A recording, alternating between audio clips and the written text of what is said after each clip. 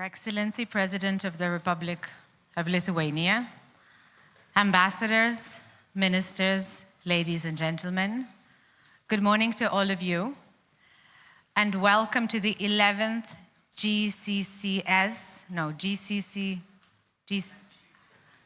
how do you do it? GSSC. Welcome to the 11th GSSC Vilnius Forum. Let's do it again, and let's make it a little more festive. It's a happy occasion. Many of you have gathered here. We are really excited to have you. Welcome to the 11th.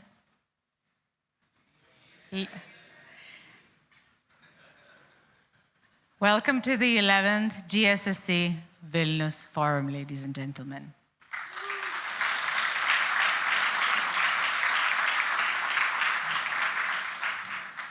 Good morning to those of you who have gathered here and those of you who are watching us online.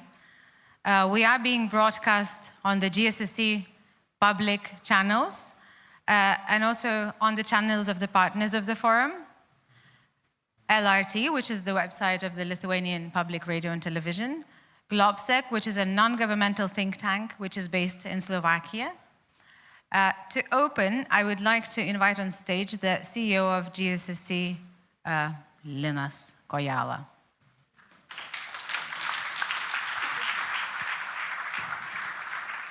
Your Excellency, President Gitanas Nausėda, distinguished guests, friends, it's a privilege for us to be hosting you at this forum, the 11th iteration of it. But it's also a very special occasion for all of us because we are increasing the size of the conference, increasing the quality of the conference every year.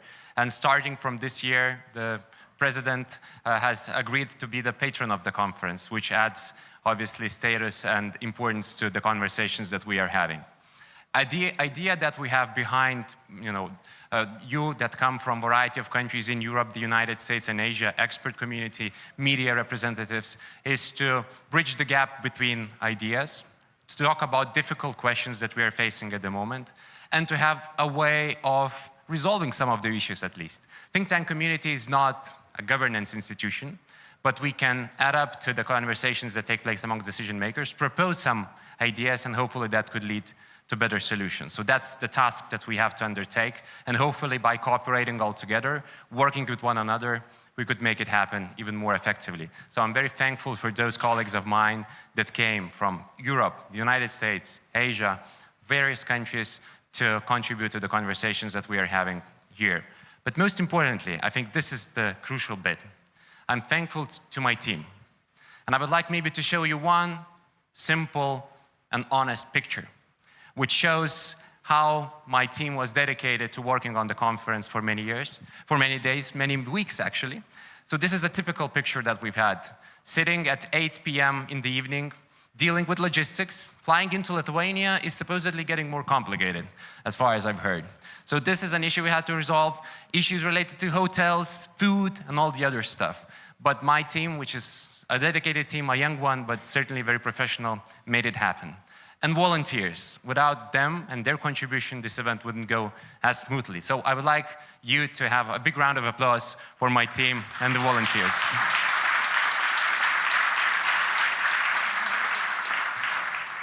Thank you. And without any further ado, I would like to invite His Excellency President Gitanas Nausėda for a speech. Mr. President, thank you.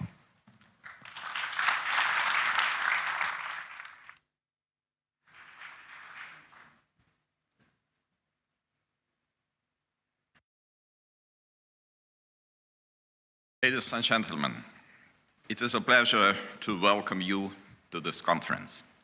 Every year, it offers an exceptional opportunity to reflect on the significant developments shaping our foreign and security policy. The time has come when the many challenges we are facing take a truly global character. War, coercion, and disinformation are reshaping the world as we know it. What we defend in Europe, and specifically in Ukraine, is not just a territory. It is the very essence of our freedom. The freedom to think, to act, to decide, and to shape our policies independently, free from interference by hostile actors. This freedom, I strongly believe, speaks powerfully across different continents, cultures, and countries. It forms the bedrock of resilience for the democratic societies here in Europe, in the Indo-Pacific, and elsewhere. That is why the rise of authoritarian regimes and their growing collaboration deserves our special attention. Armed with a complex spectrum of hybrid threats, Authoritarianism seeks to destabilize, divide, and undermine democratic values, not only in the Euro-Atlantic community, but also globally. The destabilizing role played by Russia and its proxies and accomplices is especially troubling. The Kremlin regime viciously attacks Ukraine, allocating 40%, think about it, 40% of its national budget to the war economy. Together with China, Iran, North Korea, and Belarus, it is also trying hard to reshape the global order. This makes investment in hard security and resilience a strategic priority everywhere, but especially in Europe. The time has come to build effective deterrence, strengthen the European Union, reinforce the transatlantic link, and support Ukraine as much as possible. Ladies and gentlemen, this year we took historic decisions to make NATO stronger, fairer, and more lethal. The Hague NATO summit confirmed what frontline nations have long known. Credible deterrence requires credible investment. The 5% pledge, with at least 3.5% to the hard defense and 1.5% to resilience, is a bold step forward. Lithuania is moving faster than most. Next year, we will dedicate 5.38% of our GDP to hard defense alone. For us, deterrence starts with readiness, not rhetoric. And we find it crucially important that NATO summit in Ankara next year does not blur the line between resilience and defense. We must clearly define the 5%, leaving no room for creative accounting that could undermine trust in NATO's commitment. Every euro spent should directly enhance tangible capabilities, from ammunition and air defense to cyber defense and civil preparedness. Today, there are at least this is my thinking, 5 musts, 5 crucial focus areas related to Lithuania's and also Europe's security and defense that we need to address without delay. First, we must continue to enhance our deterrence and defense against all threats and challenges in all domains and in multiple strategic dimensions. In our neighborhood, authoritarian regimes are constantly inventing new gray zone tactics. From the incursions of Russian drones and Belarusian balloons into our airspace to the disruption of the undersea infrastructure in the Baltic Sea by the Shadow Fleet, and most recently, the destruction of the Polish railway track. These are not random acts of harassment, but coordinated and escalating efforts. The threat we are facing today is not distant. It affects every freedom-loving European nation. And our response must be swift and decisive. Initiatives such as Baltic Sentry and Eastern Sentry have already enhanced our regional vigilance. And new national laws empowered the military to respond immediately to airspace incursions and hybrid threats. There is also much more for us to accomplish, and we will. We need to increase our defense production capacities. We must build on the progress already achieved, from high-end air defense, modern precision-guided weapons, and ammunition to low-cost and low-altitude drone detection and interception capabilities. Therefore, I welcome the fact that 2 weeks ago, the German company Rheinmetall took significant steps forward in its cooperation with Lithuania. Work on the new plant for the production of 155mm artillery ammunition has already started in the Lithuanian municipality of Baisogalos. A memorandum of understanding for the propellant production facility was also signed. For Lithuania, a new military ammunition production facility is not merely an industrial project. It is a strategic step aimed at strengthening our deterrence and defense. The Baisogalos project will help us to meet our own needs as well as those of our allies. And it will also foster global cooperation, closer cooperation between Lithuania and Germany, two exemplary strategic partners. Merely 6 months ago, we witnessed the inauguration of Germany's 45th Armored Brigade called Lithuania in Vilnius. By the end of 2027, approximately 5,000 German troops will be permanently stationed in my country. This underscores the powerful message conveyed by German Chancellor Friedrich Merz during his historic visit to Vilnius that Lithuania's security is also Germany's security. Today, I truly feel that we have this unique opportunity to raise our bilateral relations with Germany to an even higher level. The second focus today is Ukraine. We must support Ukraine, who is buying us time at an unbearable cost, resolutely and without hesitation. At the Hague summit, we reaffirmed NATO's unwavering support for Ukraine with the goal of enabling it to defend itself against Russia, secure a strong position in any future peace negotiations, and deter further Russian aggression.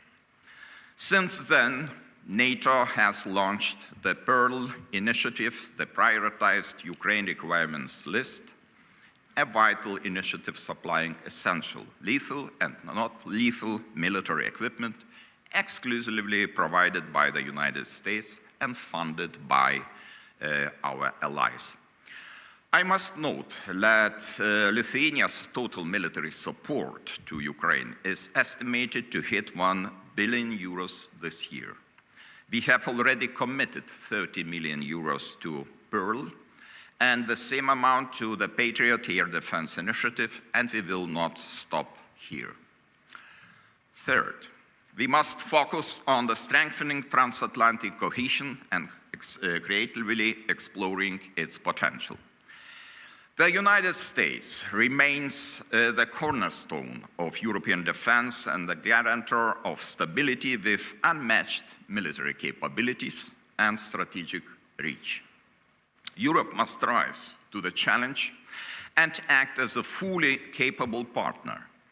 The transatlantic link cannot be viewed as a luxury. It is a vital necessity for both sides, crucial to our collective security and future stability. Transatlantic unity is also necessary for ensuring sustainable peace in Ukraine, where the security backing of the United States will be indispensable. Our resolve, determination, and unity must help to fully implement the principle of peace through strength. The US sanctions imposed on major Russian oil companies, Lukoil and Rosneft, are a true game changer. And the adoption of the European Union's 19th sanctions package once again showcases our transatlantic coordination and unity. Nonetheless, one of our shortcomings is a long overdue commitment to use immobilized Russian assets for the defense of Ukraine. My great hope is that this task will be fulfilled at the upcoming European Union summit in December. Fourth, we must adapt swiftly to the new era of warfare and technology. Time is of the essence. Drones, artificial intelligence, and autonomous systems have already transformed the battlefield. We must stay at the forefront of innovation. The development of emerging and disruptive dual-use technologies must be fast-tracked for us to stay ahead in the race. And it is also necessary to back it up with sufficient investment. We must invest as much in learning and adaptation as we do in weapon systems. And why it is so important? Because even as we speak, Russia is seriously reviewing combat experience and integrating the lessons learned into training programs. Russia has learned from its failures and adapted its strategy and approach to war in Ukraine and beyond. It is adapting even faster than we expected. Sorry to say, but that is true. And now it falls upon us to understand this war better and to develop countermeasures to the newest capabilities and tactics of our adversaries. We must be the side that learns and develops the fastest and ultimately wins. And this brings me to the fifth point. We must take the emerging Euro-Asian military-industrial bloc far more seriously. And we must address this threat through close cooperation with our European, North American, and Indo-Pacific partners. Security in Europe and Asia is deeply interconnected.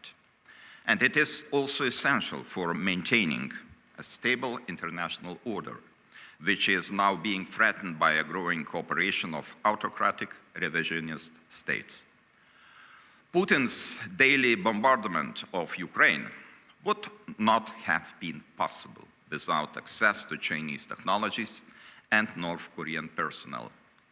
Russia and China, in particular, are synchronizing their actions, sharing weapons and know-how, and amplifying each other's narratives. They even dare to blame NATO for the war in Ukraine. This dangerous cooperation contributes to narrowing the distance between Europe and Asia. Conflicts on one continent have spillover effects on the other, and we should not pretend otherwise. There's much more NATO can accomplish working with partners, in particular Indo-Pacific countries, Australia, Japan, New Zealand, and the Republic of Korea. Frankly, we must prepare ourselves to address a potential multi-theater war collectively. We must learn from each other, combine our efforts, and reap the benefits of close cooperation. Ladies and gentlemen, recognizing that the rules-based international order is under serious threat, we must also avoid the false belief that others will assume primary responsibility for Europe's security.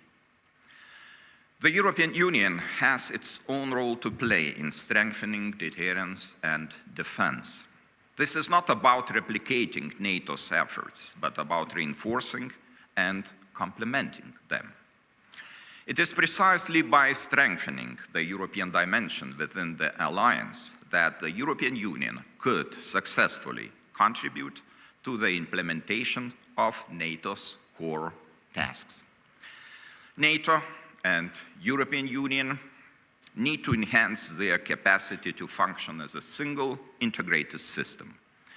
Both organizations must clearly define their roles in upholding peace through strength. It is what real European security architecture should deliver.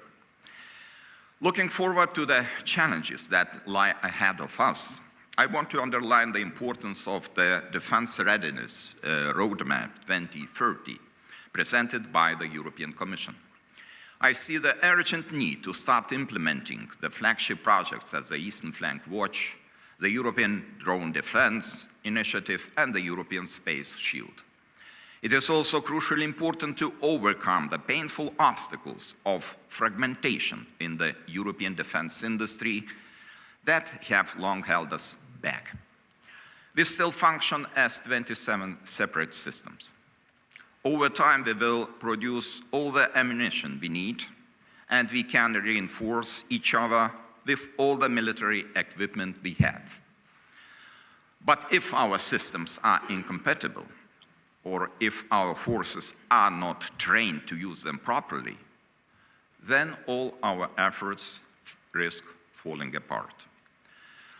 The implementation of the roadmap will require not only sustained national defense spending agreed at the NATO summit in The Hague, but also sufficient EU funding.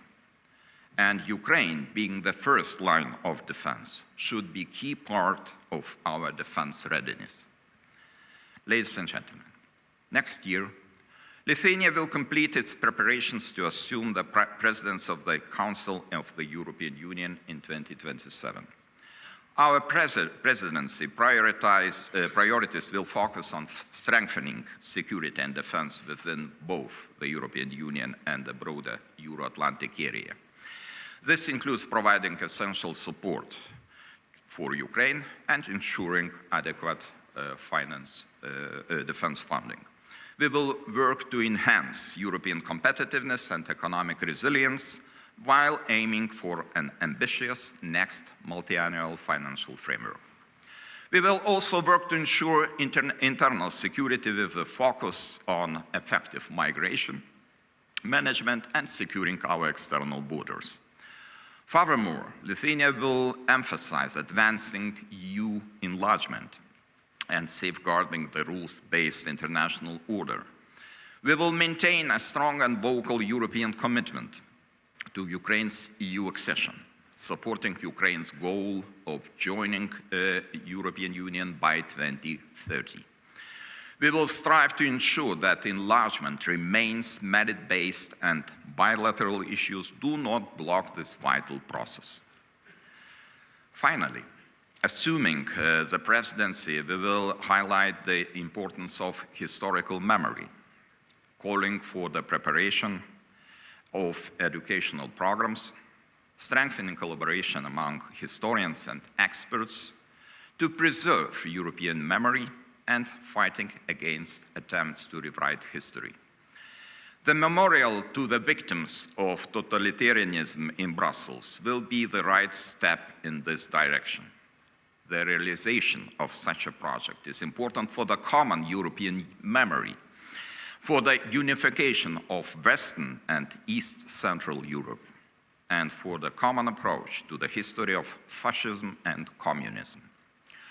My sincere wish is for all democratic nations worldwide to find the internal strength to maintain our shared values and to use that strength for effective security and defense cooperation on a global stage. And now I thank you sincerely. I wish you all productive discussions. Thank you.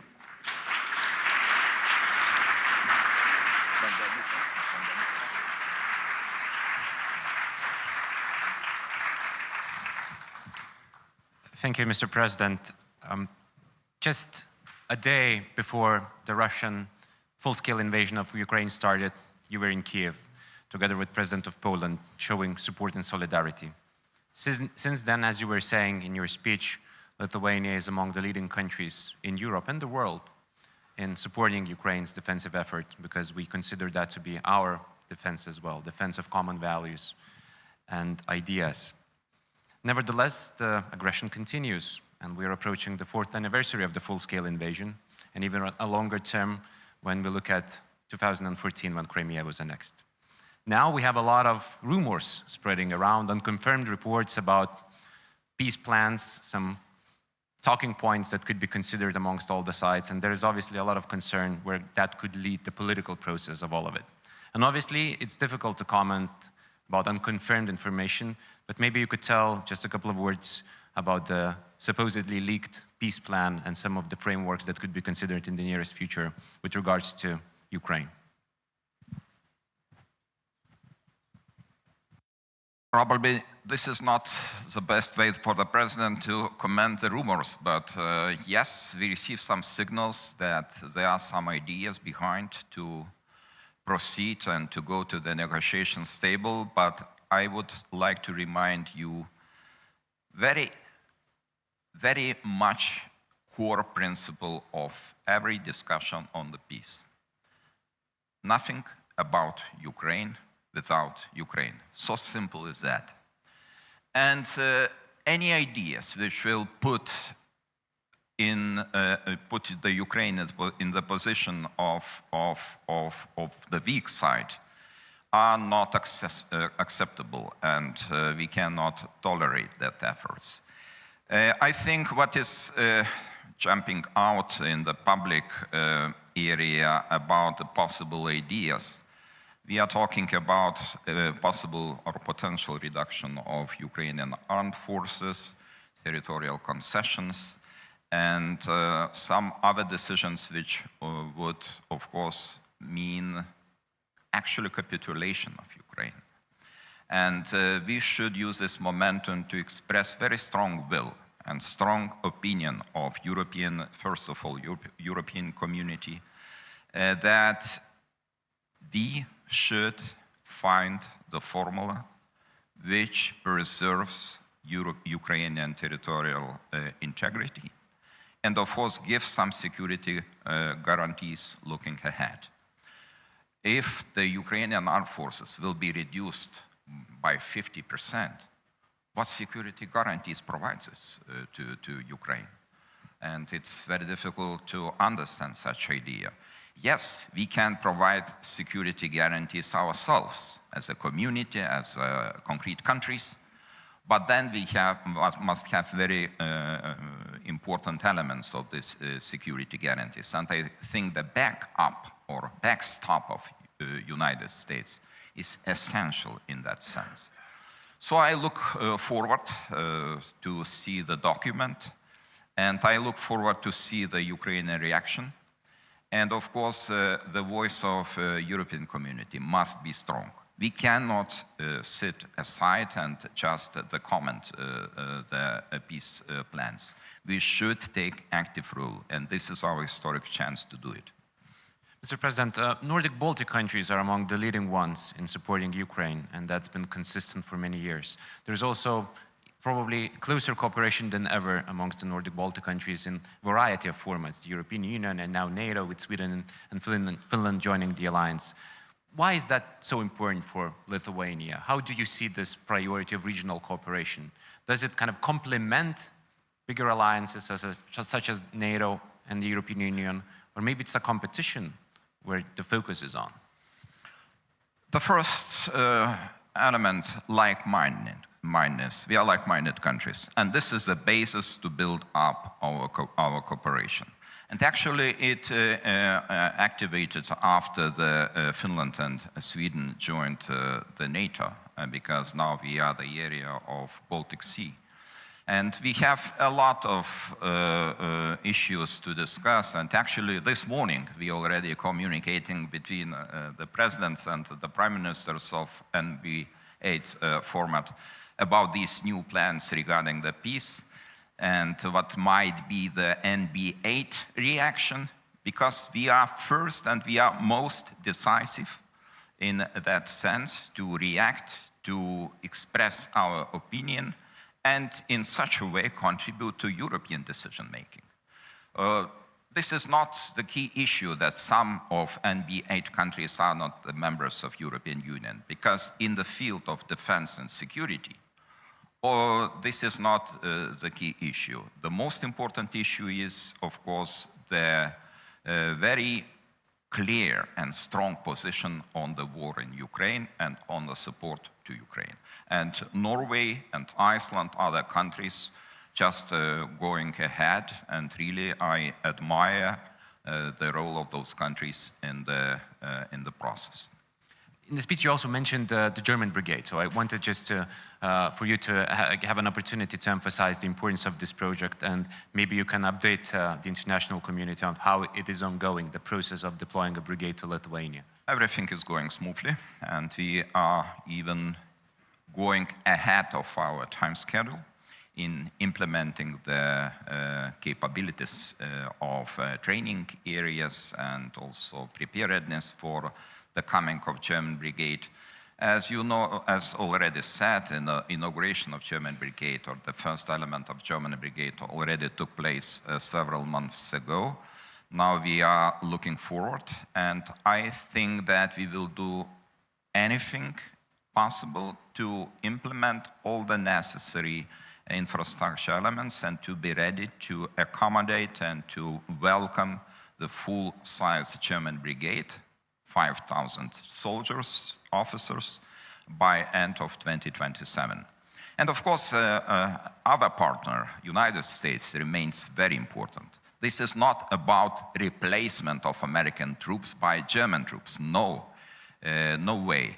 I think this is very important to keep the focus and to preserve the focus of United States authorities and government in this area, because this area is threatened by Russia and Belarus.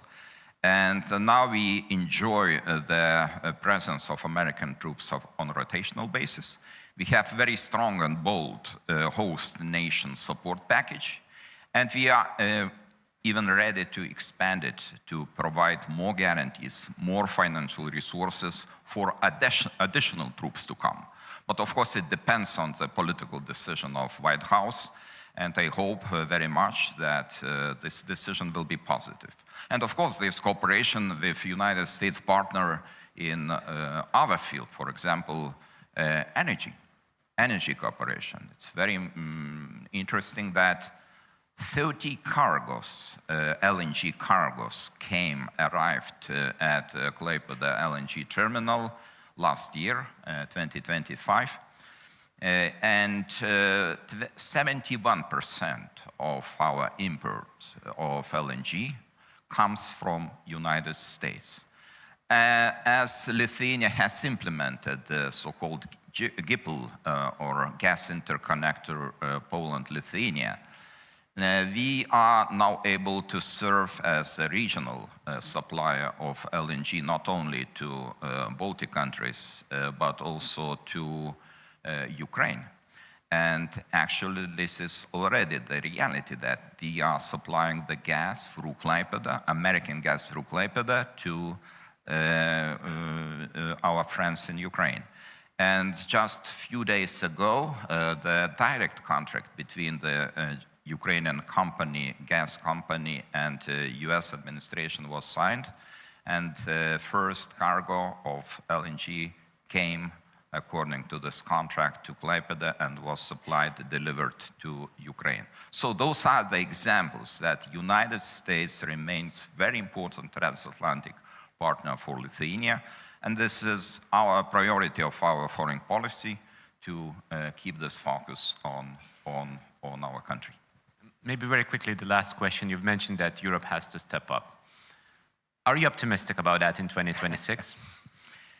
You know, this is, sometimes I'm more optimistic, sometimes not so much, but we don't have the right to be pessimists nowadays. We have to do everything in our hands to get this positive result of these geopolitical turbulences.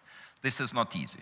This requires patience. And of course, sometimes it's really difficult to overcome these bureaucratic procedures or these unanimity votings in, no matter in the European Council or in other formats, because of resistance of one or two countries. But probably this is the strong side of European Union, to take the decisions on unanimity principle, no matter how difficult it is. So I think we will have a lot of opportunities to go forward. I expect very much that we will be able to find the way out by looking for a possible start of negotiations on a European Union membership for Ukraine. I am strongly against the decoupling of Moldova and Ukraine in that sense. And I hope that our partners will understand the seriousness of the situation, and we will find all necessary decisions. On this optimistic note, Mr. President, thank you for being here. Thank you. Thank you.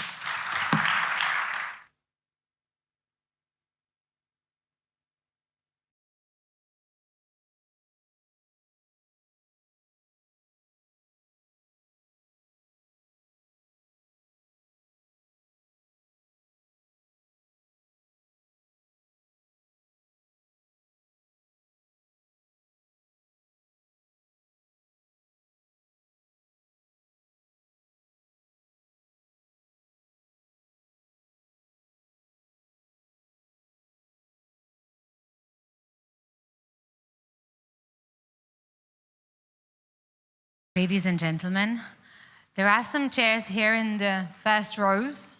I can see some people standing, so if you'd like to be seated, there's a second row, almost empty, and then some other spots. Do come over here, do come closer to us.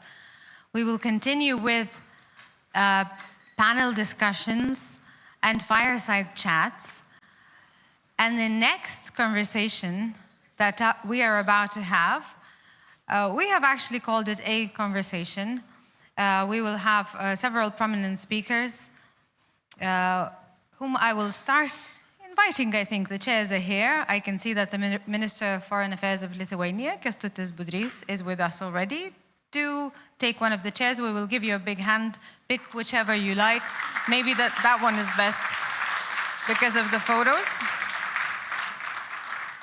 Executive Vice President of the European Commission for Technological Sovereignty, Security and Democracy, Henna Virkkunen. Welcome. We are very happy to have with us Secretary of State, Head of the International Policy Bureau in the Chancellery of the President of the Republic of Poland, Marcin Przydacz. Welcome.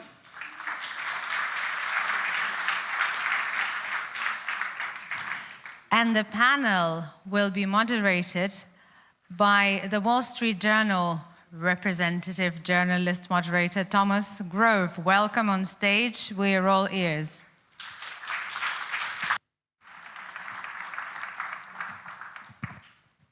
Hi, good morning. And thank you for joining us on our first panel of the GSSC Vilnius Forum. The title, as you know, is Where Europe Falls Short and What Can Be Done. We have a fantastic lineup of guests today. Minister, Mrs. Virkkunen, Secretary Przydacz, thank you so much for being here. I hope this is going to be a lively discussion. There's a lot to talk about. You know, as President Nausėda said, both the US and Europe have to understand their roles going forward to make this alliance work. And I think this is a crucial question that is being asked and discussed both in Washington and in Brussels. So let's begin. Thank you very much. Minister, I'd like to start with you. You know, I think whenever we're talking about where does Europe fall short, the question has to be put specifically, and that is to what goal, for what goal does Europe fall short? And I'd be curious to know, you know, in your mind and in Lithuania's experience, where is Europe falling short right now? And in your experience, what can be done about it? That's a lot to start from. And of course, it is a big question. And it covers from very hard security, defense issues, up to the resilience issues and then softer parts and resilience of our societies. We have to do a lot. And I think that now is the very specific time to do it. And an additional reason for it is the circulated 28-point plan. Be it real or not, doesn't matter. But those elements that are in there, probably you read it last night or this morning, they are the ones that once again forces us to rethink. So what's the future for European security? Because this is the plan there that already was written by someone for us. And one of the points, for example, is that Russia promises not to invade Europe anymore. So it's like, I swear I won't do this. And we are you know, somehow asked to believe that it can be something that can be respected and kept us the promise. Of course it won't. So this is the time, I think, when we have to mobilize ourselves and go into the in-depth discussion. So what's for the Europe? What is for the Europe security? And in it, when we will discuss it, one element will be without the question. That's the transatlantic cooperation. That's United States. For 10 years onwards, there are no scenarios, no deterrence tools that we can be, as the Europe, self-sufficient. What concerns hard security, what concerns collective defense, there are no alternatives and substitutes. So we should work with our United States friends and see into the burden sharing and meet the expectations from us. That's the first thing. Another thing is, of course, we have to strengthen ourselves. And then conventionally, it has to be there at the higher level. When we talk about the extended nuclear deterrence, yes, we are dependent, but what concerns conventional forces, we have to step up. And that is the increase of our defenses and increase of our defense spending. That's the task, absolutely paramount for Europe to be self-reliant, a little bit at least. Then there is the huge area for the resilience building. And it's in all the parts of it, not only the front line. Once again, it's not about the Baltic states or about Finland or going south. It's about the whole Europe. So because what concerns sabotage operations, what concerns soft parts, they are not here. It is even more difficult to organize it here than somewhere deeper in Europe. So we have to apply these policies across and horizontally. And what concerns frontline resilience and where we have to cover our vulnerabilities is, of course, to build the effective deterrence for the peacetime.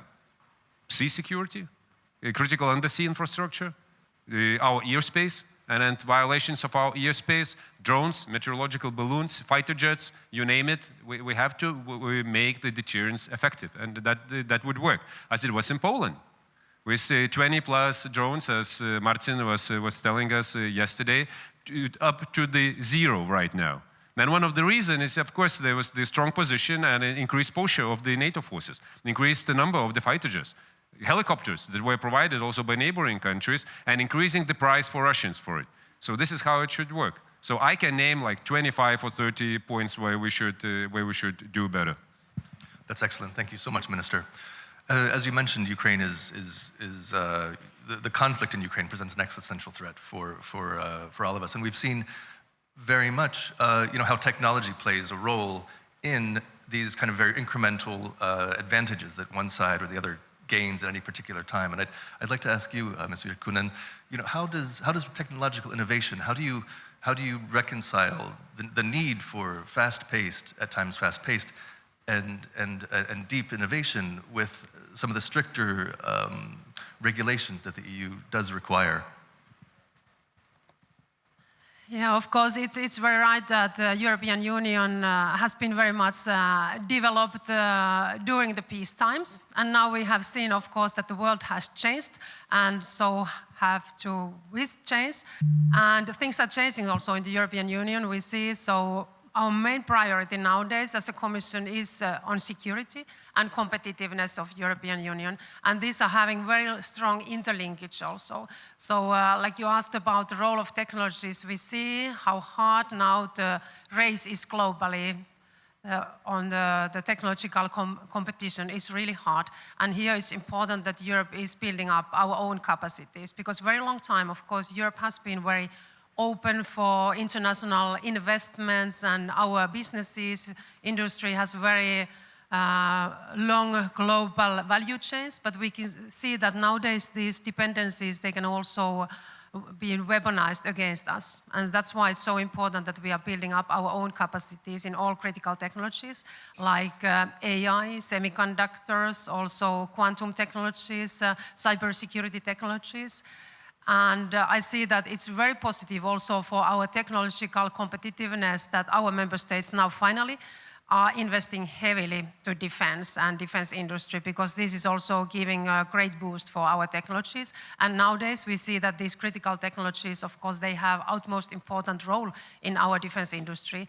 And we can see this every day in Ukraine, and that's why it's very important that we are also learning all the time that what is happening in Ukraine. Just in this week, European Commission, we published our defense industry transformation roadmap. And there we are really clearly stating that we have to now build an ecosystem between our tech industry and defense industry startups. Hundreds of them has been established in the European Union during the last years. and with our defense industry and with our military, that we are able to combine critical new technologies with our defense industry and defense capabilities. We have also a small defense innovation office in Kyiv, and we also propose that we strengthen the role of this office, and we will change it to our defense industry office to facilitate also the cooperation between European companies, European Union companies, and with Ukrainian stakeholders and with the military also, to really see all the time and learn what is happening in Ukraine, and also facilitate the cooperation here, because especially we see that the technologies are playing a very important role. Maybe a few words about the role of European Union. I think the President just had very excellent speech here, and from European Union side, how we see that what is our role in defense and security. Of course, especially when it comes to defense, we want to organize and facilitate now the financial opportunities for our member states really to meet the NATO capability targets. So, and strengthen our defense industry. It's critical for us also have stronger defense industry in Europe. And also to make sure that we have that kind of infrastructure, that also NATO can take care of the collective defense, that our military troops and equipment can move cross-border in the European Union. So in this week, in the same time when we published our defense industry transformation roadmap about technologies and defense industry, also we published our military mobility package, and it's about investments to our infrastructure and also the regulation that we can make sure that our troops, they can move very fast and smoothly cross-border. And of course, in this area, our Rail Baltica, it's our key priority when we speak about military mobility of European Union. Excellent, thank you very much. Secretary Przydac, I'd like to move to you, and I have two questions for you actually, but I'll start with the first one, which is Poland has built a remarkable relationship with the United States, and their transatlantic relationship, I think, flourishes very much because of that relationship. My question for you is, do you think that model is repeatable? Can that be replicated in other countries? And what can other European countries in NATO learn from Poland's experience with building that relationship? Well, first of all, thank you very much for having me, and congratulations to the organizer for an excellent event. Yes, Poland is very much pro-Atlantic for several reasons. One of those reasons is security challenges which are ahead of us, not only ahead of Poland, not only ahead of Central Europe, but ahead of Central Euro-Atlantic community, Euro-Atlantic family, I would even say. The security architecture which was established in Europe, but I would to say globally, under a kind of patronage of the US, is a good one. We, down here in Poland and in Lithuania, I dare to say other countries, we do cherish a lot of freedom because of that, and freedom of trade also is quite profitable for us. So we managed to rebuild our economy. We are just in a bit better position. Of course, also thanks to the European integration. But the security architecture is somehow guarded by the biggest guy in our NATO club, which is the US. And that's why, that is one of the reasons, except for the values we share with the US, except for the history of which unites us also in many cases. So that's why we are very much pro-Atlantic. There are some countries to the east of our borders. One is, of course, Russia, but Russia is not the only one, which are trying to recreate the security architecture or just destroy it, and we cannot let them happen. Then that's why we need to stick to the Euro-Atlantic integration, and both parts of this family are very, very important. On both sides of the aisle, we need to do our job. And I'm pretty sure that we do acknowledge the fact that the US has spent quite a lot of money on the security of the American continent, but also on the European continent. Have we done enough on the European side? I dare to say not enough. There were those ideologies spread in Europe in the 90s, that this is going to be the end of the history, that we don't have to invest in our security.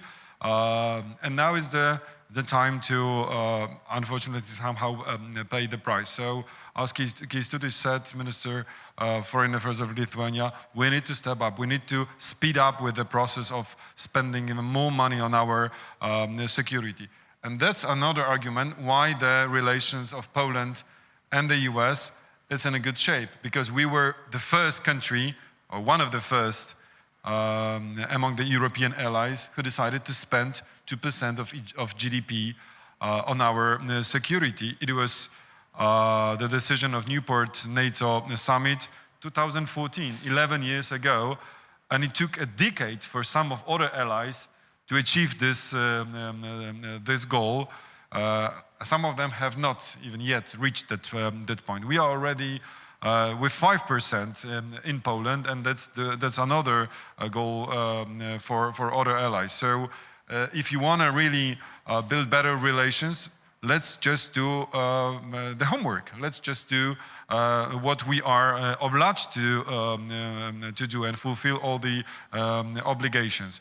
And my final argument for us, of course, President Nawrocki has excellent relations, personal relations with President Trump, but we look at the United States as the country, as the ally run by the democratically elected president, and it's not up to us, Poles, Lithuanians, Europeans, to choose who is the president of the United States. It's up to the American citizens. That's why in Poland we try to establish good relations both with President Trump and after that with Joe Biden. Joe Biden visited Warsaw twice. Mr. President Trump also visited Warsaw. So as you see, it's a kind of constant relation with the US, regardless of the political situation within this country. It doesn't mean that we do agree with every single decision of the American administration. I could elaborate a bit more on that, but it's not always our decision. It's the decision of the US administration. Our job is to try to convince them to change a bit their attitude, for example, towards Russia, towards Ukraine, towards Central Europe, and towards Europe as it is. It's a very interesting answer. Thank you very much for that. I would love to continue asking you my own questions, but I think the audience has some questions which I'd like to turn to right now. The first one is, how can consolidation and integration of Europe's national defense ecosystems be sped up to avoid suboptimal, that is too expensive or fragmented, outcomes of EU defense surge? I think, Ms. Virkunen, I'd like to ask you to answer that. Yes, we see that in many cases, European Union and our markets are still too fragmented, and we are lacking a real single market. So there's too many obstacles between the member states, and of course, defense industry is, I think, one of the most challenging markets, really, because historically it was a very national market, and the tradition how the defense procurement is done, it's often done member state by member state. And that's why from European Union side now we are especially encouraging our member states really to invest more in defense, but invest also more together and invest European, because we see that it's super important for us that we are building up our own defense industry capacity, because it's one of our critical industries, of course. And those instruments, what we are providing from the European Union budget, and for example, this new SAFE loan, 150 billion euros, there is one of the requirements is that there has to be 2 member states together in a project, and that's how we are trying to really encourage member states to work more together. And 70% of the components should come from the European Union area, also to encourage the process that we are buying more European also, and increasing our own capacities here. But in the same time, defense is something that it's a competence of member states, and each member state, of course, is deciding themselves. But with our financial instruments, we are trying to all the time support and encourage these processes that we are doing more together, really also to make sure that we are not having overlapping projects and we are not having loopholes. And now now in our defense roadmap, defense readiness roadmap 2030, we have also identified certain fields which are priority areas for us and where we are working together with member states. A few weeks ago, we also published a roadmap on that, and there we were identifying 3 key priority projects where the Eastern Flank Watch is the #1. So it's our joint effort really to make sure that now we are putting all the efforts to have a very strong defense in our eastern flank. And then we have also this drone initiative where several member states are contributing also to that. And then the space defense capacities, so space and air defense capacities. So these priority areas we are focusing now together with member states. And also, of course, it's not only about defense policy that we are working very closely, because like Foreign Minister said, we have to be prepared for different kind of hybrid threats all the time. And now we are in a really frontline country when we are in Lithuania. And Lithuania has, of course, seen and faced many of these threats already. So we see that migrants, they can be used as weapons in our external borders. We have faced sabotage on our critical infrastructure. We are facing cyber attacks.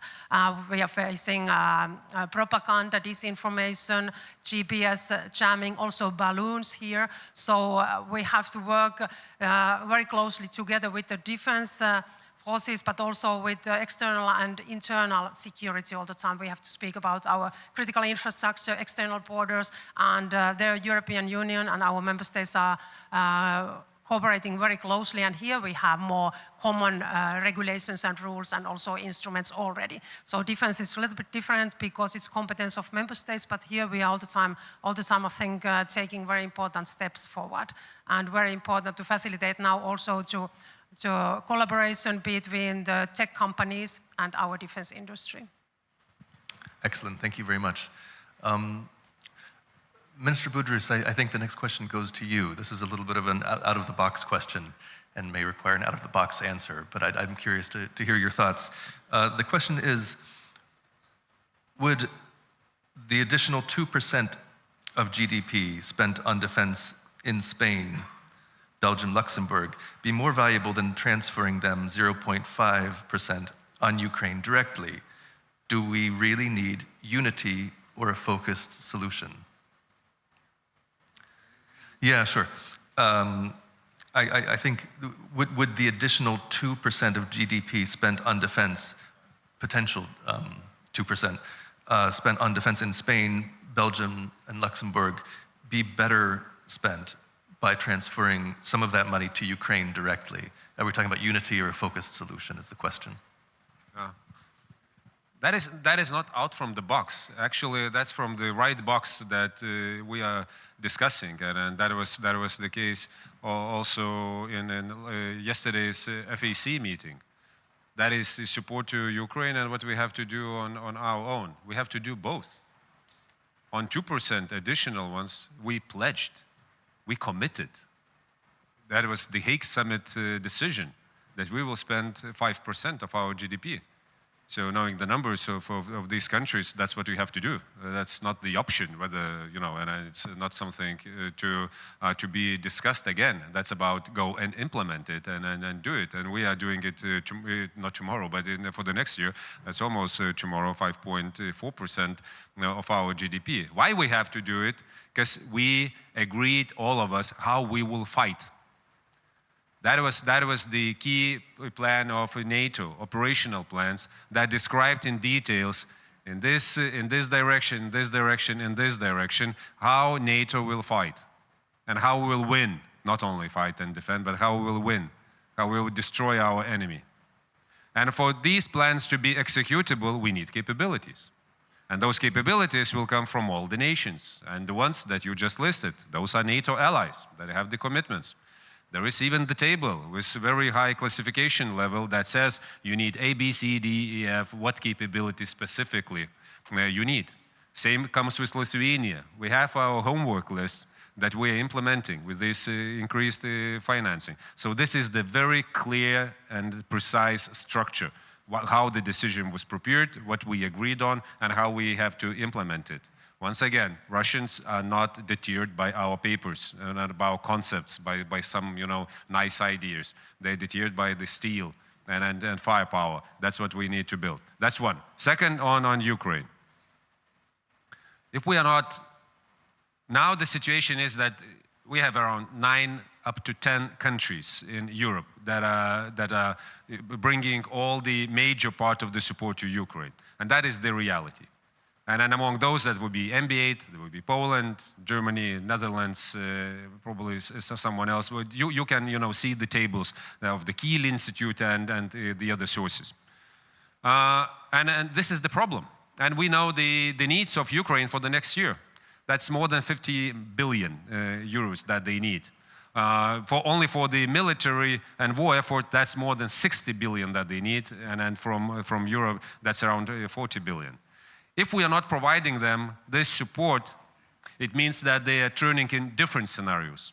And it means that we cannot, as yesterday there were people describing the situation, Mike, one of them, we cannot go into these baseline scenarios anymore, because we cannot take as granted ceteris paribus that we are supporting them.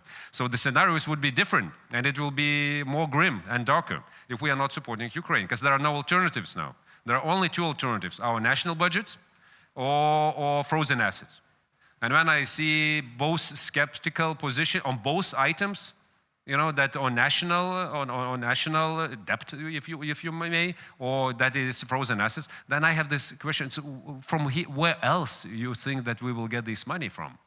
And if we are not providing for Ukrainians, then okay, let's talk about the dark scenarios that await all of us. It's not all about Ukraine. Once again, it's not military scenarios. That's social scenarios. That's economic scenarios. That will be political scenarios, and that will be collapse of European Union as such at the end of the day. So let's talk about this then. So answering your question, that is both that is needed.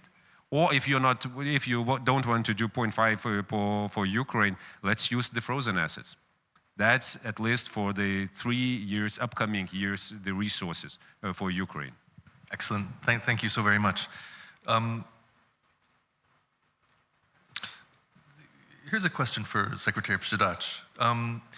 If we want ultimate deterrence in the light of the US withdrawal from Europe, I think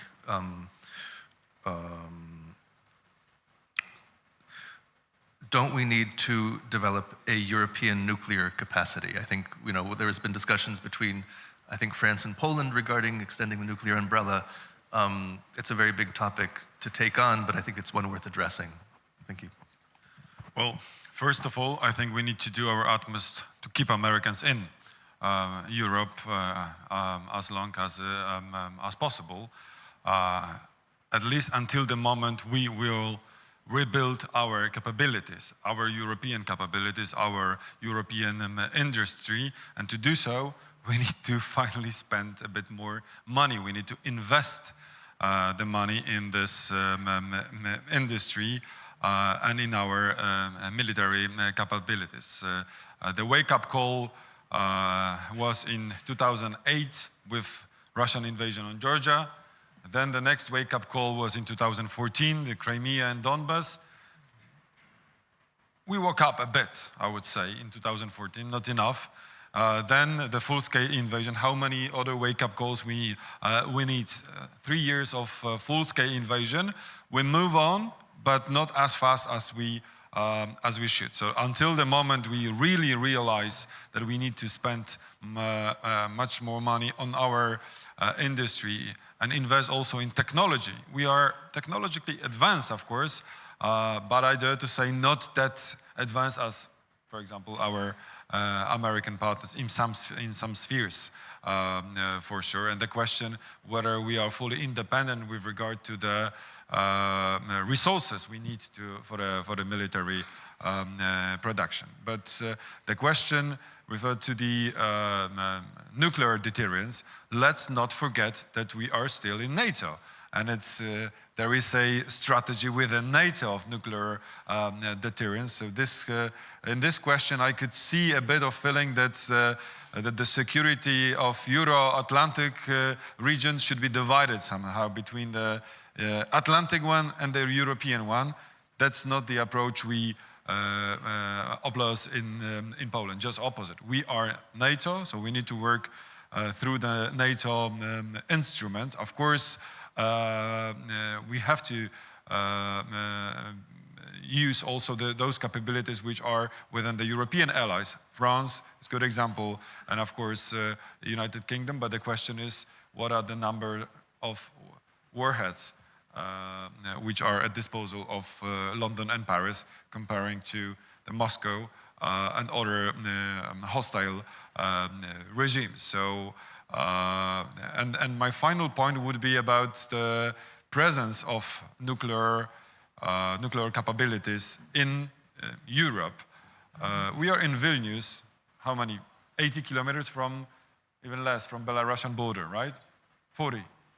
30, yeah, 30 kilometers. So we are just at the border with Belarus. I don't know whether you realize, but Russians have moved their capabilities, nuclear capabilities, to Belarus, building infrastructure. They are closer and closer and closer to NATO borders. Polish border, Lithuanian border. They invested quite a lot in their storages in Kaliningrad Oblast. Have we reacted to that somehow as NATO? Not in, attacking something, or just through our infrastructure, through our steps taken, for example, in Central Europe. No. When I ask some of experts of NATO in Brussels and Washington about our answer, the answer was, yeah, we condemned it. I think it's not enough to condemn only the steps taken by Putin. We need to react properly. That's why Poland and other Central European partners believe that we need to have also nuclear capabilities shared by other allies, but on a spot down here to deter. We don't want to use them. We don't want to have any nuclear interaction, just opposite. But if you want to be safe, you need to invest in your own security through that kind of instruments. Thank you. Thank you very much. This is a question for Henna Virkkunen again. What do you believe will be the EU's competitive edge in military and dual-use technologies?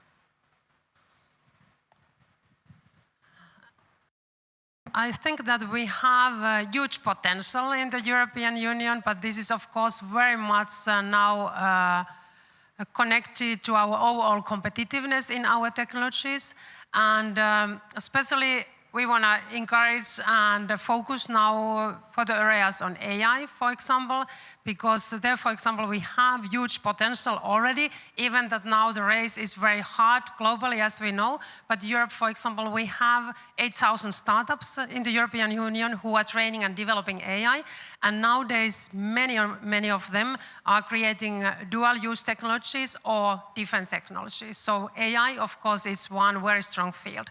And when we look at our critical technologies, the field where Europe is very strong, where we are not lagging behind, it's quantum technologies. And it will be, of course, the next very big thing in technologies. And also, it will change a lot in our defense and security. So quantum is something that now we are focusing a lot. We just published our first European quantum strategy, and we are working now towards Quantum Act. And I see that this is very strong technology from European side. If we are able now to do that, what we have missed often, because often Europe is really strong in research and science, as we know. Also in quantum, we are leading in science, so our researchers, their publications are #1 in the world, so they are leading there. And we have also tens and hundreds of very promising startups, but often the case has been with the new technologies that innovations are made in Europe, but the business is done outside of Europe, and that's why it's important that we are now creating also market conditions. And that's why I especially see that together with AI, we have to really combine now our quantum technologies with our defense industry and with these procurements we are now doing. So I think that this is, for example, very clearly the area where we can be very strong in the coming years. And if I could ask a follow-up question to that, there's another question here that is somewhat related. It is, Ukraine and Russia have developed technologies in which AI makes a kill decision without human input. Where is the EU's stance on this, and is that going to change? Yeah, with AI and lethal technology. With AI, like I said, we have very strong research and science here, and 8,000 startups who are developing AI. And also, when I'm meeting now different startups, many of them, they are working with the field of dual use or defense technologies as well. So, and here it's of course very important now that we are very closely cooperating with Ukraine, because we see that what has happened in Ukraine during the last years, how they have been really boosting their capabilities with new technologies, and especially what kind of role AI is playing nowadays in the battlefield. And that's why we want to also from the European Union side really to have close cooperation and facilitate also more the cooperation between our developers, AI companies, startups, and with the Ukrainian defense forces and their stakeholders. And here we especially want to also strengthen the role of our defense industry office in Kyiv really to facilitate more close cooperation. Thank you very much. Minister, the next question goes to you. The question here is, do you trust recent warnings from high-level politicians, intelligence officials, defense officials, that Russia wants to attack the Baltics in the next several years? Is that something that you base your policy around, or how do you approach those warnings? I haven't seen such warnings, first of all. And of course, I trust intelligence assessment, as I was the one who was producing also them. And I expected that politicians would trust what we assess. And there are no such an assessment that Russians are about to attack us in a couple of years. Those assessments, they say that during these years, the probability of Russians having the capacity and capabilities after the invasion in Ukraine is, and they will use it against NATO countries, is increasing. And especially in this period of time before 2030, when our capabilities are still not there. So I trust that assessment, and that is why I feel this urgency for us to increase our defenses and deny this possibility to attack us, because it works from both sides. It's one part is a threat, another side is vulnerability. So what do you do about it? They have the intention, of course, and they stated it in the paper. So there is no doubt in the intelligence community about the intents. They are there. The question is about the capabilities. We know that they want to build them. They are building new structures, and in Kaliningrad, and in Moscow military district, in Leningrad military district next to Finland and elsewhere. So we see this. But it doesn't mean that they would succeed in what they're doing. That's also about us. That's how deterrence works. So if we will meet them with our forces, with our plan, with our robust response, so it means that we are better placed. So this is answering the intelligence assessment, answering that part, how do we feel about it and what we do. I think that was the reason why we have broad consensus on our defense spending in Lithuania. Because people believe that is the right direction. That's the right tool, and what we are doing here, that's the right thing to be safe and secure. And that's why I want to talk more and more about the, in general, resilience of our societies. And I hate this, these lines repeating and repeating again about the weaknesses of the front line. There are so many good practices and stories and examples and lessons to be replicated elsewhere when we increased our resilience. At the same of the whole Europe. Look at the border. Look at the border with Belarus. And the very integrated system that is physical fence and with all the electronics that is installed there, and how we are managing migration. And we are defending Schengen area here. We are defending Europe here, as Poland does on their part. So this is the success story. Yes, it started from 2 to 3 months of quite big, intensive, push and crisis. So there are other areas where we have the same, be it cyber attacks, be it propaganda attacks, informational attacks, and the other fields. So we have to strengthen, and the time is now. What I'm more worried about the absolute paramount principles, fundamental principles of international law that defends us all. And when I once again look into those 28 points, taking it as the food for thought paper, let it be, not a real plan. There are, too many things to think, at home silently about. It's about territorial integrity, giving away territories to Russia. Is it still working or not? Are we protecting it for the others or not? Sovereignty, limiting the size of the armed forces of Ukraine. Sovereignty is still there, or we can somehow cut it by our decisions.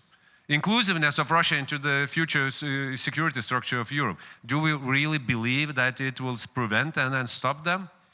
Then again, accountability, amnesty for all war crimes that were committed in Ukraine. That is one of the points. If there is no international accountability, what we are talking about? And it's like how we can, even pretend that there will be the framework for the proper fight and war and protection of the civil societies and so forth. I'm more worried about these principles.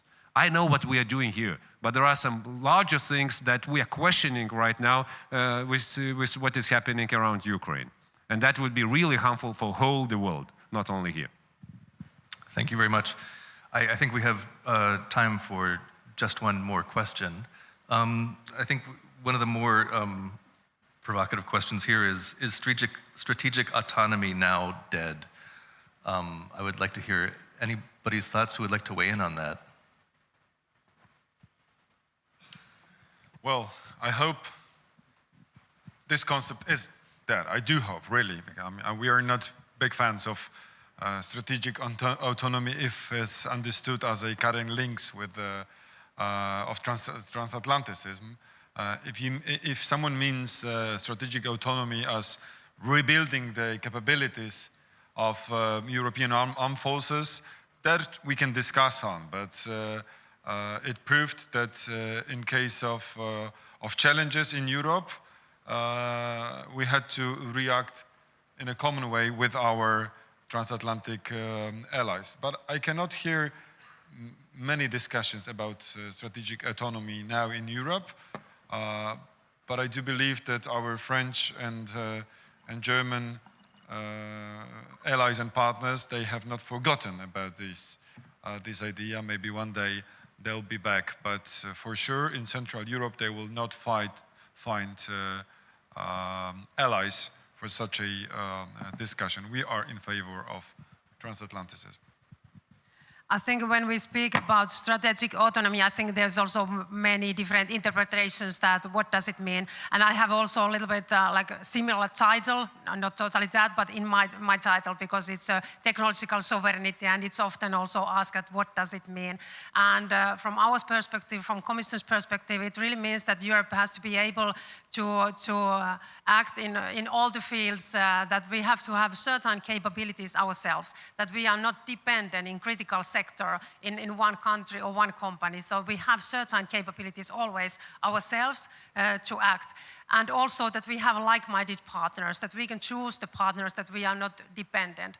And now we have to really identify all the critical sectors where we have to build our own capacity, because we have been often always very, very open for international businesses and cooperation. And it means also that we have built that kind of dependencies, also that we are not so strong in many areas where we should be. And of course, when we speak about defense, we know that our member states, many of them, didn't invest enough for decades to defense. So we have been very much relying on USA, and it's right what USA has been stating very long time, since 2014 from the summit, that Europe has to invest more to our defense, and now it's finally happening. Of course, we have to take much bigger responsibility ourselves also in this area. Thank you very much, Minister.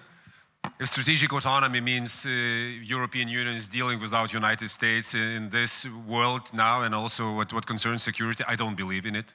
And knowing where is the origin of the very definition, so that was about it. And so I think that cannot fly. But I believe in the European Union, that is the international actor, strong one, geopolitical actor and geoeconomic actor. For geopolitical actor, we need to define our interests and fight for them and defend them and enlarge. For geoeconomic actor, we have to act as one economic bloc and also defend our interests, what concerns our industries, what concerns our technologies, and see ourselves as another fortress that is in very strong relations with the other fortress, that is United States. I believe in such European Union, but it's a long way. Excellent. I think those are fantastic comments to close on. Minister Budrys, thank you so much. Thank you so much, Ms. Virkunen, and Secretary Przydacz, thank you as well. Let's have a round of applause for our guests. It was an excellent discussion. Thank you very much.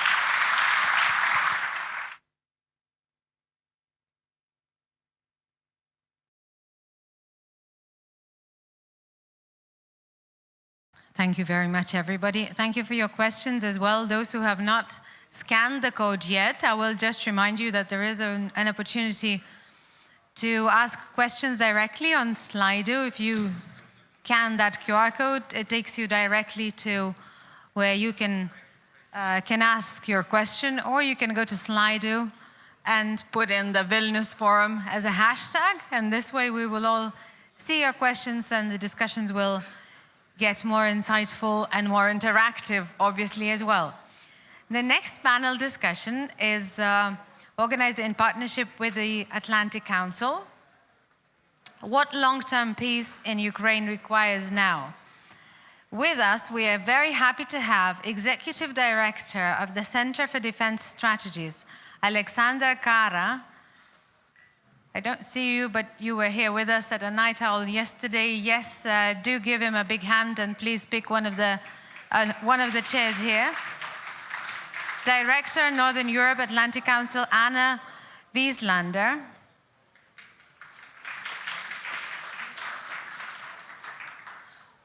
Welcome. Associate Fellow, John Foreman, Chatham House and Nest, former UK Defence Attaché to Moscow and Kiev. Thank you for joining us and welcome. Chairman at the Center for Economics and Foreign Policy Studies, Takan Ildem. Welcome. And the panel discussion will be moderated by the Foreign Affairs columnist at Le Monde, Sylvie Kaufmann. Welcome and have a fruitful discussion.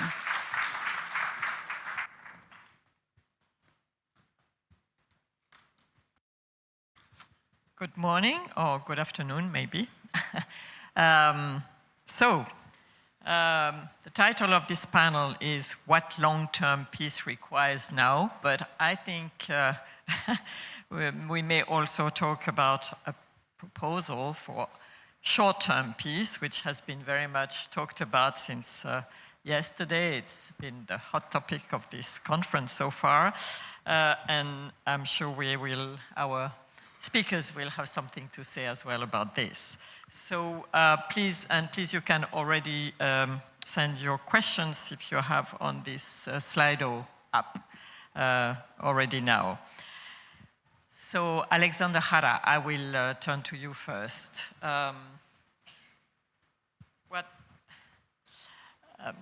This war, this full-scale war is soon entering its 4th year. What does Ukraine need to bolster its security, and what can realistically be achieved to this goal in the coming year, in your opinion? Thank you. We have been fighting against Russians for 11 years, and it's full scale in the phase which is surpassing the time that the Soviet Union was fighting, and this artificially created great patriotic war thing. I don't see any signs of this conflict to be over anytime soon, even though I believe that the Russians may ask for a partial ceasefire, because we are targeting their energy infrastructure, which is one of the major sources of the hard currency, and certainly they're running their economy. But I do not believe in any peace plans have been proposed again and again with no single interest of Ukraine or Europe in them. The recent one is just like a capitulation list, and we don't need Americans or Europeans to capitulate for Russians. We can do it on ourselves. Certainly we are not going to do that. So what we need for security, and we cannot come up with any ideas that are not in existence. We have UN Security Charter, the Helsinki Final Act, we have NATO. There is no other mechanism how to ensure security of Ukraine, given that Russia is a major nuclear power, much larger in terms of resources and particularly demography. So there is no possibility for Ukraine to deter Russia in the future on its own. So that's why we have, let's say, like a plan. And we are fighting now, but we are developing our defense industry, we are developing our defense forces with the aim to inflict great pain on Russia. And in the future, to be capable of deterring them by conventional means, and hopefully, when we join the Euro-Atlantic Alliance, to deter Russia in Europe. And I believe it's really important to understand that in reality, Russia is not threatened by NATO. The only thing that is threatening Russia is that there is no space they can invade or exert their influence to. Belarus is absorbed. They want to do the same thing with Ukraine. Unfortunately, Georgia now is a semi-colonial state. Moldova is vulnerable. So if all those states are in the European Union and NATO, I believe the Russians would turn back to their domestic problems and will try to make their life better, not to fight against their neighbors. You mentioned Georgia. You say it's half a colonial state. Yeah. Do you think Europe has lost Georgia? Oh, no, I don't think that. The Georgian society is against this course to be closer to Russia. But given the political dynamics, they cannot do anything about that. And actually, the time of the soft or velvet revolution has passed. Mm-hmm. Nowadays, the tyrannic forces are ready to use force. And we've seen it on the street of Georgia. We've seen how Lukashenko dismissed the protest against the forged elections. And the same thing happened in Russia. So you cannot protest the KGB guys that controls all the money, media, and military force with just lighters and, you know, the peaceful protests. So there should be something else behind that. Thank you. Anna Wieslander, I will turn to you now. What kind of security guarantees? Europe has been talking a lot about those security guarantees and trying to work on those. So what kind of such measures will Ukraine require, and what can its allies bring to Ukraine realistically? Well, thank you so much for that question. Thanks for having me. It's great to be back here in Vilnius. Well, I want to start with perhaps broadening the question a little bit, since there are so many propositions floating around. And I want to start with what I consider to be the major risk before entering into the details of security guarantees. And the major risk, as I see it now, is that we are moving in a direction that we do not want, where Ukraine would end up decimated, and with this lack of sovereignty that has occurred in discussions, and as part of a Russian sphere of interest. And that would be absolutely devastating, not only for Ukraine, but for Europe as a whole. But there is a risk, and we have to see that when we are looking at these various components that are floating around, that we will enter this, some of us clear-eyed, perhaps some others will be sleepwalking, but this is a very dangerous direction that we have to look into. So why is this risk, I think, so urgent now? I think we have a difficult dynamic in this process where the US wants peace, Ukraine wants peace, Europe wants peace. We are open to indulge in peace discussions, while Russia is not. And that makes the whole process dynamics tilt into Russia's favor, into this direction, where Russia's long-term interest is not only to take Ukraine, but to divide Europe into spheres of interests. So this is how Ukraine's future affects the whole of Europe. Now, given the risk, there are also some components that are common. We have talked about trying to keep the transatlantic cooperation and unity in dealing with the future of Ukraine and how important that is. So I think it's important that we are in agreement that Ukraine should remain a sovereign state. That's absolutely bottom line. No capitulation, as you said, you don't need any help with that, but you need help to maintain and secure the sovereignty of Ukraine. And that's important for everyone. And the second part is, of course, that there is unity on the EU accession. It's supported by the US, and the EU has started that process, which is good, and it should continue. But in order to reach that, to maintain the Ukraine sovereignty and to reach the EU membership, I see three things, and this is what comes into security guarantees. We need to create that stable environment for Ukraine in order to reach those goals and to stabilize the future of Europe. And for that, Ukraine needs to have a strong army. That's, I would say, the first deterrent for anyone.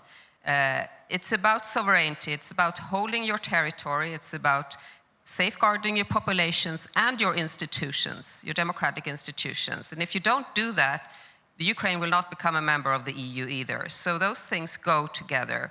So strong army integrated into Western defense industrial base is key and cannot be compromised.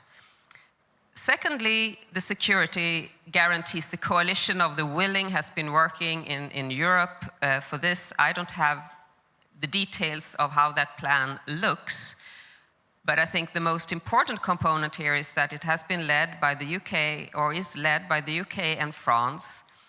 It will involve European troops mostly, and that is a challenge for us, of course. Some say it's an uncomfortable risk, but I would argue that the risk is much greater if we do not involve in this, because it will have a clear signal and deterrence factor towards the EU, towards Russia.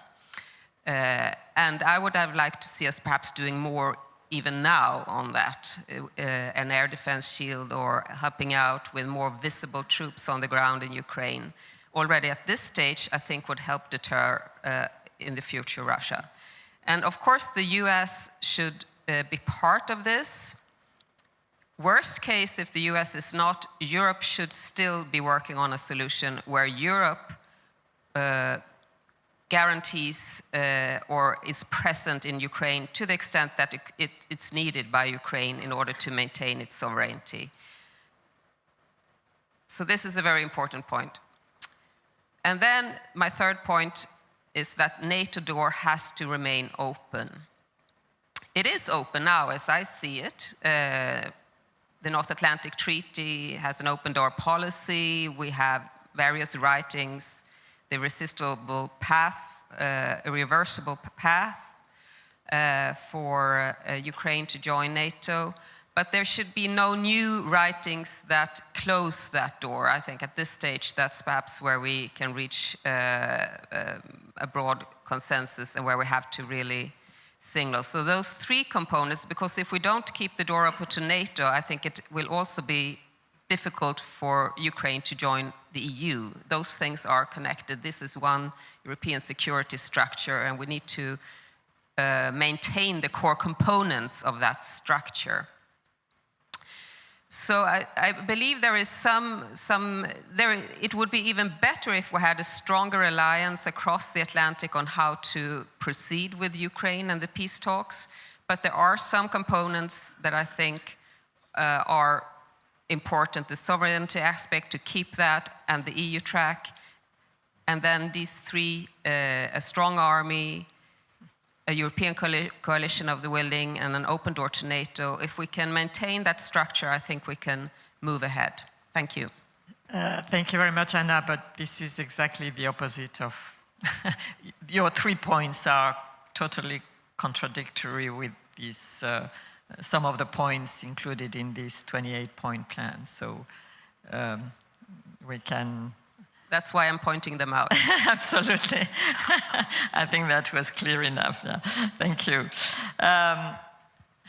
Ambassador Tildem, President Zelensky visited Ankara a couple of days ago and had talks with President Erdogan. So can you tell us the role that Turkey could play in securing peace in Ukraine? Well, first of all, it's a great pleasure to be back in Vilnius. And I think our discussion is a very timely one when there are so many speculations going around regarding the possible peace deal. Well, first of all, a few words on that, and I will pick up some of the points of Anna. We all want to see peace, to end this ongoing war, because the Ukrainian people are, with their heroic act, are the ones suffering. And it is for the European security as well. And we have to recognize that. First of all, any peace deal should follow the fundamental principles that underpin European security. They are enshrined in different documents, starting with UN Charter and the Helsinki Final Act and the founding documents of the OSCE. I agree that in recent years, the instruments of European security collapsed. But we should not revisit the fundamental principles that underpin European security. First and foremost, respect to sovereignty and independence and territorial integrity of countries, inviolability of international recognized borders, and also not to threaten other countries or threaten to use force. And one other issue related to keeping NATO's door open is for every country to be able to choose its security arrangements, whether to belong to an alliance or not. As I see the speculated draft or ideas floating around, they are corresponding to the expectations of Russia more than Ukraine. And therefore, we need to be absolutely clear in our messages to our American friends that they may be prioritizing pivoting to Asia-Pacific region, which is very understandable. But to fix this problem, which may equate to capitulation of Ukraine, would not solve the problem. We will have perhaps 2-3 years of relative calm, but I'm sure that Russia would regroup whatever capabilities that it has and choose to resort to another confrontation. So Ukraine should be at the table. But also the Europeans should be consulted, because whatever we are talking about Ukraine, these fundamental principles are related to European security. Russia also sees the ongoing conflict beyond Ukraine. That's why they tabled 2 draft treaties, one to NATO, one to United States, before the start of the war. So there is an interrelationship with the situation in Ukraine and the future of European security. Now, coming to my country's possible contribution, first of all, as you may all recall, Turkey hosted the first meetings of both sides, first in Antalya and then in Istanbul in 2022. It was a month after the war started. And this year only, we hosted 3 rounds of talks, direct talks with them. But Turkey was heavily involved in the preparation and also consultations, bilateral consultations with both Russia and Ukraine. Therefore, there is an accumulated record of individual positions that Turkey can make a contribution in the thinking. One other example is the grain deal that Turkey was instrumental together with the United Nations to come up with an arrangement for the food security. Turkey not only contributed by facilitating it, but also contribute to the operationalization of this arrangement by Regional Coordination Center in Istanbul. Therefore, with the exchange of prisoners arrangement, I can continue with all these elements. I think Turkey is one country that may contribute to the process. Sometimes there were misunderstandings regarding the stand of Turkey. It was more so in the past, less now. First of all, Turkey considers Ukraine as a strategic partner. For 13 years, we have expanded all our cooperation to different spheres, including defense industry. Russia, yes, we talk with Russia at the highest level. Not that we love Russia, but we need to consult and coordinate with them.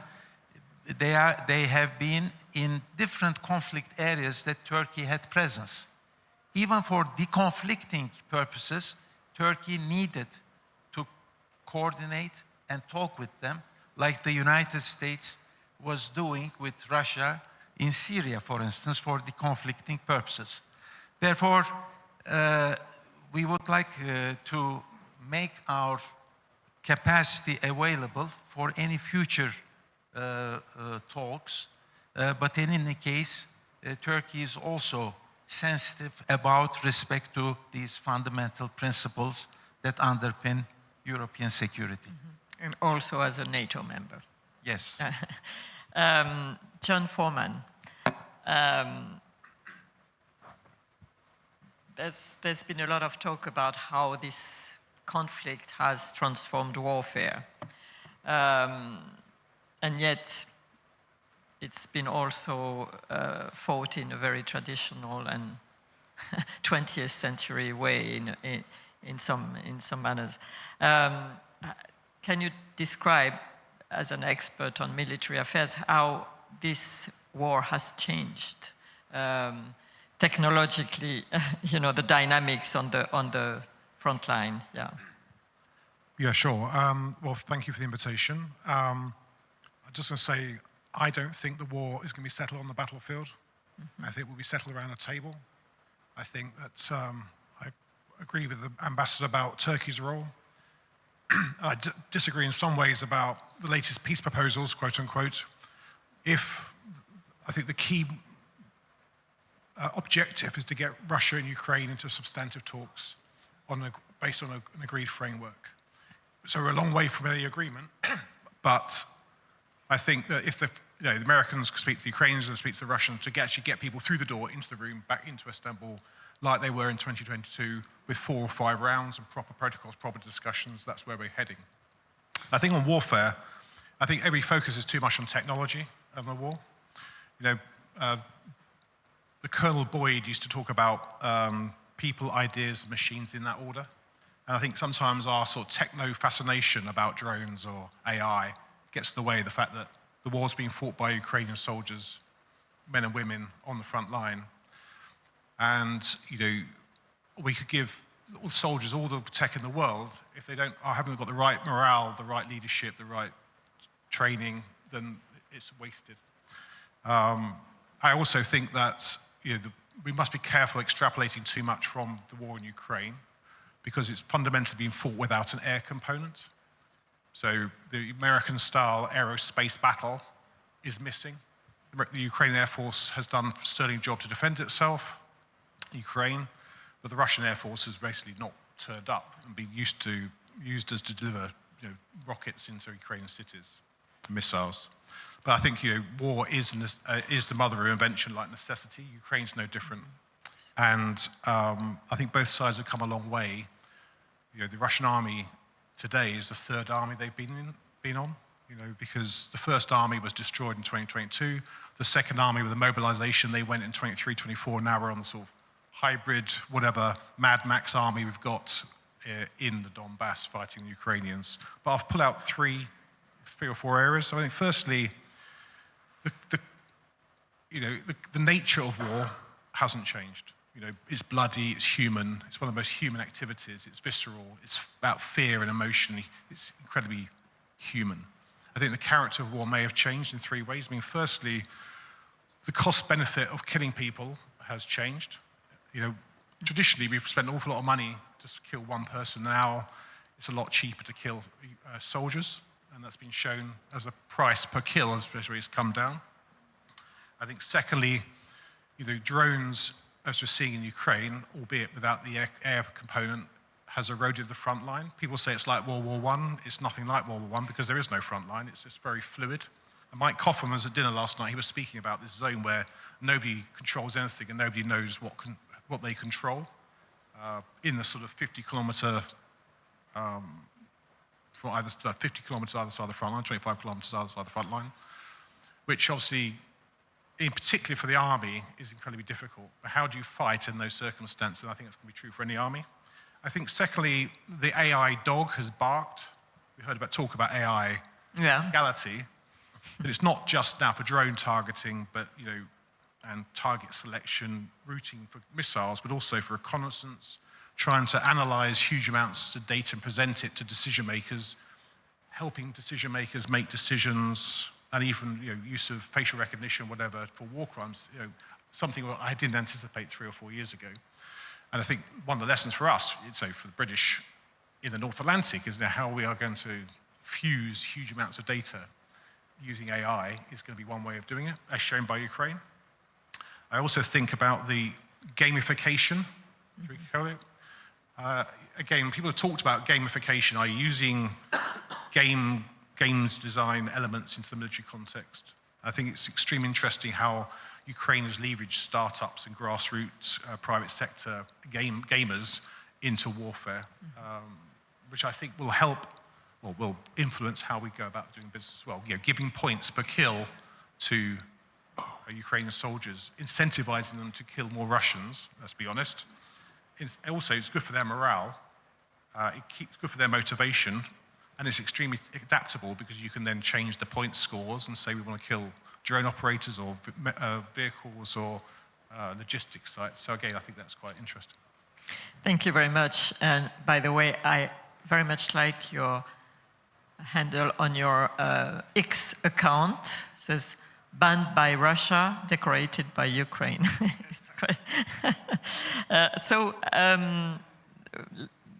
we have already quite a good number of questions from the audience, and there one particularly to you, Mr. Foreman, on a completely different dimension of this conflict. According to point 17 in the leaked peace plan, the US and Russia will extend the 1991 START nuclear arms control treaty. It allows for 6,000 nuclear warheads for each from today's 1,500 each. That's New START. How do you assess this?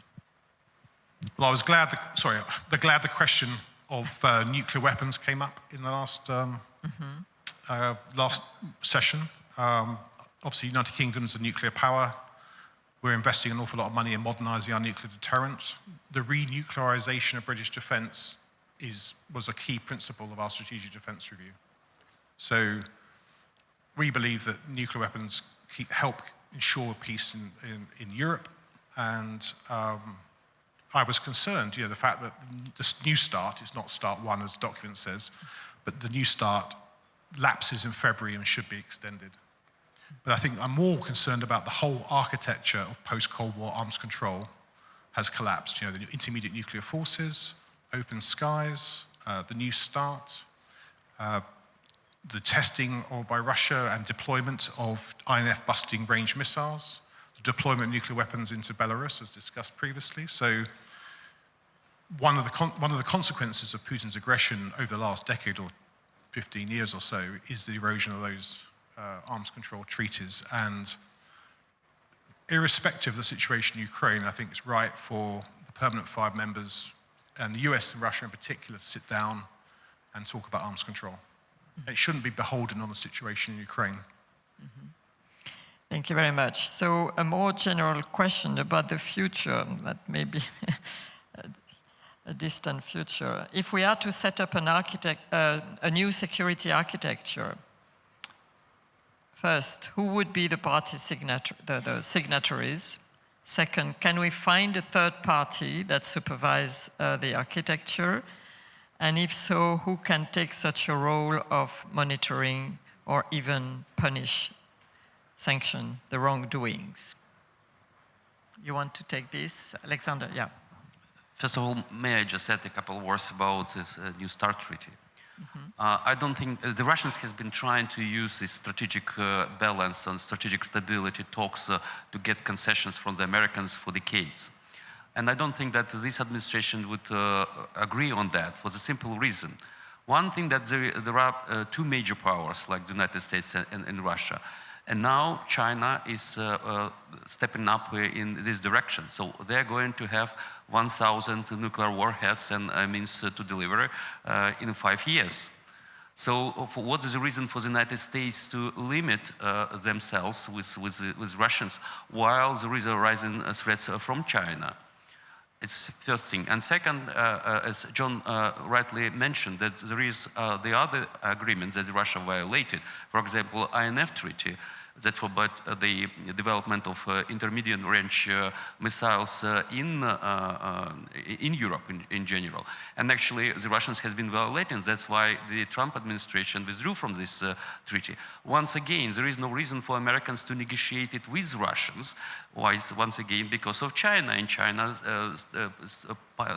stockpiling this type of missiles with the aim to shift the balance into the Pacific. So that's why I don't think that the Trump administration would buy this thing and exchange it for Ukraine. About security architecture, once again, we cannot come up with the better ideas that we have. We have the UN Charter, Article 51, the right for self-defense, and NATO was based on that. And it's an open organization, and there is no way how to close doors for some nations over there. And we cannot invent anything else. And we cannot invite Russia to be part of this security architecture because they are revisionist power. They want to break this status quo. Actually, Brezhnev agreed on that in 1975, and now the Russians are trying to redo that. So you cannot create something new with Russia, except to keep and to invest more into NATO. If there is no United States, and certainly they are going to withdraw in some time in the future from the European security, let's say, arrangements, Europeans need to take their security in their hands. There is an absolutely amazing report by IISS that Europe would need a decade and up to $1 trillion to substitute all those capabilities that the United States are providing NATO and Europe with. And certainly, since the Americans are not withdrawing in the quick pace, you have enough time and you have enough resources to build up genuinely European defenses. Thank you. Anna, you wanted to. Yeah, just to complement that, I think it's extremely important to separate between some kind of temporary structure that is part of a peace deal or peace agreement and the overall European security architecture. Those are 2 different things. And the overall security architecture rests on NATO and the EU, as I see it. Those are the prime security economic providers, and that is where Ukraine belongs. As part of that, as a future, that path should be clear. Other countries as well, Moldova, for instance. And we need to work day and night to keep this together. That's our best bet going forward. Ambassador. Yes, I would like to echo what Anna has wisely said. There should be such a separation between the 2. But at the same time, Europeans at NATO and in other forum should be able to reflect on the future security architecture of Europe. Usually, we tend to treat arms control and confidence building measures as a sort of a secondary domain, not give enough importance. But since whatever we are talking about, the ongoing war and how to bring an end to it, is so much related to Europe's future security architecture, there should be a serious discussion started in European capitals so that we are prepared when time comes to have this component when a peace deal is reached to complement the efforts in that manner. But in any case, I would like to highlight once again that any peace deal should not be focused only in reaching a ceasefire, but it should be a sustainable one so that we want to face a situation in, let us say, 2 to 3 years, caught by surprise and confrontation to resume again. Absolutely. You wanted to add something? I think the last part of that question put the finger on the nub of the problem on the specific ceasefire verification. How do you verify and monitor ceasefire along a 1,000-kilometer front line when the OSCE couldn't really do it in the Donbass under the Minsk agreement? So who does it? It's not going to be the coalition are willing because they're not prepared to deploy their troops forward. It can't be nobody because Russia will just try and drive a coach and horses through any deal. So it'll have to be somebody from outside Europe trusted by both sides. Very clear. There's another question which is fairly general, and I know it will be probably difficult to answer, but I think it reflects very well something we hear in our public opinions, I think all over Europe. With continuing Russian hybrid attacks in Europe and unrealistic peace terms for Ukraine, how can Europe step up and showcase unwavering support for Ukraine? When will Europe show that we are not afraid? Go ahead. I'll start and just say, I think Europe is stepping up. You know, Europe with a small e, not the European Union, all of us, including those who are outside the European Union. And I had some figures here, actually, given to me by the Chief of Defence Staff, who just left, and said, you know, since 2021, Europe is spending 770 billion euros or dollars more than it was. And then in the next 4 years, Europe will spend $1 trillion on defence collectively, and that Europe is now outspending the United States on defence for the first time. So that's quite good. So why do people get this impression that we're never doing enough? Because there's an awful lot of Euro doomsterism around, gloom and doom that, you know, we can't do anything as Europeans, small e, without the Americans, which I think we are. Now, I think on the question is we should be doing more on resilience. I think the bigger threat is the internal threat rather than the external conventional nuclear threat from Russia. That's where we should be investing heavily, I think, as the ministers, the president said, and making good on the 1.5% of GDP as promised at the NATO summit. Anna? Well, I also think that it's important to have broad conversations on these issues. We need to have much more public outreach and I think political leadership on these issues that are difficult. Hybrid warfare, we just started talking about hybrid warfare. We talked about hybrid activities for a long time. Now the tone is getting sharper, but we still do not speak to the public, which usually thinks about other things like school or health or, you know, why the bus didn't come this morning or food is so expensive in the store or but you don't win the votes by speaking about hybrid or defense or security. So there is a hurdle there at the political level, and a lot of countries, not the Nordic, Baltic, Poles, not where we are. I think there we have perhaps better system for it. But in many other European countries where I also travel a lot, you don't see these associations or forums or conversations ongoing. So that's also part of the long-term support and understanding how the security of Ukraine connects to the security. I was just in Madrid, for instance, earlier this week. It's a long way geographically, but we all share the same destiny. We all share the same destiny, and we need to understand that in this dangerous environment that Europe is navigating, we all need to realize where the threats are. Ambassador Ildem, yeah. Well, I think this requires lots of conversation, as Anna said.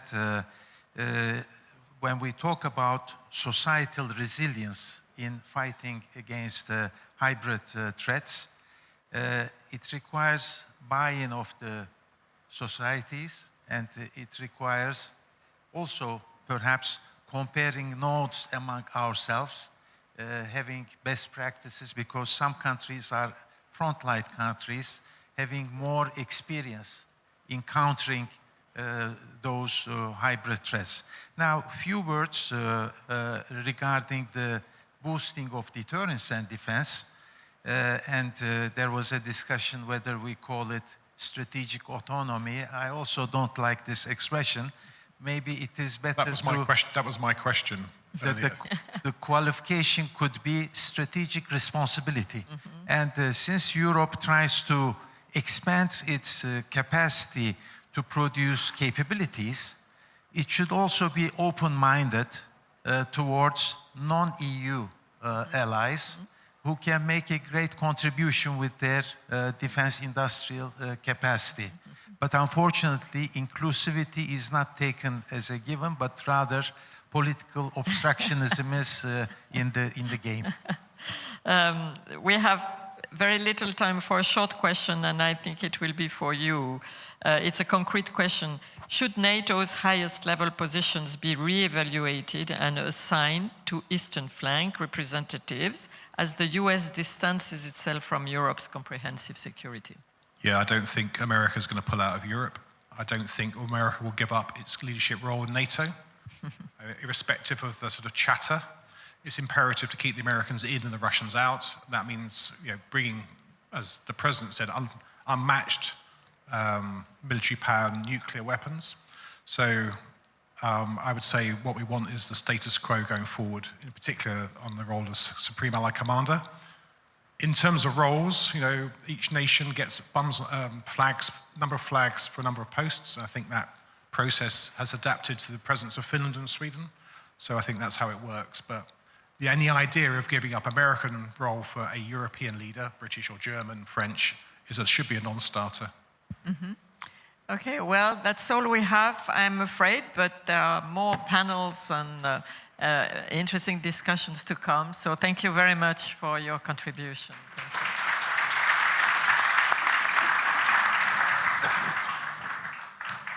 Thank you very much. We will indeed have many more panels, and before we go to lunch, we will have 2 fireside chats and a panel discussion.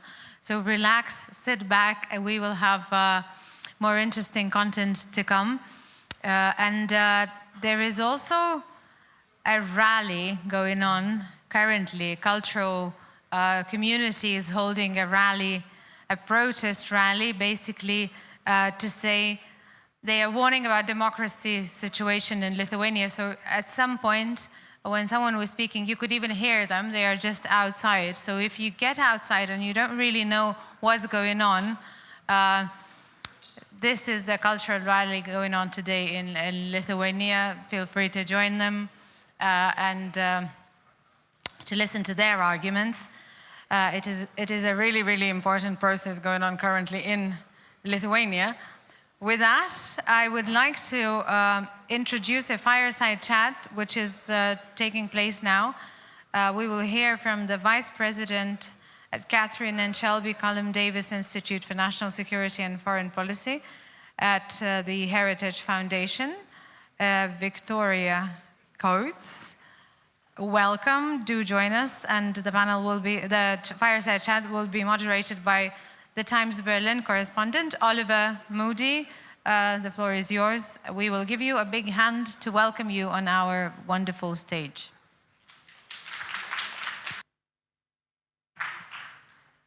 Yeah, welcome to one of these fireside chats without a fire.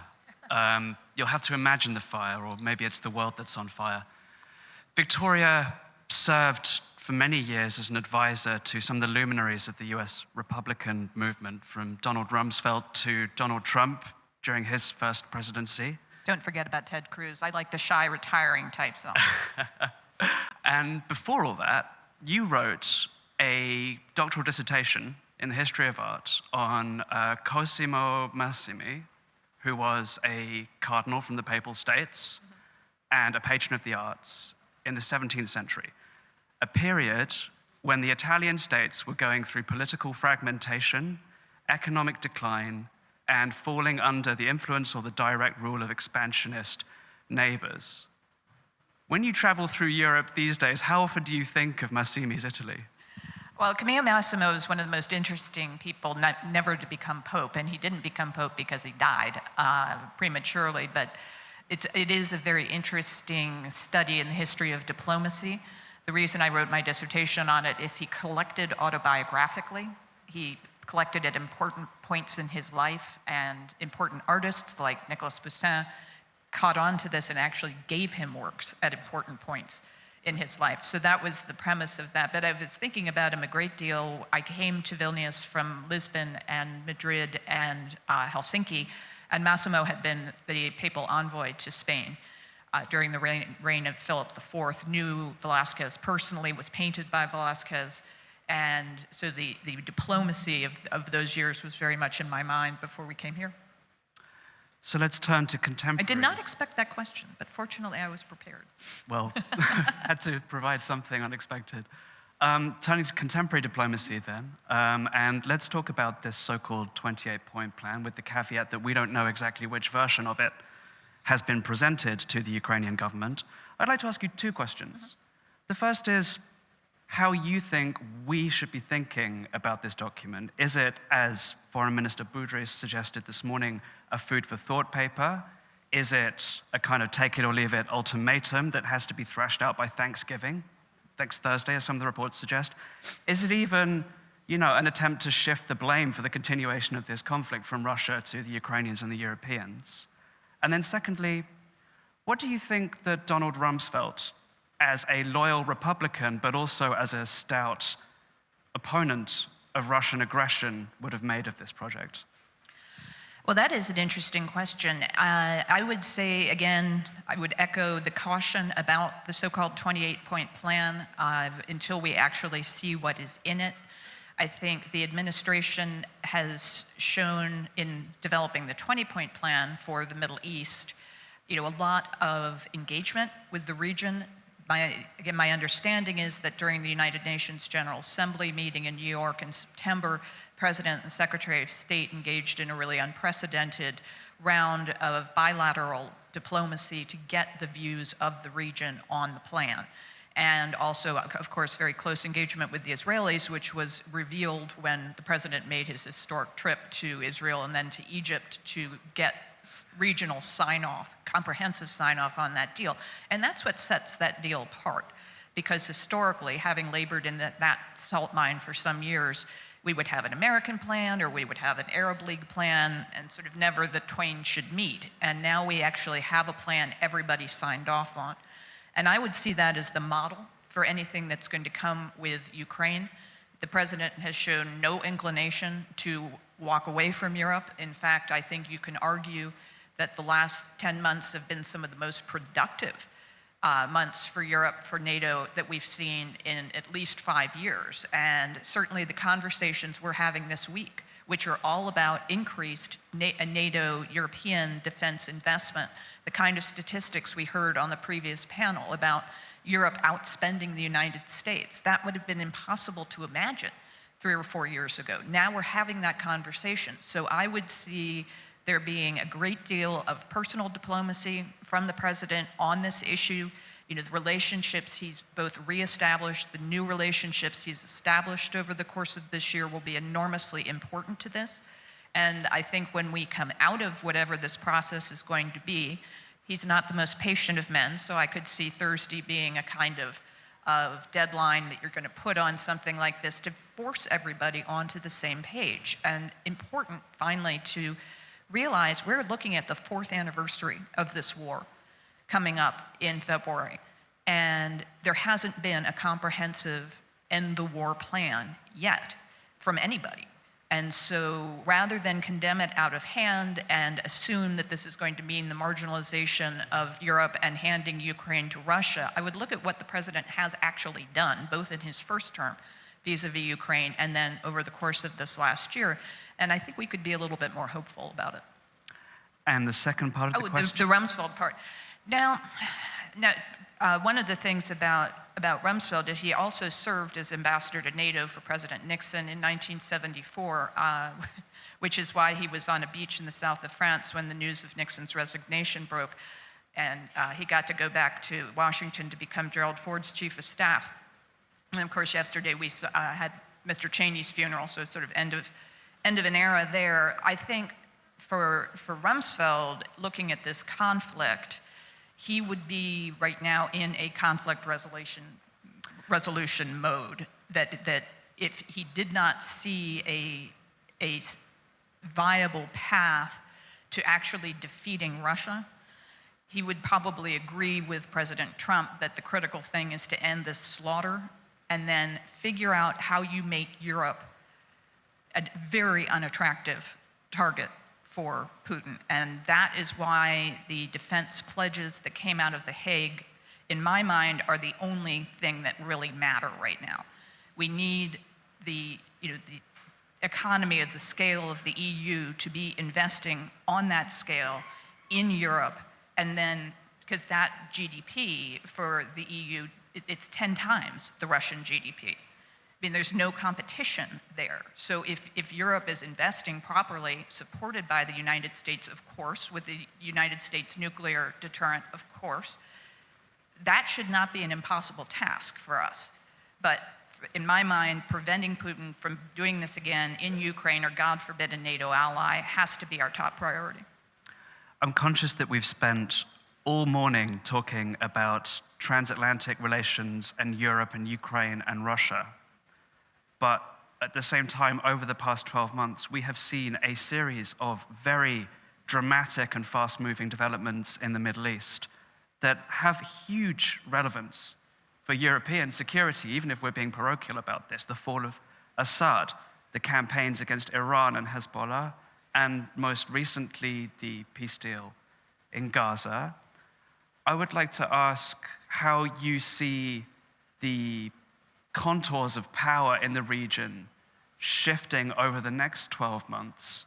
There is a kind of utopian possibility of stability here, but obviously... It's the Middle East. Predictions have made mugs of Middle East observers for decades. No, it's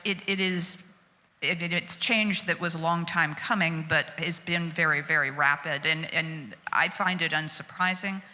The sort of unique position President Trump has in the Middle East is he has the confidence of almost all of the actors.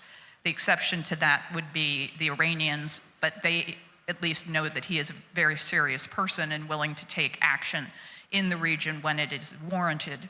But then, on the other hand, to have the relationship that was on display this week with the Crown Prince of Saudi Arabia, the relationships throughout the Gulf are extremely strong, but then he also has a very good personal relationship with Prime Minister Netanyahu, President Sisi, the King of Jordan.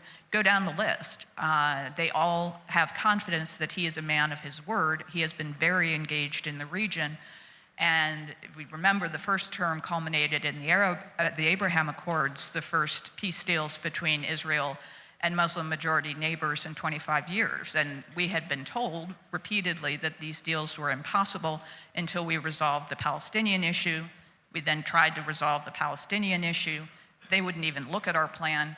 And that's when the Arab world said they no longer have a veto. And we were able, starting at the very tail end of 2019, to broker those deals that were signed beginning in September of 2020.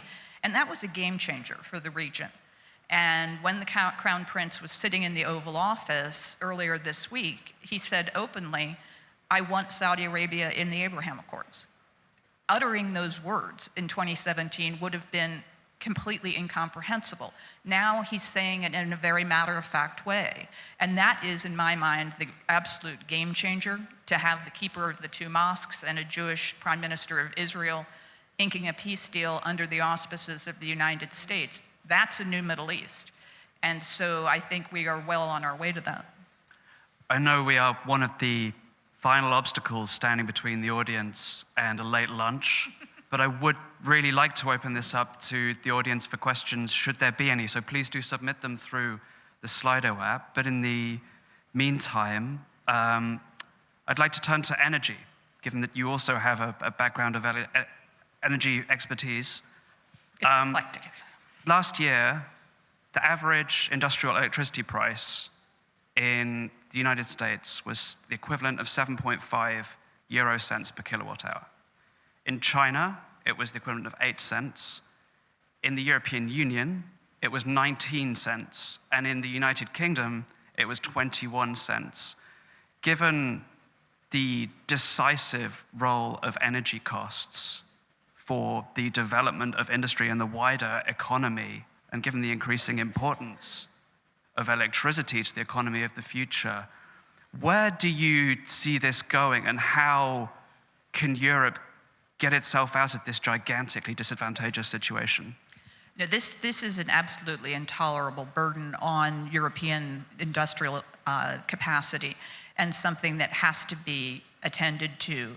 I assume, we would be dealing not just with the EU and the UK, but also with local individual countries to figure out what the mechanisms are to bring this price down to some kind of parity, because we as the United States need a strong industrial Europe. We need that capacity to come back, yes, first and foremost in defense, but you think about all of the other companies who do things we can't. One of my most interesting meetings in Helsinki was with Nokia, and the kind of telecommunications expertise the Finns have. Our companies were all put out of business by China. We don't have that capacity anymore. We need that to be strong in Europe. And as you say, Oliver, our electricity demands over the next 5 to 10 years, all the estimates I've seen are completely horrifying. It's doubling our need. We are not reducing our need for power. We are increasing it exponentially. And so as that demand increases, you could see additional, even more devastating price spikes for Europe if the way that you generate electricity is not reformed. And from my perspective, being a Pennsylvanian, I'd like to see that from more American natural gas, which is something we can continue to surge and increase the exports of out of the US. I'd like to see a lot more attention to civil nuclear, particularly the small modular reactors. I know we've all been promised those for 15 years, but they say they're actually coming online in 2026, and so that can also be transformative. And I would just add that both of those energy sources will reduce emissions. Nuclear has no emissions. Our natural gas is much cleaner than, say, Russian natural gas, and so also has that desirable effect. But this is a huge challenge for the continent. We have just under 90 seconds left, and I'm keen to impose Prussian time discipline here, but we do now have some questions from the audience, and I will pick one out. So in the next 70 seconds, please answer, for how long will the Trump administration tolerate European countries buying energy sources from Russia?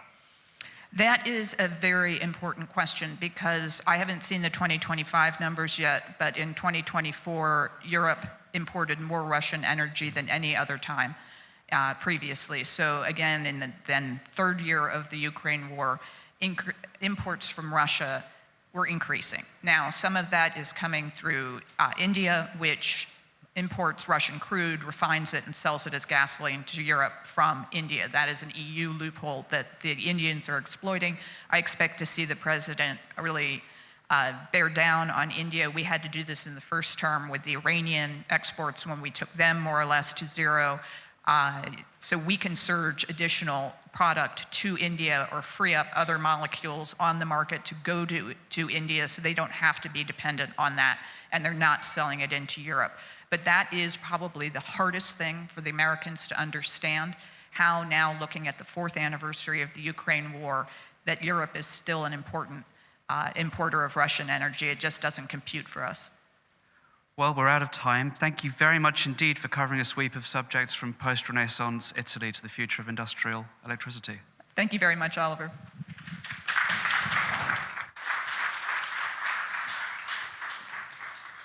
Thank you both. And it wasn't just you standing between lunch and we still have another panel.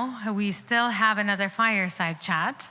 So bear with us. It will be a good one, I can promise. Can regional pacts replace grand alliances? The panel discussion is organized in partnership with the Swedish Embassy in Lithuania. State Secretary to Minister for EU Affairs of Sweden, Christian Danielsson, I hope is with us. You are? Yes, welcome. I think the best bet would be to find your picture on the wall and then sit somewhere around it. Thank you. Senior Fellow at Brooklands Institution, Norman Eisen, welcome and thank you for being with us.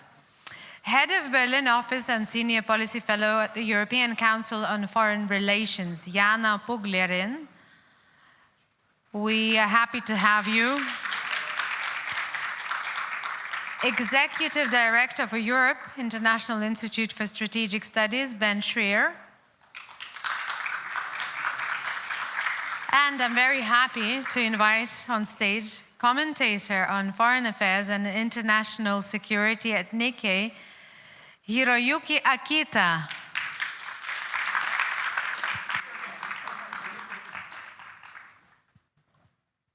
So, hello everybody. My name is Hiro Akita and I'm a commentator of Nikkei from Tokyo. It is a very honor to moderate this important session.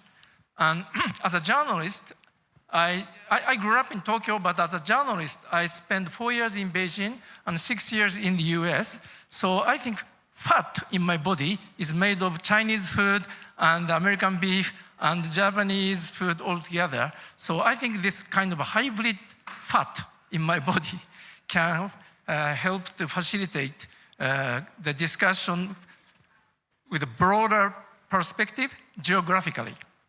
So essentially, this session will explore the answer about how grand alliances, such as NATO, function better.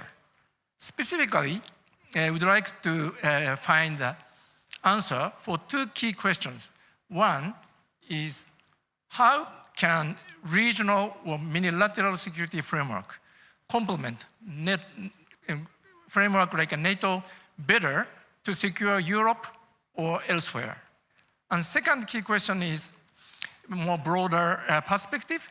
How can NATO collaborate effectively more with other US allies, especially in the Indo-Pacific, to deal with Russia, China altogether? Because Russia can keep fighting in Ukraine, partly because China and North Korea are helping. So it is very important for us to join together to push them back at the same time. So let's begin. Maybe starting from Mr. Danielson. Yeah, maybe go this order. So my question to you is, how can regional security framework, especially in Europe, complement a NATO function to better protect frontline states such as Baltic? And what is the challenge Europe is facing in this regard?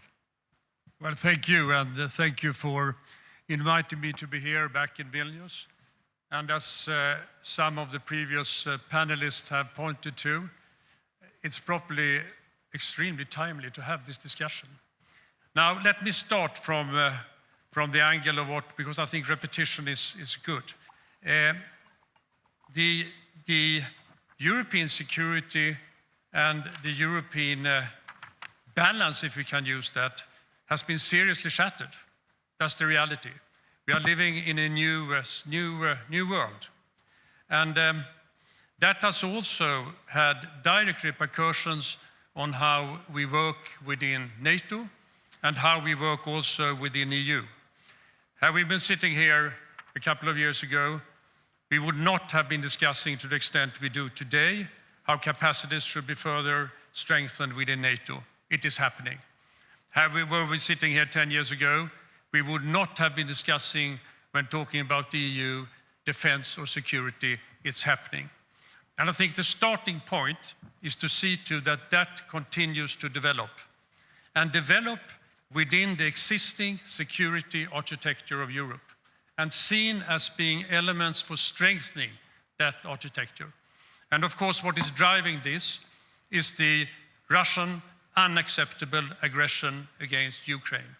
And what we are doing this for is to see to that in short term, we can deliver on the support to Ukraine, which is, to be very frank, it is not only, as been mentioned for many of the panelists before, not only the issue of supporting Ukraine's fight for freedom and independence, it is Europe's fight for freedom and independence. And I think we need to have that in mind because that's essential. Now, would you have been sitting with me here, well, I would be then representing a neutral country, say 20 years ago, I would have been cautious about strengthened regional cooperation in the security field, simply because I think our thinking, although the neutral in those days, was that we were well served by a NATO which encompassed all the free world, so to say. Today, it's not different, but it's different in one element, namely that we see clearly that we can work within the regional context in order to strengthen and complement what is happening and what we are doing within NATO, and also what we are doing and how we are thinking within the European Union. And to be us pointing to it, what we are doing right now at the regional level in strengthening our resilience on the Baltic Sea is a good example. The kind of discussions we have politically between what we call the NB8 plus Poland and Germany is another example. What we are doing in terms of planning, which is within the NATO context, in terms of strengthening our regional security, is a third example. And what I see we will continue to do is to have these both elements going together.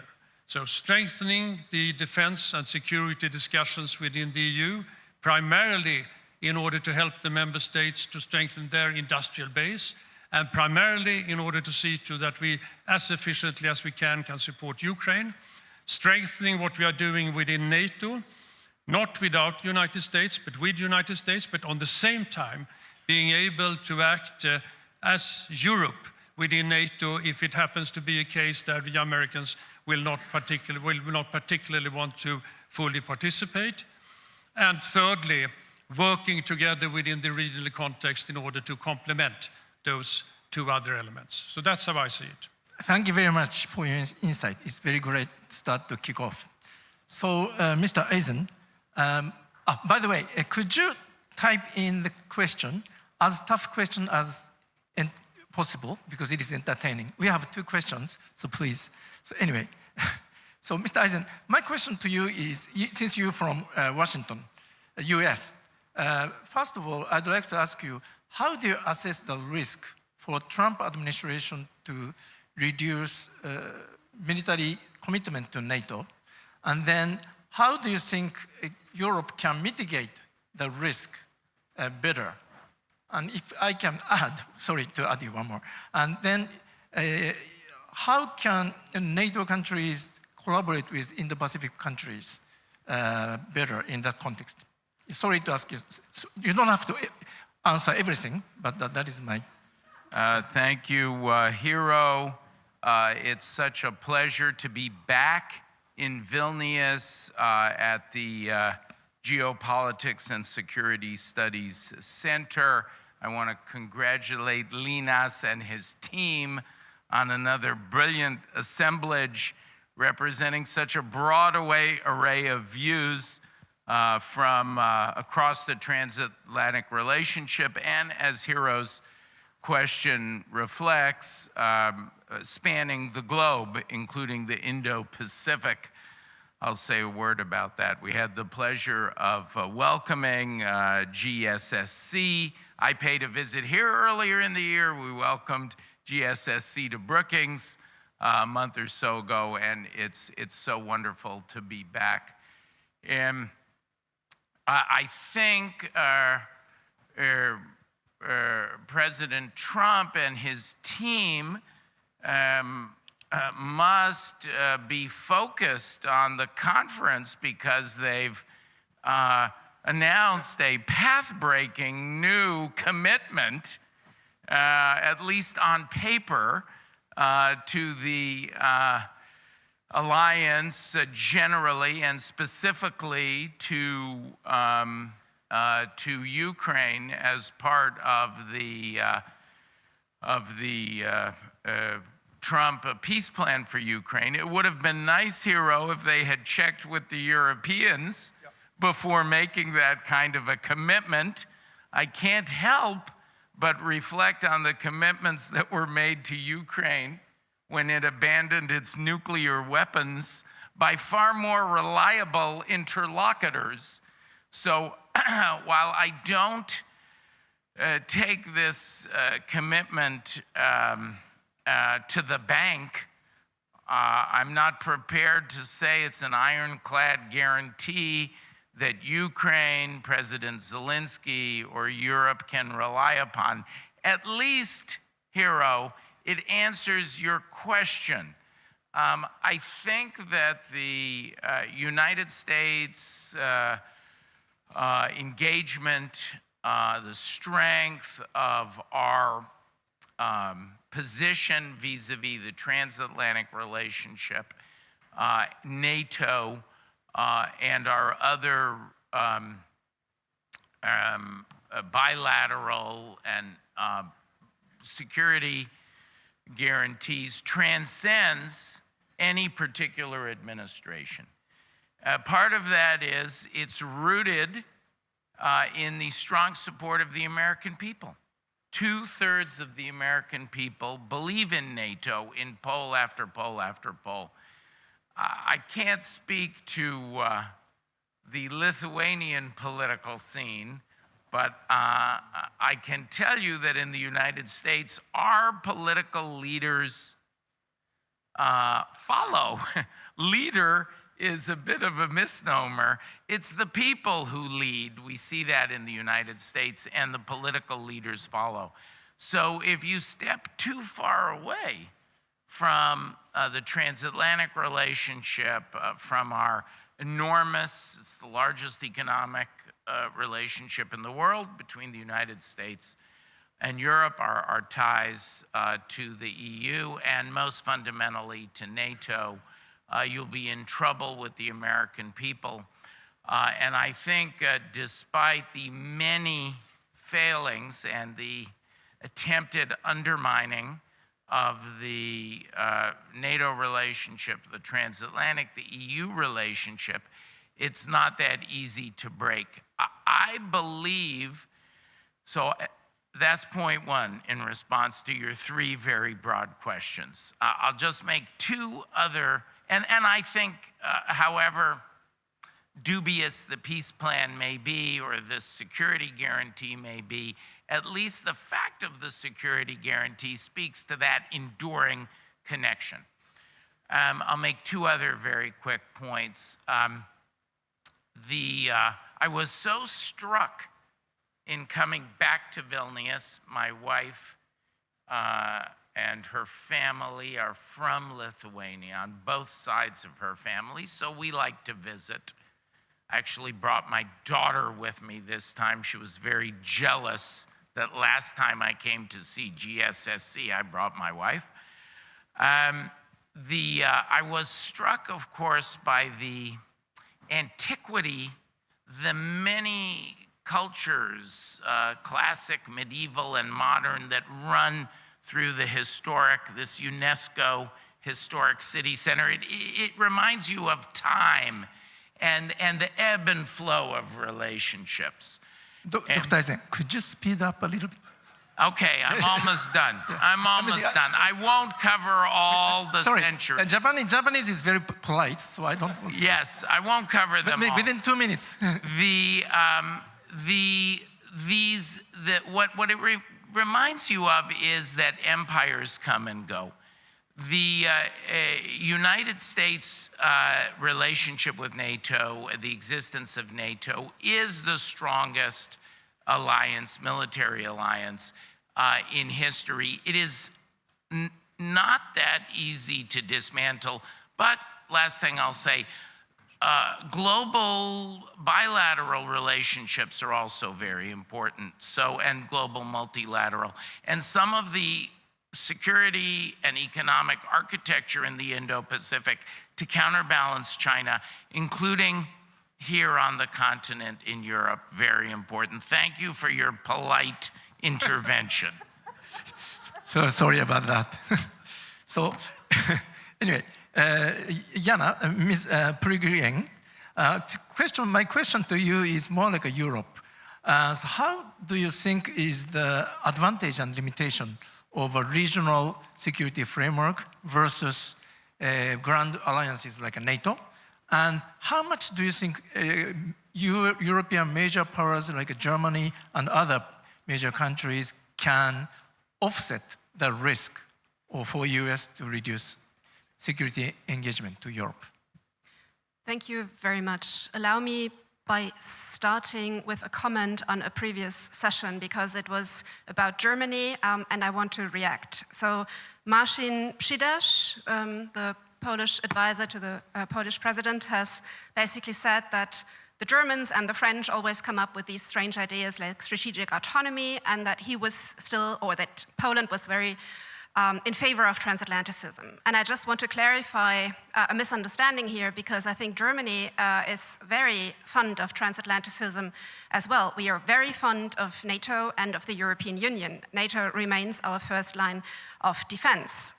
However, I think what has sunken in Germany is that NATO needs to change significantly, and that the transatlantic relationship is not what it once has been. And I give you just a few points.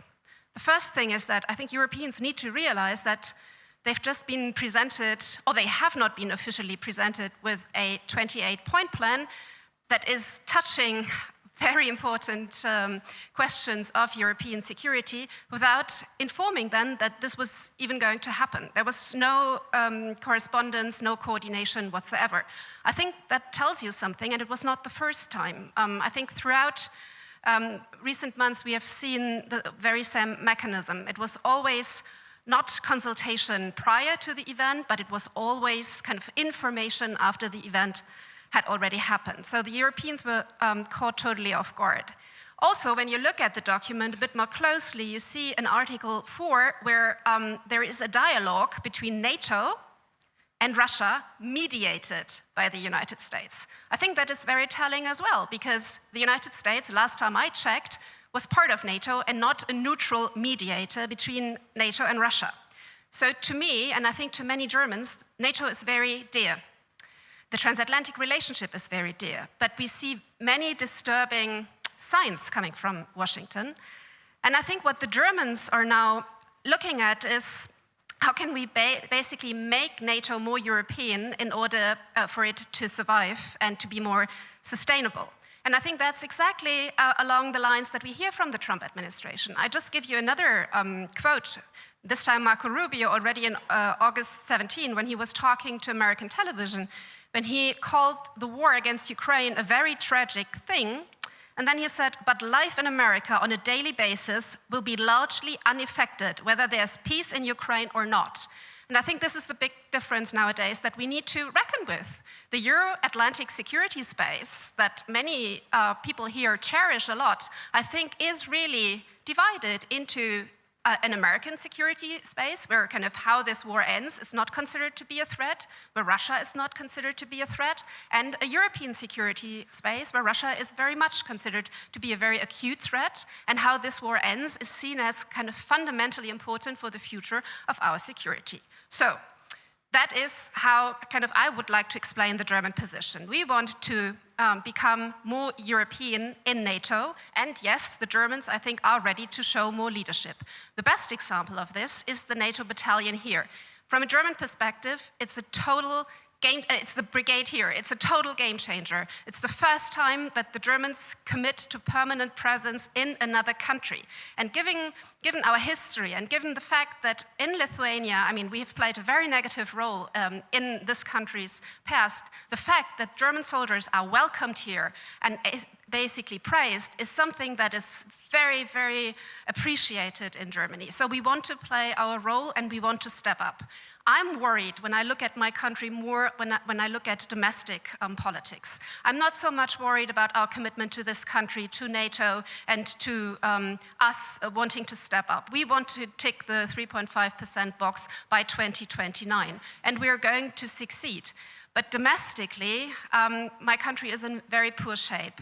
There is an internal discussion amongst the Christian Democrats that is basically eating the party, and where kind of Chancellor Merz is in a very difficult position. We have now the basically third kind of mini crisis, or actually potentially big crisis in this coalition, not so much caused between the coalition partners, but caused by kind of a fight within the Christian Democrats. So yes, to wrap up, Germany wants to step up. Germany still is very fond of NATO. It needs to be more European-led, as Pete Hegseth actually says on every occasion. And I'm not going as far as the NATO ambassador, US NATO ambassador, who just encouraged Germany to basically put forward the next secure. I think that is maybe a bit premature, but yes, I think Germany is ready if domestic circumstances allow. So for us, NATO remains the first line of defense. EU is seen as an enabler for a stronger European defense, and coalitions of the willing are very much appreciated and seen as part of a coherent puzzle. Our challenge is to make this puzzle of the various actors coherent. Thank you very much. Thank you very much. So, Mr. Scherer, actually, we met last time when you were based in Australia. So I'm sure that your party is also hybrid as hybrid as mine. So then I'd like to ask you, when we look back and look at the world, there are several regional security or multilateral security framework. How much do you think how much impact do you think they will be able to have in the context of NATO or US alliance network in the Pacific? And how we can, mobilize better for them to complement NATO and other grand alliances? Yeah, thank you, and good to see you again, and thank you to the organizers for having me. Before I answer your question, just maybe doubling down on what Jana has said, and now putting my German hat on as opposed to my Australian hat, is that since 2022, Germany has doubled its defense spending. It will spend more than 80 billion euros on defense next year. And if we're going to the 3.5, we will be over 100 billion a year, which makes us the third largest defense spender in the world, which means Germany is going to have to lead in this effort of European defense. Which brings me exactly to your question here, or how effective can be strategic unilateralism? And I have to say I'm rather skeptical. At least when we're looking at Europe, and here's the reason why. Precisely because, as Jana has said, NATO is the default position for almost all European countries, including Germany, including the new Nordic members, Sweden and Finland, and everybody else. And we've heard this very strongly this morning from Lithuania, that this is the case as well. Precisely because that is the case, a mini-lateralism, I think, is not the default position, but rather it is strengthening the European pillar within NATO, using the NATO framework nation concept for initiatives inside this, inside NATO, plus backing it up by the EU initiatives such as SAFE. Because what is our task as Europeans, and I'm putting a purely European perspective on this, We have about 5, 8, maybe 10 years, if we're lucky, to really strengthen the European pillar of NATO, because the United States has made it very clear to us, in writing, in public statements, in action, that going forward, we cannot rely to the same extent on the United States. And that is just a sober fact. It's a sober reality, a sober assessment, and we have to base our strategy on that. Not saying NATO is, over. Instead, strengthening the NATO European pillar and working with the United States as much as the United States is still willing and prepared to work with us. Which brings me to the empirical point, which is that if you look at strategic minilateralism in Europe, there's only 2 initiatives at the moment worth mentioning. One is the JEF, Joint Expeditionary Force, of which Lithuania is one. But we can all agree, I think, it is modest in scale, it is under-resourced, a high dependency on the United Kingdom, which increasingly faces enormous problems in terms of defense budget and providing capability. The other one is NORDEFCO, which the State Secretary knows much better than I do. So the Nordic Defense Cooperation, which however was in the past based on a rather non-committal structure simply because Finland and Sweden were neutral. Now they're not neutral anymore, but there's a reason why they wanted to enter NATO.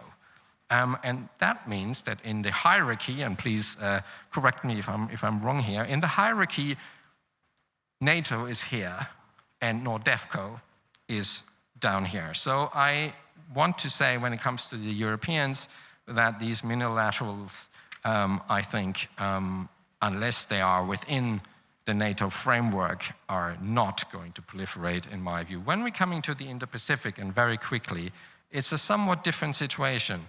There is no Asian NATO, as you know, so there is a greater incentive to form some strategic minilaterals, but again, in this case, and you know this better than I do, to augment the US alliance system, because all of the minilateralism that we have seen, bar one, are based around the United States.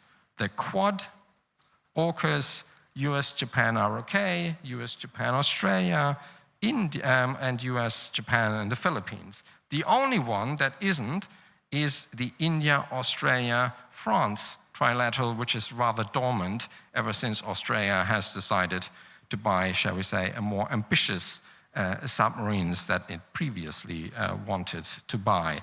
So I end here that unless the United States significantly draws down its presence and commitments to both theaters, we should see, particularly in Europe, not so much a proliferation of these formats.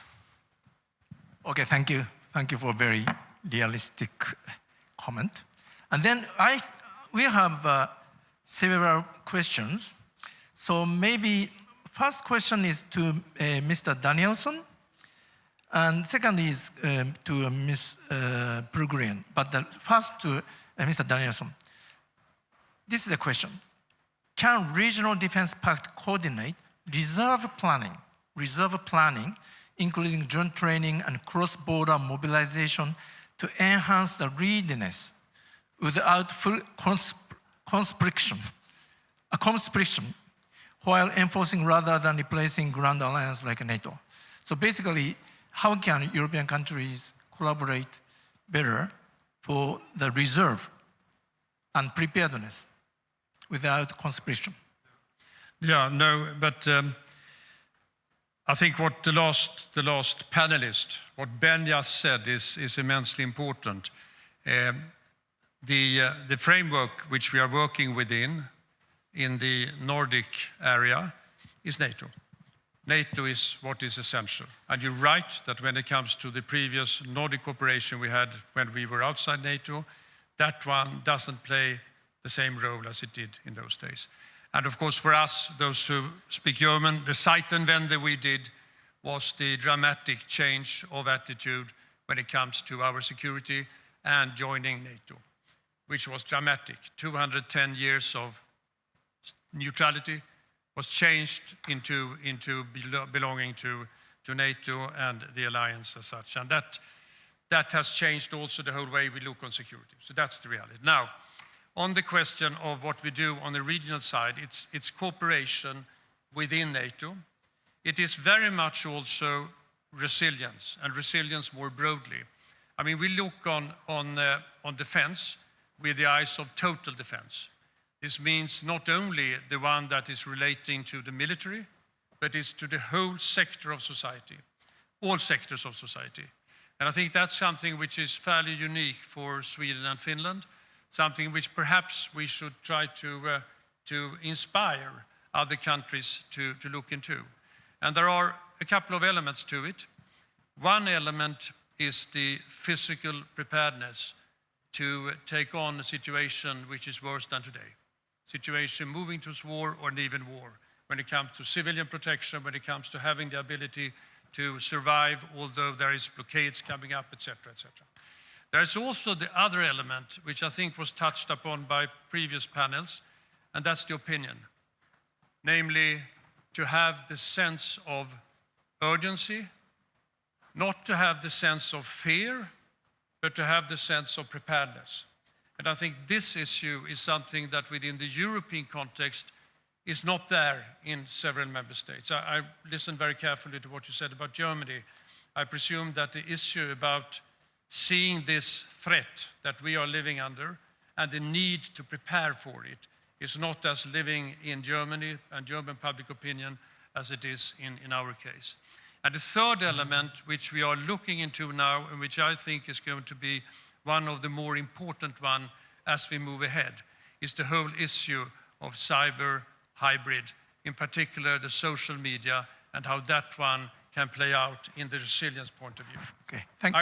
I was struck, just one more comment, I was struck how the elections in Romania were influenced by manipulations, changing the whole setup of those elections by outside forces using TikTok.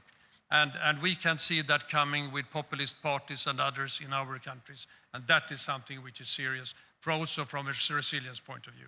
I stop here. Okay, thank you very much. So, Ms. Purgrin, it is a very general question, but not easy question.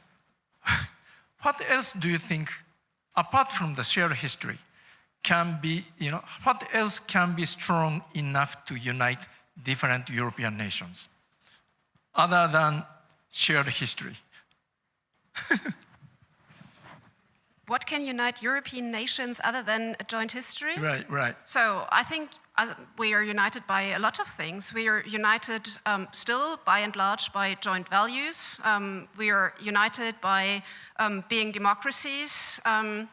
We are united by, I think, being small or being medium powers. And when it comes to foreign security and defense policy, I deeply believe that no European country, not my own country, Germany, which is kind of the biggest population and is still quite wealthy compared to other countries, can make a decisive difference on the global stage. So I think what we are united by both values, but also still by interests. I think it is in our joint interest to defend us collectively, because kind of divided, I think we will just fail.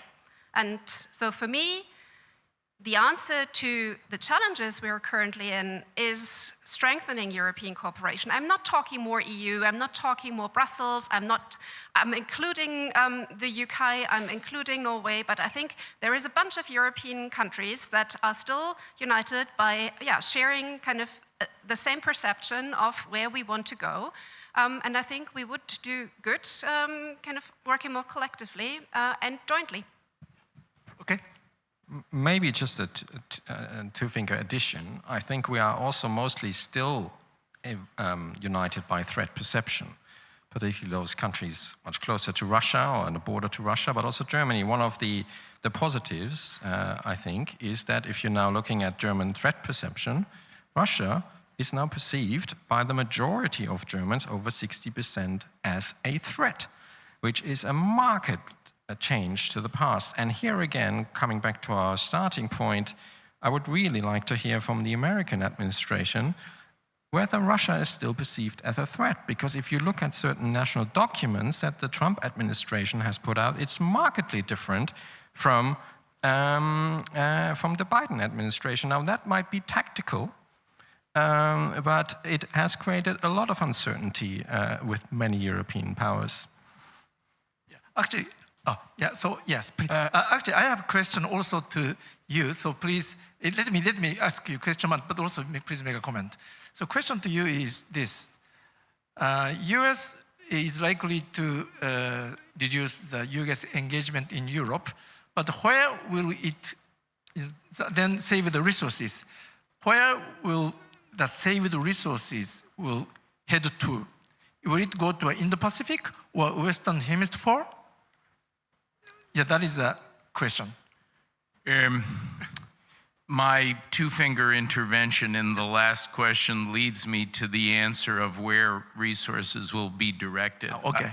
I was very struck in listening to your analysis of the domestic political pressures and difficulties in Germany in thinking about the same in the United States. And it is something that unites us. Committed transatlanticists on both sides of the Atlantic do need, I dare say, even in Sweden, notwithstanding your accession to NATO, we need to make the case for the values, interests, yes, for the shared threats and the shared history to our publics. I think the past years have been a wake-up call about that community of interests among those of us who are committed to the transatlantic alliance. I wanted to say earlier to Christian's point that 10 years ago you would have heard from me when I was ambassador in Prague, why are more NATO nations not meeting their 2% of GDP defense spending commitment? Because the threat was already evident. Now we're more aware of it. I believe that we are not going to see a net diminution of the United States commitments globally. Personally, I'm dubious looking at the extreme interventionism. Forget what they say in the Trump administration. Look at what they do. There's a posture of continued or perhaps even greater, let's say continued intervention in the global sphere that is going to require the dedication of security assets. And so I'm dubious that they will actually shrink in Europe, but to the extent that they are redistributed, I think you'll see more focused on the Indo-Pacific, particularly countering China, and more investment of those security assets in the Middle East, where the United States is placing itself in a more of a mediator process that is going to require security assets to be deployed. Thank you. So, Mr. Danielson, here is another question. US and Canada have to refocus security attention to Pacific. How will this balancing best take place from a European point of view? Maybe if Jana also wants to jump in. Yeah, just the question again, was it US? So this question is that US NATO member, US, Canada, has to refocus its security attention to a Pacific from Europe. Yes. And how can Europe mitigate or adapt to this change? Yes, I think we have to, from a European point of view, of course, we expect to continue to work closely with transatlantic friends, the US and Canada, of course, and see their solidarity and ability to support us with the issues we have, predominantly Ukraine for the time being. Now, we must recognize that when it comes to US and also us, I would argue, there are issues in the Pacific, there are issues in Asia, where we need to be prepared to be supportive as well. Then it's a question of what kind of support we can provide and how we can be helpful here. So I think that's a bit how we should look on that issue. But I come back to that I think an issue which has been raised by a previous panel is also to see the broader context. I think you, in fact, raised it, namely that We cannot see Russia's aggression against Ukraine, the unacceptable aggression, in isolation from what is happening in Iran, what is happening in North Korea, and what is happening in China. And here I think we have something that US and Europe can look together on, important as that is. Thank you. So I have 2 minutes left. So maybe question, Jan, do you want to make a comment on this, or? I think what the Europeans should do is first acknowledge that this is going to be a fact. It did not start under Trump, it did start under Obama. We saw it also coming from the Biden administration and all the strategic documents. So this is not a bug, this is basically a feature. This is a trend, this is happening. So we need to deal with it. It's understandable. The resources are limited. The US cannot fight 2 wars at the same time. They need to prioritize. We need to prioritize as well. So my best case is that Europeans focus on kind of at least conventionally deter Russia in Europe, and the United States focuses on the Indo-Pacific, which is also beneficial to us because of the trade routes, that are also kind of in our interest that they are open. So I would see some kind of shared labor, or kind of work share between the allies. The important thing is that the alliance still stays united, and that basically does not lead to kind of the separation of the security spheres, but to a good cooperation. Okay, so I have a very technical question to you, Mr. Scherer. But the question is, you have mentioned JEF, and also NORDFCO as a regional military cooperation format. But none of them include Germany. Do you see a potential to get together all of them into a single group with Ukraine in it? No. I don't, but what I do see is an opportunity to getting Germany more involved, and I think that is what's happening, because what we have to do, and that is what NATO has decided to do, to upgrade its regional defense plans. And if we're talking about a more integrated Arctic-Baltic space that NATO needs to take care of, and Europeans increasingly so, if I look at the Arctic, I see a couple of lead nations inside NATO, which involves the UK. That is where Jeff, I think, could actually, from my perspective, play a more important role, together with Norway, the United States, and Germany, who just negotiated an access arrangement with Iceland, which is quite interesting.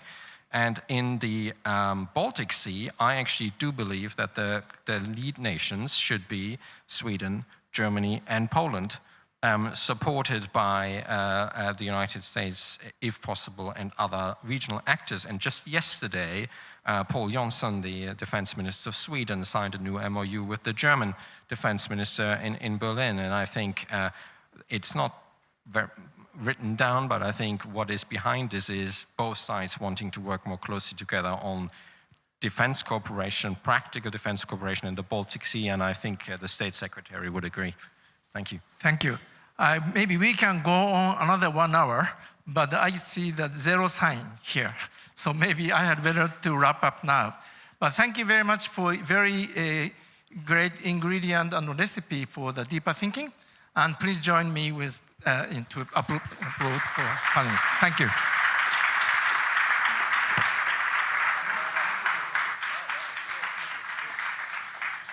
Thank you very much for this exciting panel, as promised. We are not going to lunch just yet. We will have a very special speaker who I'm going to invite on stage right now. And he's senior counselor who's specializing in European defense at Palantir Technologies, Peter Andrisiak, and he will be talking to the CEO of GSSC or GCCS? GSSC, Linas Kojala. Welcome them both on stage by giving them a big round of applause. Thank you.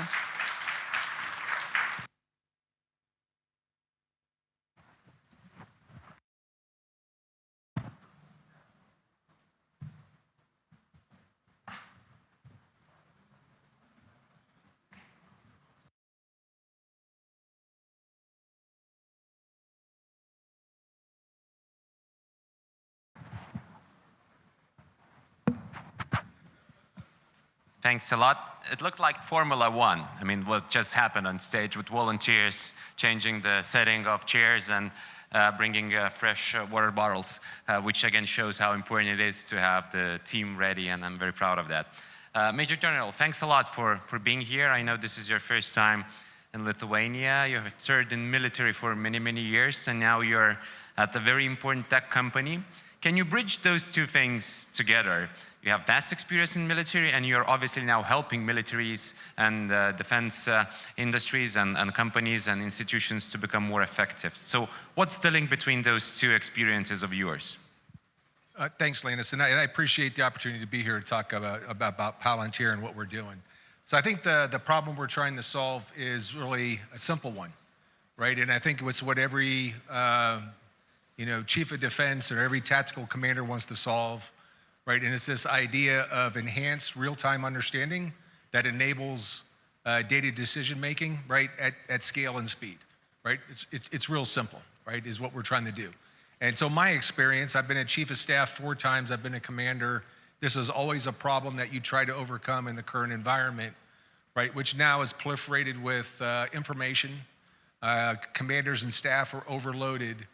And I'll just kind of set this up with kind of a scene of what it looks like in probably 95% of the operations centers in any organization. You'll walk in there and they'll have a bunch of screens similar to what you see behind me, but probably 3 times as many. And it looks pretty impressive, right? Because each one has its own map, its own information. And then what you find out is that none of those systems, or most of those systems, don't talk to one another.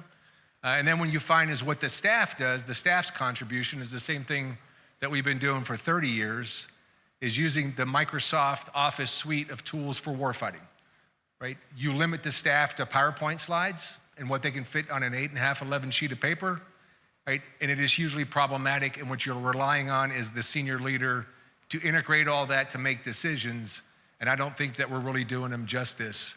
And where I come full circle is I was a customer of Palantir, and we used Maven Smart System, and it's a paradigm shift in terms of getting towards solving that problem. And I could talk more about that again. Yeah, so data-driven approach is certainly what matters. How do you see the change happening over the last 5 or 10 years in real life, in the lives of decision makers that have to tackle the issue of having so much data points, coming their way, but not necessarily kind of prioritizing well on which ones matter and which ones are just a noise? Yeah, I think I don't know that there's been a lot of progress in the last 5 years. We largely operate the same. In fact, I can extrapolate and take you back to what Eisenhower did in World War II. We're not far from that, right? We're digitized in the sense that some systems are automatically feeding data, but if you can't integrate the data, they're all separate pictures, right? There's very little fusion going on. Sure, you can fuse in the Intel space, but you need to fuse a lot of the things, with the Intel community with everybody else, right? And we struggle to do that, right? So that's one key problem, is that we have growth in domains, now space domain, cyber domain that we focus on, is getting those domains to integrate and be able to see common things that you need to see to make decisions. That's one aspect of it.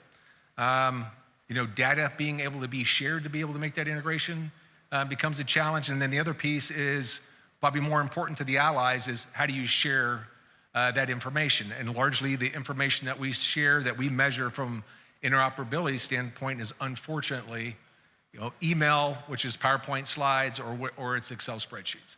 Right, and so that's the way most organizations still operate, and that's the struggle that we got to overcome. It's evolved a little bit, but primarily it's still a slide deck that folks are looking through, and it is stale information the moment the slide is made and collated.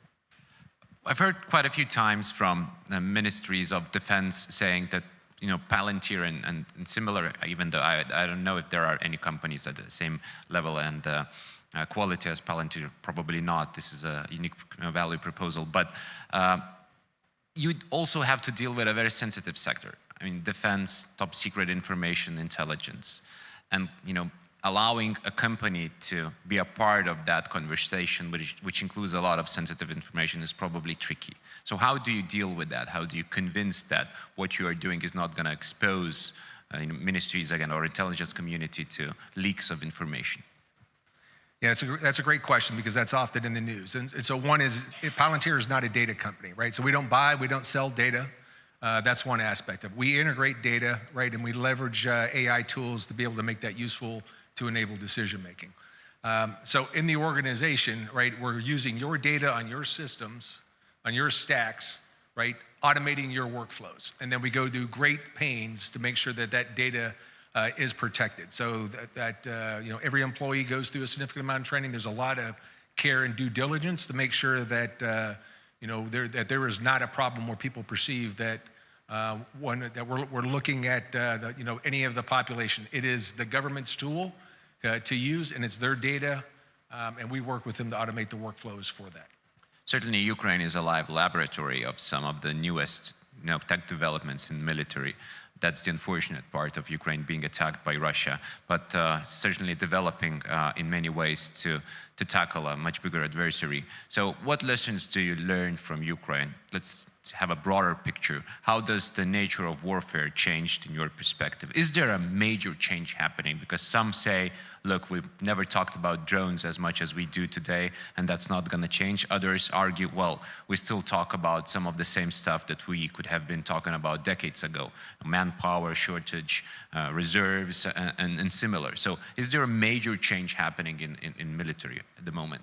Well, I think there's some change that we see. I think you know, the one that everybody talks about all the time is your collapsing kill change, right? So what's happening very quickly is all the sensors that are now on the battlefield, whether they fly, right, they're terrestrial sensors, or even in other domains, right? The information that becomes available, right, will make the, you know, will collapse the kill change. You can see things very quickly. If you can't act on it, you're going to miss an opportunity. So I think that's one aspect.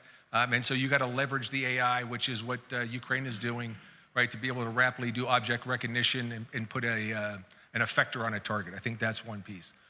You know, the discussion about mass still matters, right? A lot of people talk about that where unmanned vehicles, whether it's in the maritime domain or the air domain, right, that's an aspect of mass that is new, right? And it's, you know, the nature of the character of warfare, that's more along the character side of warfare.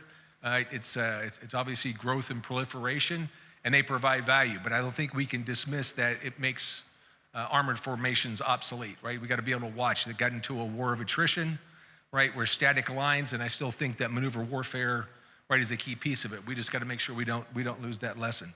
But I think the adaptation cycles are have accelerated over time, right? Is that we don't implement and learn lessons in months. We now learn it and implement change in weeks.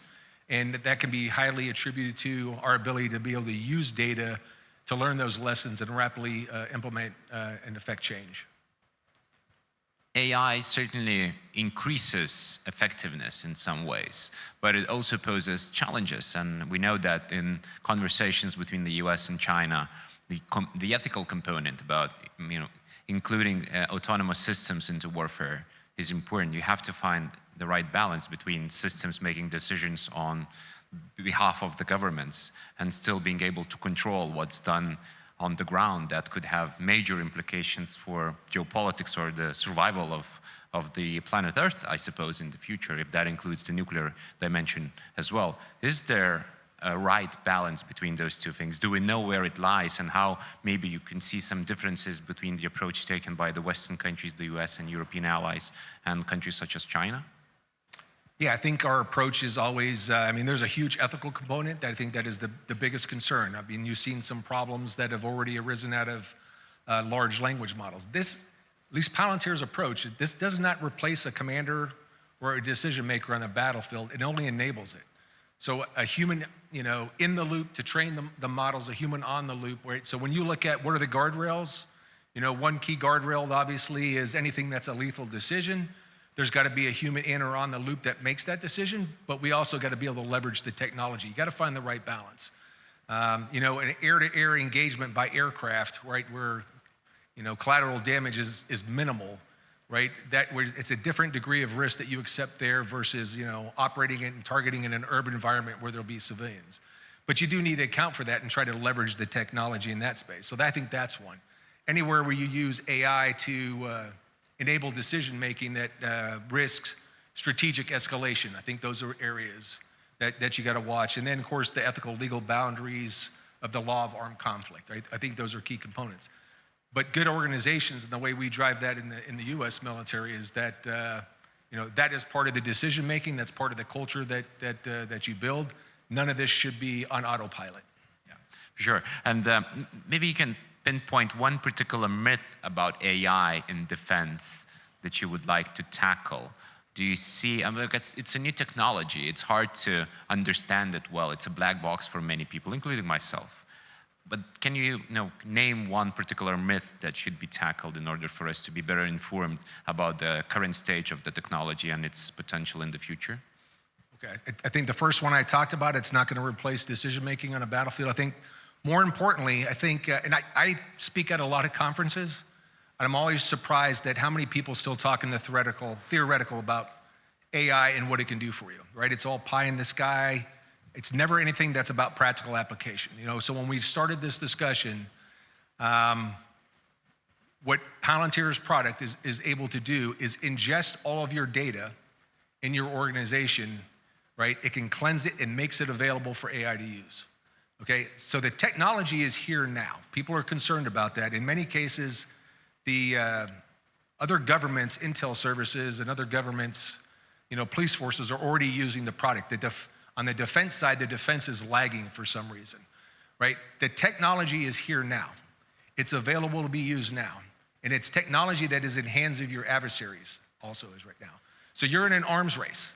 And the question is, do you want to be first and win in the arms race, or do you want to continue to wait, right, till it becomes perfect? It's never going to be perfect. Human interaction with the technology is the key piece of that. But you also can't wait for someone to come in and teach you what you need to understand about it. The biggest hurdle that you will have to overcome implementing these capabilities in your organization is your organizational culture. The technology exists. We can ingest the data. We can make sense of the data and layer on top of that AI tools that you can use and affect change immediately, right? But the organization, right, needs to be able to organize itself and educate the workforce about the tools that are available to you now. A black box is something that you plug in and you run and hope that it's going to solve your problems. The Palantir product is not like that. Forward deployed engineers is how we operate. So we come on site with the customer. What workflows do you want to integrate? And it's about pulling in those priority data sets, layering on top the AI tools to make your life easier, right? So this is about reducing the cognitive load in the staff in an organization, making sense of the data that's available to you in real time.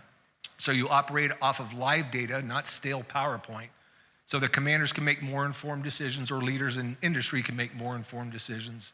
That's what this is ultimately about. And it's here, it's now, it's available. And how does that differ when you consider the differences of size and quantity of militaries? For instance, the United States and Lithuania are very different in scale. Does that differ, the leverage we can use, coming from technologies such as Palantir or AI in a more general way? So I think it scales. I think, when everybody claims, because the United States is great because it's so big, but it's also a bigger problem to tackle. So I think, everybody has an all-domain issue that you need to integrate all the domains of information that's available to you from all the domains that you do fight in. But moving to a data-centric organization and leveraging the AI tools is the best way to get after sharing. Almost 90% of intel that goes into the NATO C2 structure comes from the United States. We can't continue to limit ourselves to a Word document or PowerPoint document to share via email. We need to be sharing data objects, streaming live, and that's what we're trying to, get to. And then the 32, the other 31 of NATO benefit from that technology being available there. So coming to an end, by the time we meet next year, in November or December, what would you like to see achieved, again, in 12 months that are coming up in your area of work? And what's the biggest risk that you need to consider in trying to achieve that goal? Yeah, so it's not about what Palantir can do. The risk is inaction, right? Because right now, as I said, the technology exists. Coming into your organization, you can affect change, right, in a matter of weeks, just based on how fast you can integrate the data, right? If you continue to get caught up in lengthy procurement processes, right, I always tell people, what's the value of it? If anything were to go wrong, right, that's of data and information that's available to you, what's the value of that information for senior leaders, right, whether they're political or military, to make those decisions? So the risk is inaction on, you know, a potential customer's end. And, you know, Palantir is not trying to crowd everybody out of this, right? There's plenty of room for other companies to be able to participate in the process. Technology breeds innovation, right? People bring other unique solutions as part of the larger ecosystem. But I just think this idea of inaction, right, will also, you know, put at risk innovation. Major General, thanks for being here today.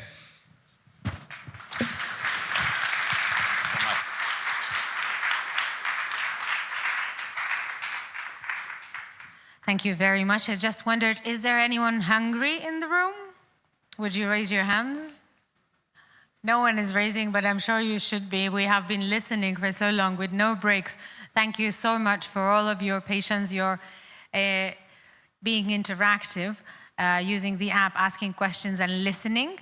We will have an entire hour for conversations and lunch, and I will kindly ask you to be back here at 3:15. So enjoy your lunch and see you in an hour.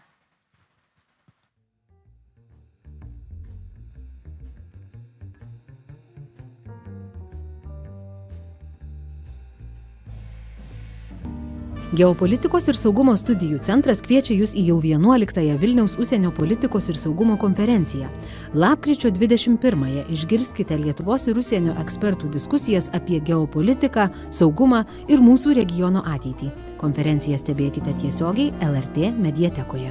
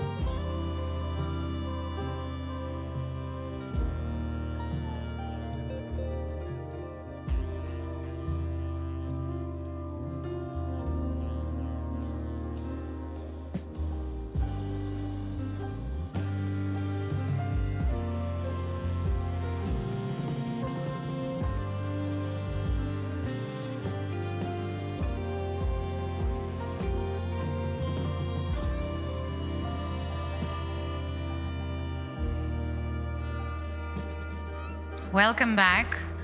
I hope you had a good lunch, and I hope that you are ready for 3 more panel discussions and at least 1 fireside chat.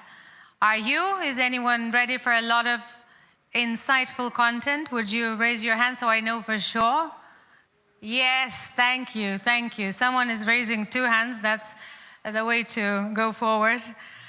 President of the Kiev School of Economics, Timofey Milovanov, is with us, and he will be talking to the Europe editor at the Radio Free Europe / Radio Liberty, Richard Jozwiak.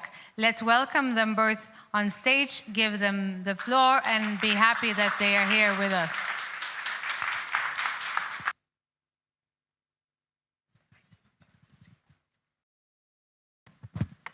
So let's kick off immediately. This is a fire chat, and it's also going to be quick fire, Tim, right? So we start immediately. Before I occupy Tim too much, I remind you that you also can ask questions, not by raising your hand, but scanning there, and so I get your questions on the slider. So if you have questions, please put them now. Tim, I guess we have to start with the already infamous 28-point plan. Yes. And once again, there seems like the Europeans are caught completely blindsided by this. So let's do a little thought experiment now. A very stressed Ursula, a very stressed Friedrich, a very stressed Emmanuel, maybe even a very stressed Gitanas suddenly have to call you and say, Tim, like, you know, we just saw this 28-point plan. What should a European position be? What would you tell them? So I don't know. I think I understand better the Ukrainian position. Of course, the Ukrainian public is rejecting it out front as a surrender plan by Russians and Americans this time. Fortunately or unfortunately, or very surprisingly, it looks like it is much more real than in previous times. That's what I sense from Kyiv right now, from the way the pressure is applied on Kyiv. Now, some of this, you know, if it's an opening bid, opening bids are always terrible, so you can work with this. But if it's an ultimatum that it is you know, take it or leave it, then I think we all in Europe are in a very treacherous, very awful, tragic position. So I think that would be my question. I would say, listen, we need to figure out if it's a negotiation or if it's an ultimatum. If it's an ultimatum, our strategy would be to get together behind Ukraine, say no, and continue to strengthen support. If it is a bargaining position, then we need to ensure sovereignty, independence, and real ability of Ukraine to defend itself with guarantees. So basically, these are the 3 questions. But okay, but is Europe united enough and strong enough, and also Ukraine strong enough to actually just say no? To just walk away and say no? Well, so I'm an economist, I'm a game theorist. I'm thinking in terms of counterfactual. So Ukraine now, I mean, it's great, we can make all the statements. The question is what kind of structures we can put in place to protect Ukraine or unite Europe. And, you know, Ukraine is, like, there is a question of fiscal support for Ukraine, even Q1, Q2, so there's a question of funding. There's a question of domestic political crisis caused by the recent corruption scandal. There's a question of the pressure from the United States. If the pressure from the United States, as I hear, is going to be extreme to the extent that they are willing to cut off intelligence, not allow Europeans to buy weapons for Ukraine, and let's say deny codes for Patriots, missiles and interceptors and all kinds of things, then the counterfactual for Ukraine is really, really tough. And we need all the support, political, diplomatic and financial, in order for that scenario not to realize. So it depends on how hard President Trump is going to drive this deal and want to get it so that he can move on his news cycle that he's trying to get out of. So I think that's is Europe united? Yeah, I mean, if this scenario is that Ukraine is going to collapse and with help of the United States, that Europe better be united. So you mentioned the economics bit. How important is it that the EU agree in December on a reparations loan for Ukraine? So it is important. Ukraine faces a gap of about, indeed, as earlier today, I think in the second panel we discussed it, of about $50 billion dollars or euros. And it can be covered by depletion of the central bank reserves and some bilateral help. But that's going to generate a credibility issue. So if the central bank, so this crisis in terms of fundamentals, Ukraine will withstand.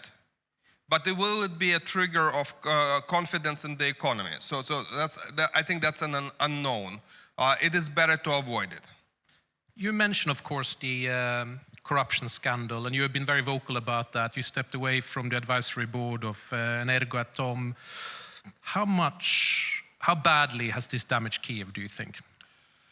I actually think it's an opportunity for President Zelensky and also for the government to, to demonstrate commitment to cleaning up issues. There are obviously issues, but I've seen how the Prime Minister has acted, and it's surprisingly more proactive than usual.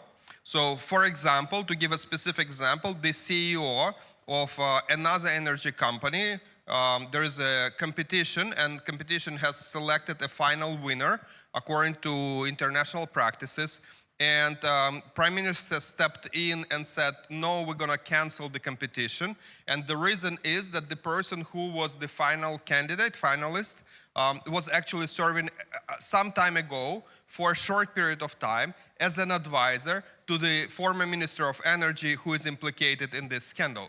So the government right now is moving beyond trying to work with the criminal investigation, but trying to isolate completely and get rid of anyone who is somehow related to people who were involved. So that's new for Ukraine, and I think that's the right way.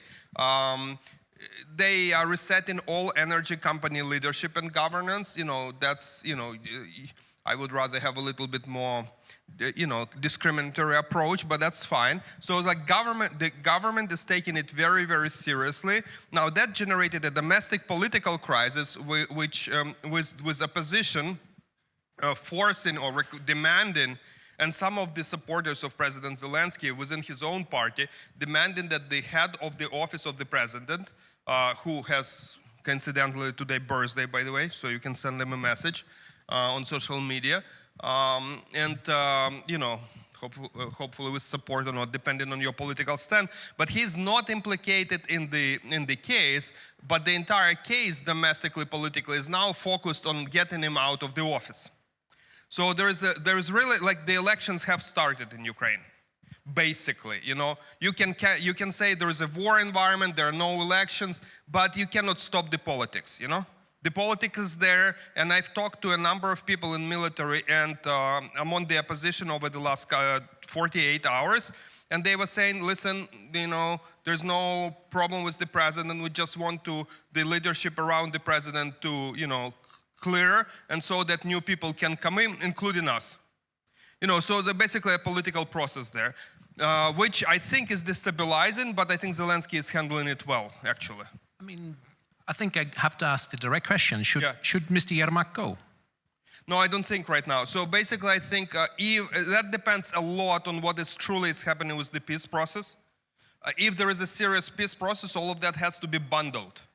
So Zelensky will have to get support from Europe to be able to get some kind of a bargaining position. Otherwise, he is on his own.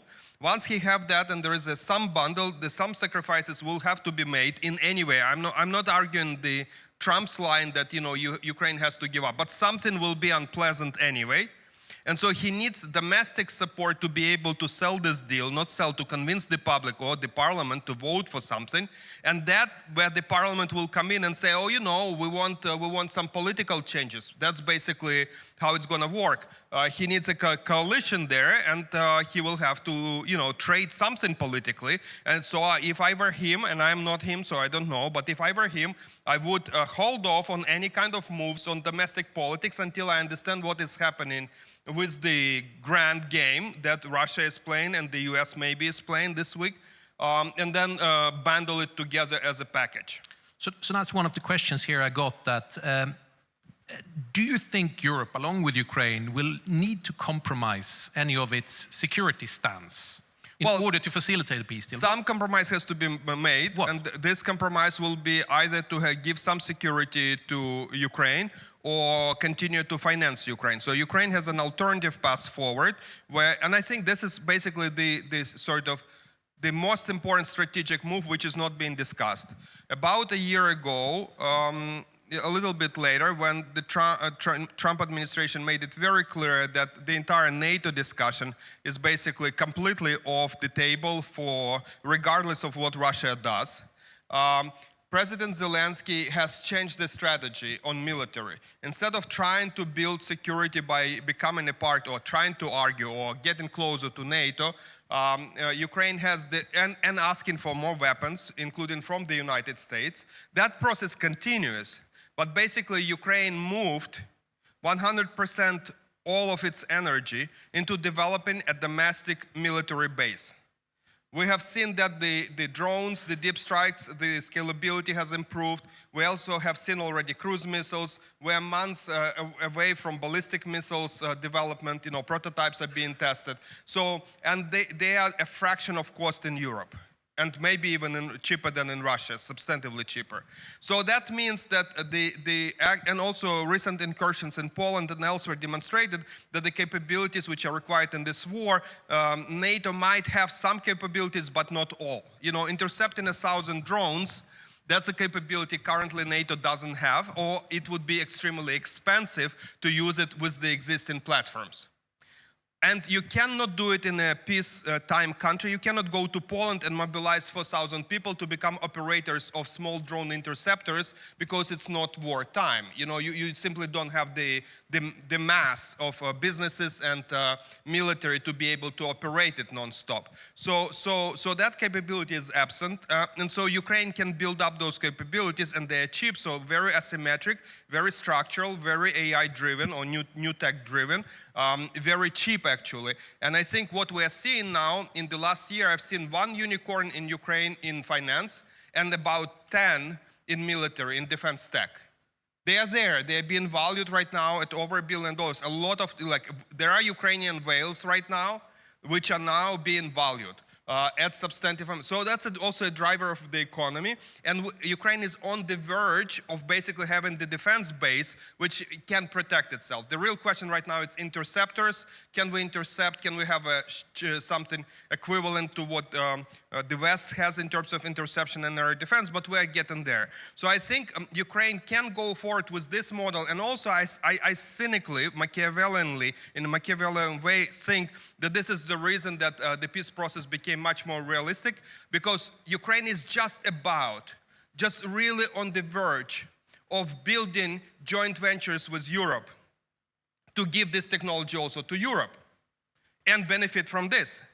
So suddenly, if nothing happens in 6 to 12 months, Europe will have the Ukrainian technology to resist Russia and will have these capabilities NATO doesn't currently have. That's not something Russia likes. It's in Russia's interest for that capability, basically for the politics to say, oh, there's no war anymore. It has been settled. Forget about joint venture budget. Today we talked about 5% commitment. Maybe go back and put it into social, expenditure. So let's not get the capabilities that we can defend against Russia. I think that's a blind spot, actually, on everything which is happening, but it's in the interest of Russia right now to sort of have everyone come down and say, listen, no war anymore, some processes in place, okay? But compromise obviously means that Ukraine has to bite the bullet on some things. And probably, looking from a 28-point plan, it could be some land will be lost, your Ukrainian military will be capped, and you have to say no to NATO. Is any of those acceptable? So NATO, I mean, you can say whatever you want on NATO, but this all can be changed, you know, given there is a political will in NATO, okay? So that, I think, is very difficult to enforce in practical terms, you know.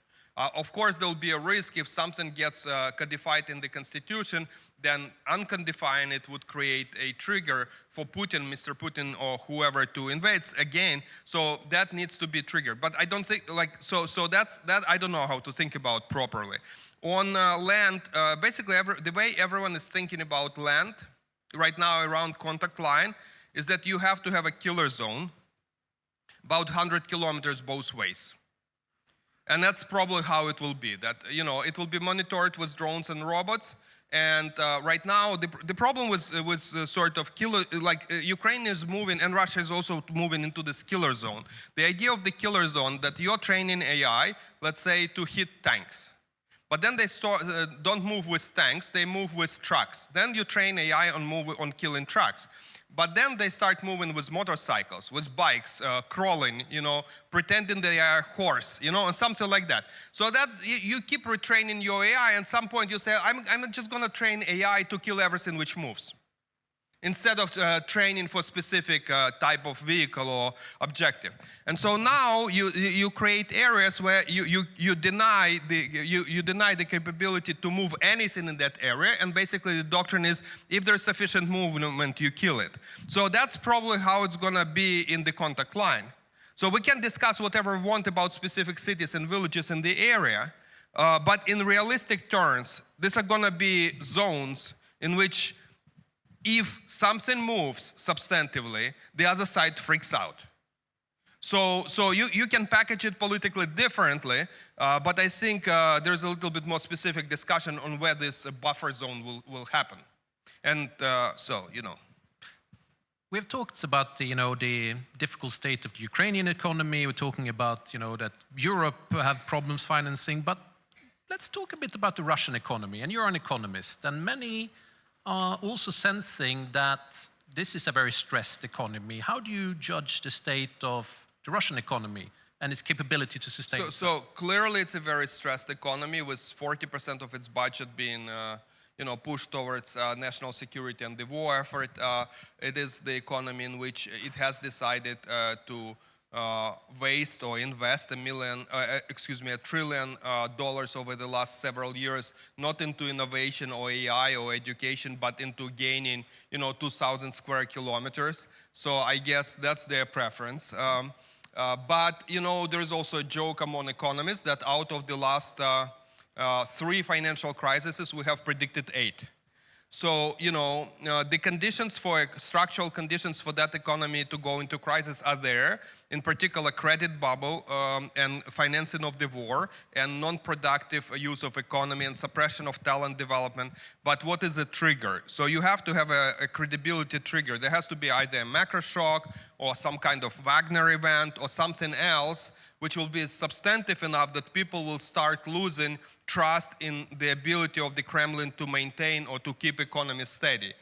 Can Europe, and I think that was the question we were discussing, generate and... Can they trigger that? Can the West trigger this? Yeah, absolutely. There are a million of tools you can do that, from cyber attacks on Russian ability to pay pensions to, denying liquidity through financial system or targeting some of the networks of intermediaries, who are doing some sleazy things in Europe and elsewhere. You can generate credibility crisis or just like the trust in the ability to continue to operate. But is there a political will to do that? Well, in principle, you can arrest all Russians who are somehow related to Russia, doing whatever they do in Europe and confiscate their assets. I mean, there are tons of tools you can. They are harsh. Some of them are non-democratic.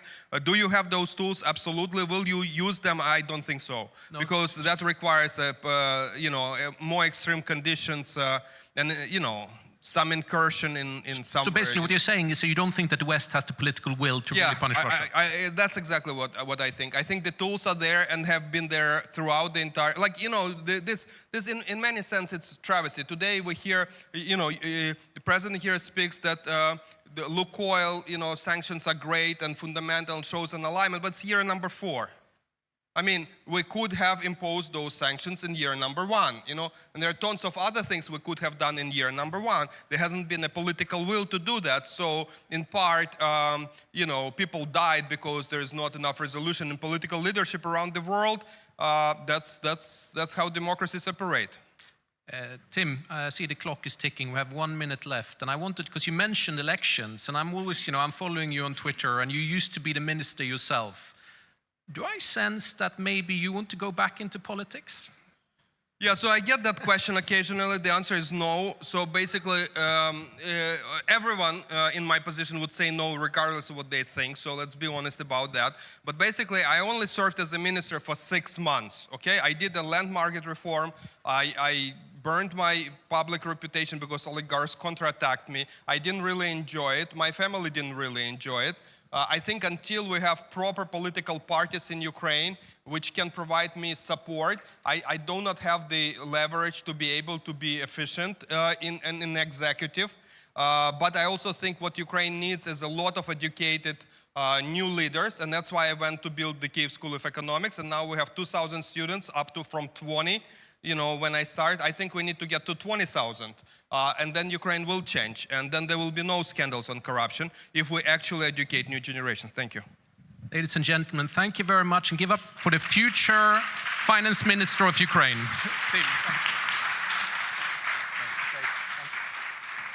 Thank you very much. Thank you for being so specific and so direct. Thank you for telling us that Ukraine needs many educated leaders. Out of the 3 crises, economists predict 8. I like that joke as well.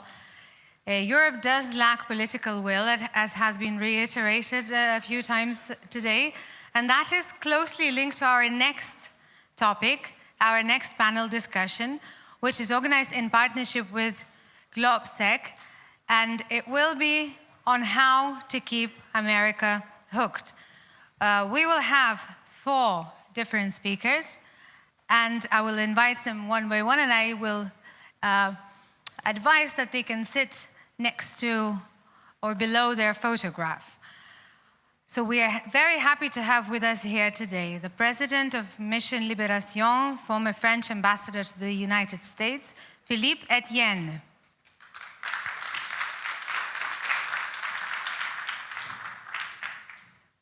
Welcome. I think this is the right time to take one of the chairs, and please be seated. Pennsylvania State Senator Doug Mastriano is with us too. Director of the Swedish Institute of International Affairs, Jakob Hallgren.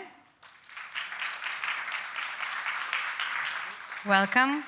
Member of the Lithuanian Parliament, Laurynas Kasčiūnas.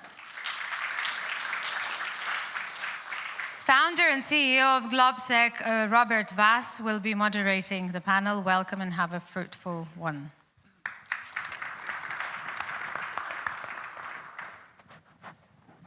Thank you very much. My name is Robert Vass. I'm the founder and president of GLOBSEC, and it is my great pleasure to be here. Congratulations, Linas, for a great conference.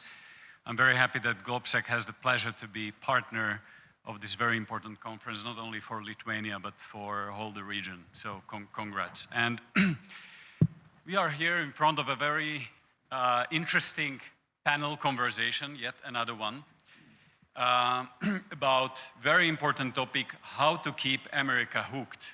I'm not going to introduce the speakers again because they were introduced by the moderator, but we have a very strong panel, and I hope that we will see some kind of also not only agreements, but disagreements and the real conversation and a debate. We are living really in one of the greatest systemic transformations since the end of Cold War. This is not just a period where we can sit and wait what will happen, and I think hope is not a good strategy. I think we will not come back to the transatlantic relations as we've seen them before. So this is really a systemic transformation. At the end, the world will look completely different. The rule-based order that have shaped global politics for decades is being tested from every angle. The Russian aggression, China's assertiveness, US shift to our more transactional approach. But this is all multiplied also by technological disruption that is redefining how power looks like. Europe in the last decades has been building its economic success on several things that I think has been false. First, on cheap oil and gas from Russia, that is over. On cheap goods from China, that is also over. And on cheap security provided by US, that is all over. So we have a huge investment gap in Europe that we need to fill very quickly because we are facing one of the most dangerous periods. But these dependencies have become also the vulnerabilities.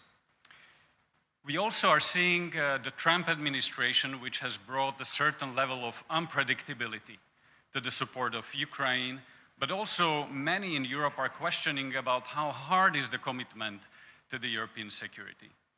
So the new Trump administration and the US is really a administration that has brought some kind of disruption to global politics. And disruption is not always necessarily bad. The question is, how can we navigate this disruption so we are stronger together? How do we navigate it in Europe that we keep America hooked in the European security, but not only in European security, but also in the multilateral system that has guaranteed the sovereignty and security for small nations like Lithuania, like Estonia, like countries of Central Europe. Because that rule-based order guarantees the same right for sovereignty and protection for small countries as well as big countries. And we are seeing some kind of shift also in here, where the big powers tend to trade territories of smaller countries. And I think this is a shift that we have to acknowledge and we have to also deny. So I think this is a good mix of questions, of strategic questions that this panel will try to answer. So let me start with Ambassador Philippe Etienne. You've been ambassador to the United States. You've been Sherpa to the French President Emmanuel Macron, so you know very well the European politics, but also the transatlantic politics. How can we balance the necessity for Europeans to do more and to do more in defense and security with the transatlantic link and with the clear goal to keep Americans interested in European security? And what would be the plan B if Americans would be retreating from Europe? Well, first, thank you very much for the invitation. Maybe in my title you ask what is the mission liberation. I will start with that because it was about chairing the organization of the 80th anniversary of our liberation, in particular of the D-Day, the Normandy landing. And in this capacity, I had to welcome in France the amazing American veterans, 102 years, who came to transmit their message to our young people and who received the Legion of Honor on the beaches of Normandy. So in this country, Lithuania, which I am so happy to be in again, where the notion of keeping the memory of our history and to learn from it is so important, I can tell you that this is for me a powerful message about not only the strong necessity, but also at the time where we see again the price of freedom, the dangers against our democracies, how much this link indeed is important. It is not only our history. At the same time, as you said, there is this, Robert, you mentioned unpredictability, but there is also what other panels have enlightened, which is the fact that the United States has moved, and everybody has moved in the world. There are new priorities. We know a bit also in France, the Indo-Pacific region, because we have some presence there.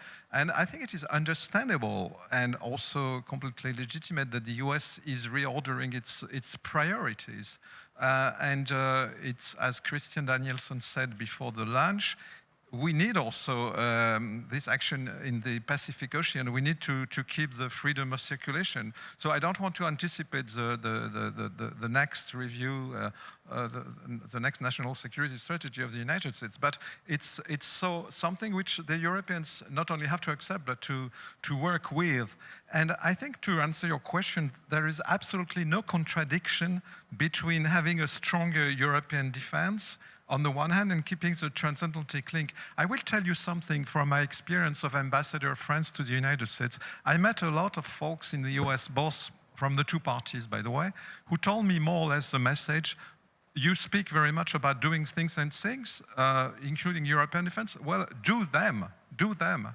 Be stronger yourself. So I don't think it is contradictory. I even think that we will keep because we want to keep the American commitment to the security Europe as much in France as in the rest of Europe.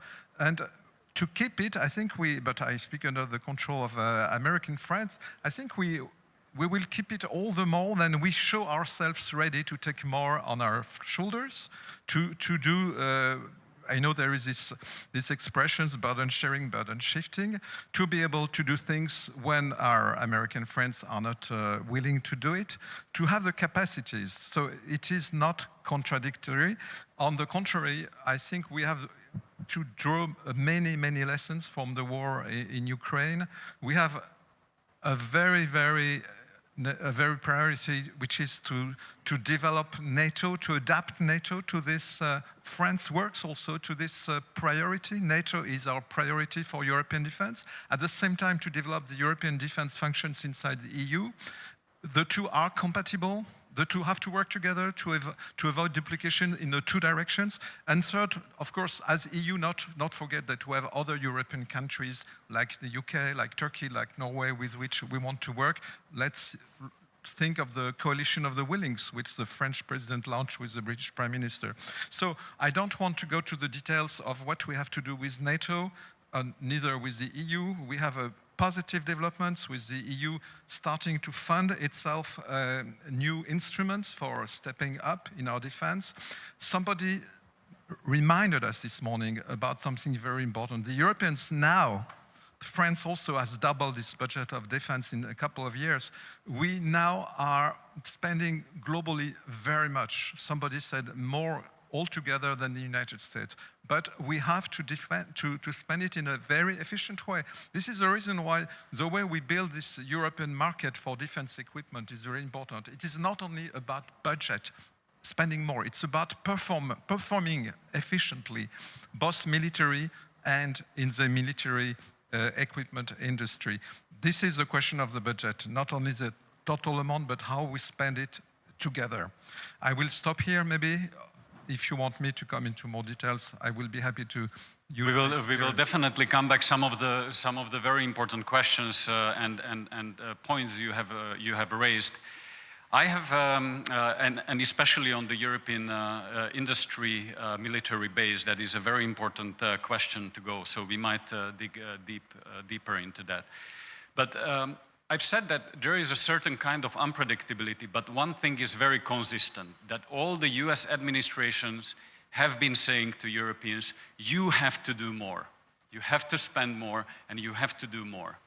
And I think the Trump administration has been very efficient in putting the right pressure on Europeans, because as a consequence, we have been able to raise the budget of NATO and of the European side of NATO tremendously up. So the outcome from the Hague summit is really a breakthrough, and I hope that we will also, that it will not stay at the commitments, but we will be able to also implement it. So, Senator, let me come to you. You are one of the leading politicians on the state level in Pennsylvania. You are an advocate for defense, for transatlantic affairs. So how can the state level politicians influence the transatlantic affairs, and how do you see Europeans from your perspective? Well, it's an honor to be here. Linus, thank you for an outstanding event as well, and it's great to meet so many of you. We are in partnership, separated by an ocean, but you see in the uniform there, I did 10 years in Germany during the Cold War, after the Cold War. I was an exchange student to North Germany as a kid a couple times. And so in many ways, my heart isn't in Central Europe. For Pennsylvania, we have, I think, the best partnership between a state and Lithuania. We have many state partnerships, but I think our friendship is so deep. The bond is really, really deep, and it reaches across a spectrum. And because of that relationship, Lithuania has a strong voice in Pennsylvania. To translate this, though, because not everyone here is from Pennsylvania, or may not even care, as far as your countries go, and to survive strategically, our alliance and our nations continuously have to adapt to the global environment. The environment's completely different. In the first Trump administration, only 5 of the 29 member nations were spending their promised 2%. Many nations were around 1%, lowballing the United States, hiding underneath the security umbrella we provided, and enjoying economic prosperity, social benefits, while the American people generally felt slighted. But that's changed now. Here we are 10 years later, and about 22, 23 nations are over the pledged 2%, and now on their way to 5%, especially in the case of Lithuania, that's going to set the standard for that in a couple months, it looks like. That's number one. If you want to have a voice at the table with Donald Trump, pay what you promised to spend. Just don't talk about it. Number 2 on my list here is buy American. And, I know France has a big defense industry, Germany does, many countries do. Everyone wants the money to be, spent on their own. But look what happened yesterday in Washington, D.C. The Prince of Saudi Arabia, once again, is spending an hour during an interview with Donald Trump before the world because he invests in America. He promised another $600 million in American industry. And that gets the president's attention. That shows respect. That shows a partnership rather than benefiting from an American security umbrella without paying your costs.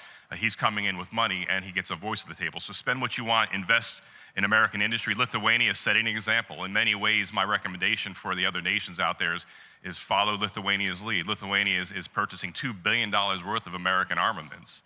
That gets you a voice at the table. You are now relevant to the America First policy.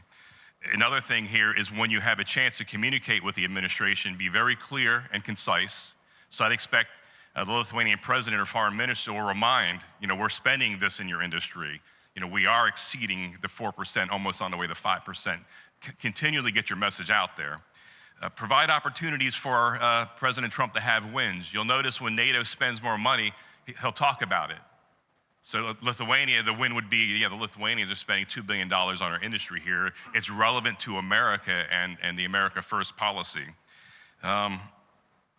Manage disagreements privately. Having a public dispute with the administration is suicide.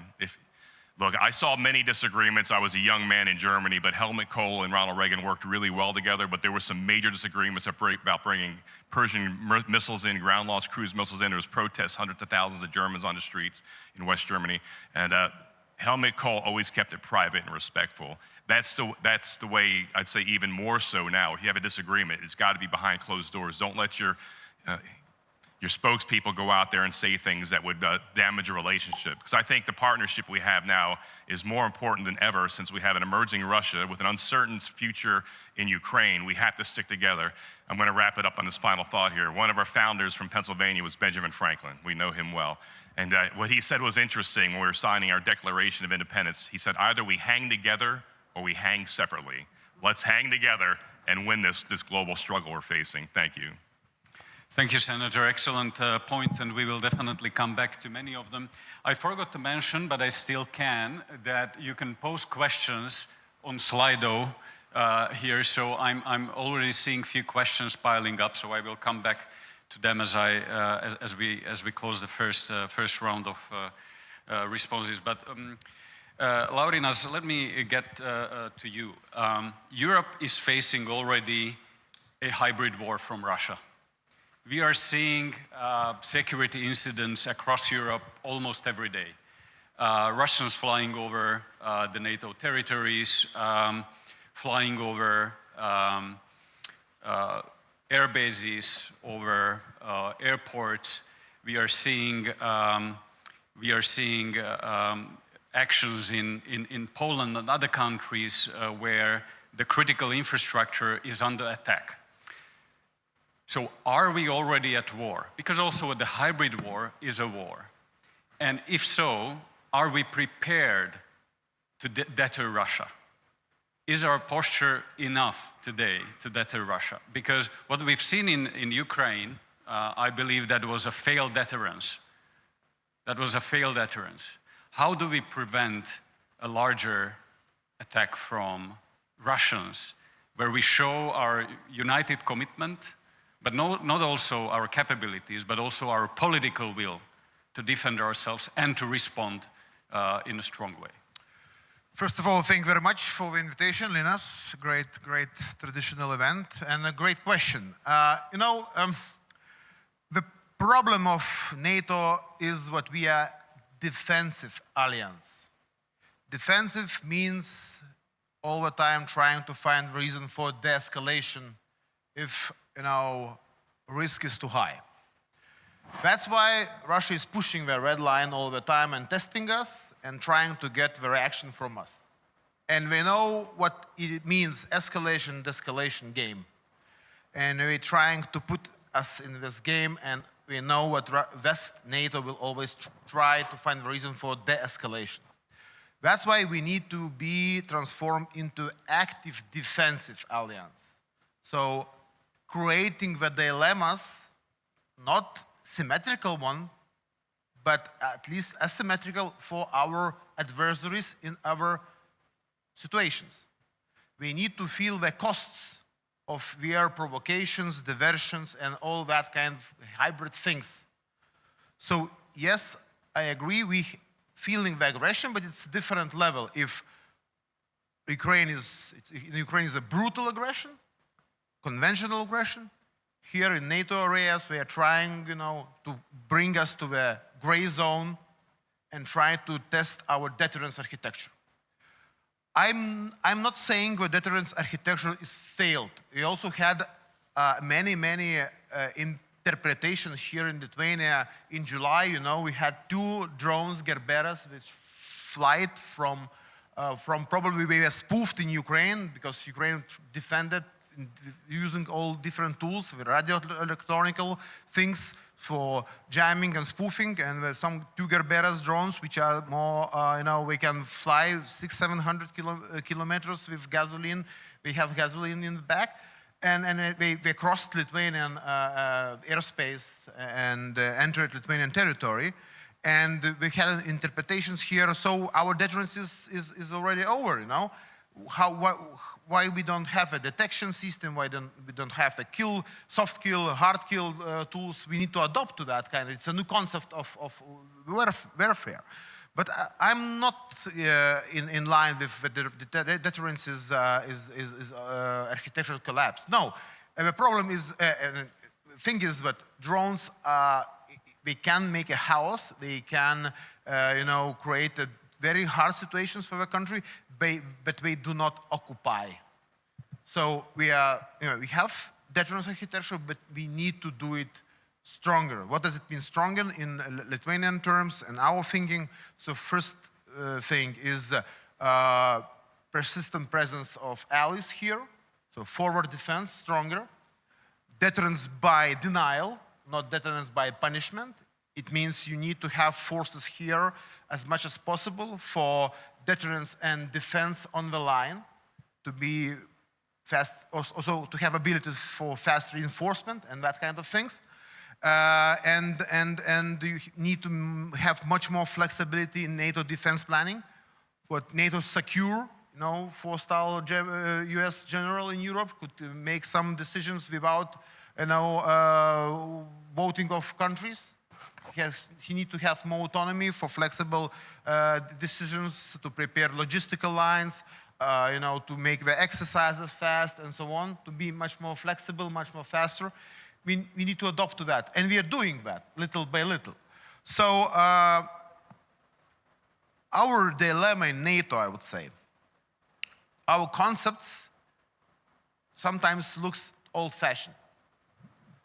Ukrainian war reality is the impetus for us to adopt our doctrines, not to stick to old doctrines. It's not easy when you're in peacetime, because all our generals, are also were taught by, old doctrines, and to adapt to the new is quite hard. With drone things, I remember discussion here in Lithuania, 2 years we have discussion, is it a echo of the war in Ukraine or is it a transformation of a war? Now we started to understand we need to implement that kind of thing, much more intensive. But I would say maybe lost 1.5 years or maybe even 2 years. So this is now a challenge for NATO to be an active defensive alliance, creating dilemmas for adversary and to adopt all doctrines. Excellent point, and I hope we would have just more time because we would need one more hour to react on all of the points you've mentioned. But a very strong point on active defense, which is important, and also your point on the escalation. There is a need to escalate to de-escalate, of course. Jakob, let me come to you. You have the privilege to be one of the last responders or the last responder, so you can already react on some of the points which were mentioned here. But let me ask you a question. There is an upcoming new US global posture review. What do you expect from it, and how should Europe adjust? Well, thank you, Robert, and thank you, Linus. Great event, great discussion. Really appreciate it. So on that particular question of the U.S. Global Posture Review, we've been waiting for it for a while, right? It was due in the summer, I believe. I don't know when it is actually due, so I'll have to go according to the rumors that are kind of coming out. And I think in Europe, as I think this discussion has shown, we understand that for the United States in this epic tectonic rivalry with China, there are new priorities. And we realize that we need to step up not only funding-wise. Hague was, of course, a milestone, but actually in creating real world fighting capabilities. And EU is the great enabler there.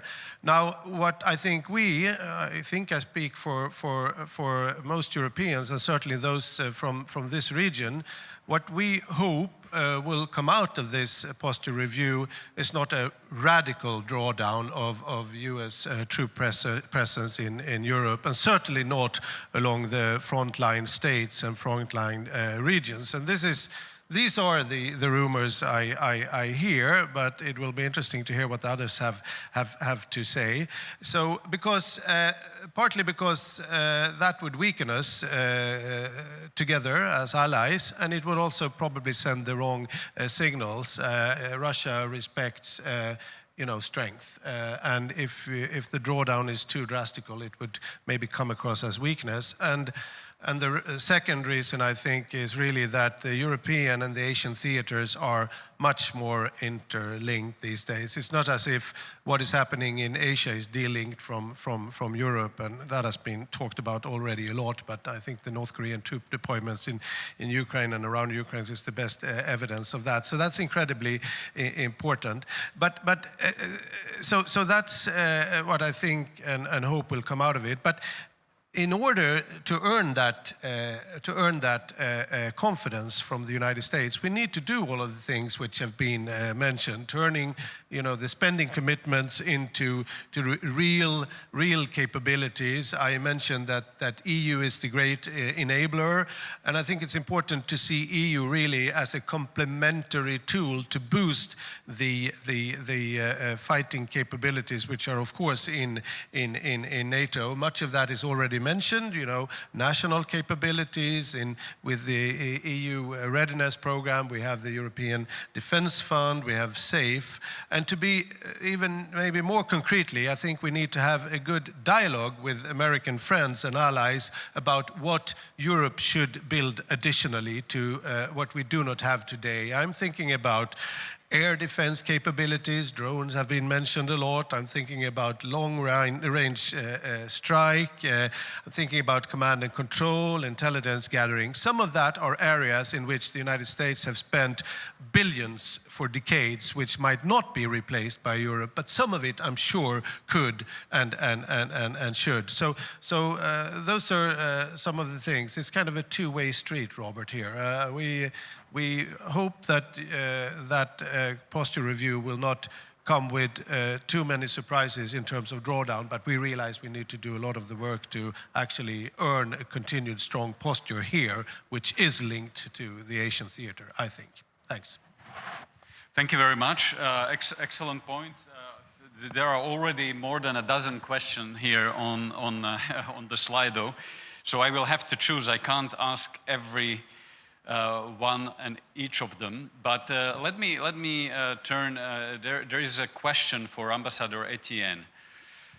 Will France extend its nuclear deterrence to NATO as the UK has done since 1961?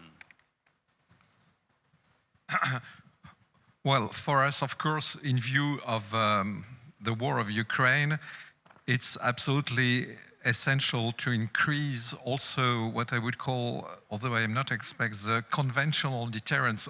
Everything you have said to how to learn the new grammar of escalations, of strategic communication, all of this, we have to learn a lot. But of course, the nuclear deterrence on top of that remains absolutely essential and has been essential in the Atlantic Alliance. And our nuclear deterrence, our independent nuclear deterrence, is part of this.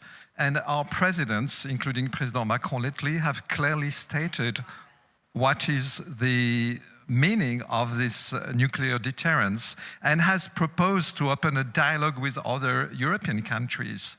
It is not about replacing the American nuclear deterrence. I heard somebody on this stage saying that we don't want to replace the nuclear. Of course, it has never occurred to us. This is something which we want to discuss with our European allies, because you cannot stop at the French border what we call the vital interests, of course. So this is something we have proposed to discuss. This is the notion. We want to have a conversation with our European allies without saying we want we think we can replace the European deterrence. And here, may I make one more point on the military industry?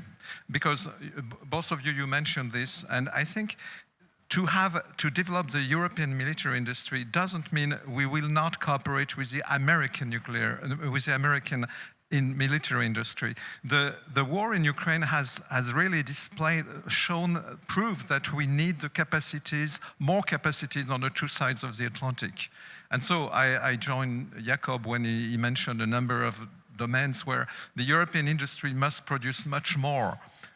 And I know the example of France because I was ambassador to the US, and we also buy really important essential capacities in the US industry, but we need to reinforce, it is one of the lessons from the war in Ukraine, we must reinforce what we call the industrial and technological base in Europe of this defense industry, which is again not contradictory with cooperation. Let me stay at this question because there are a lot of questions in this regard in Slido, because many of the questions are referring what Senator said, buy American and invest in Americans. But also there are a lot of questions, for example, one that wouldn't it be more smarter to turn it around because we need to invest in ourselves in Europe.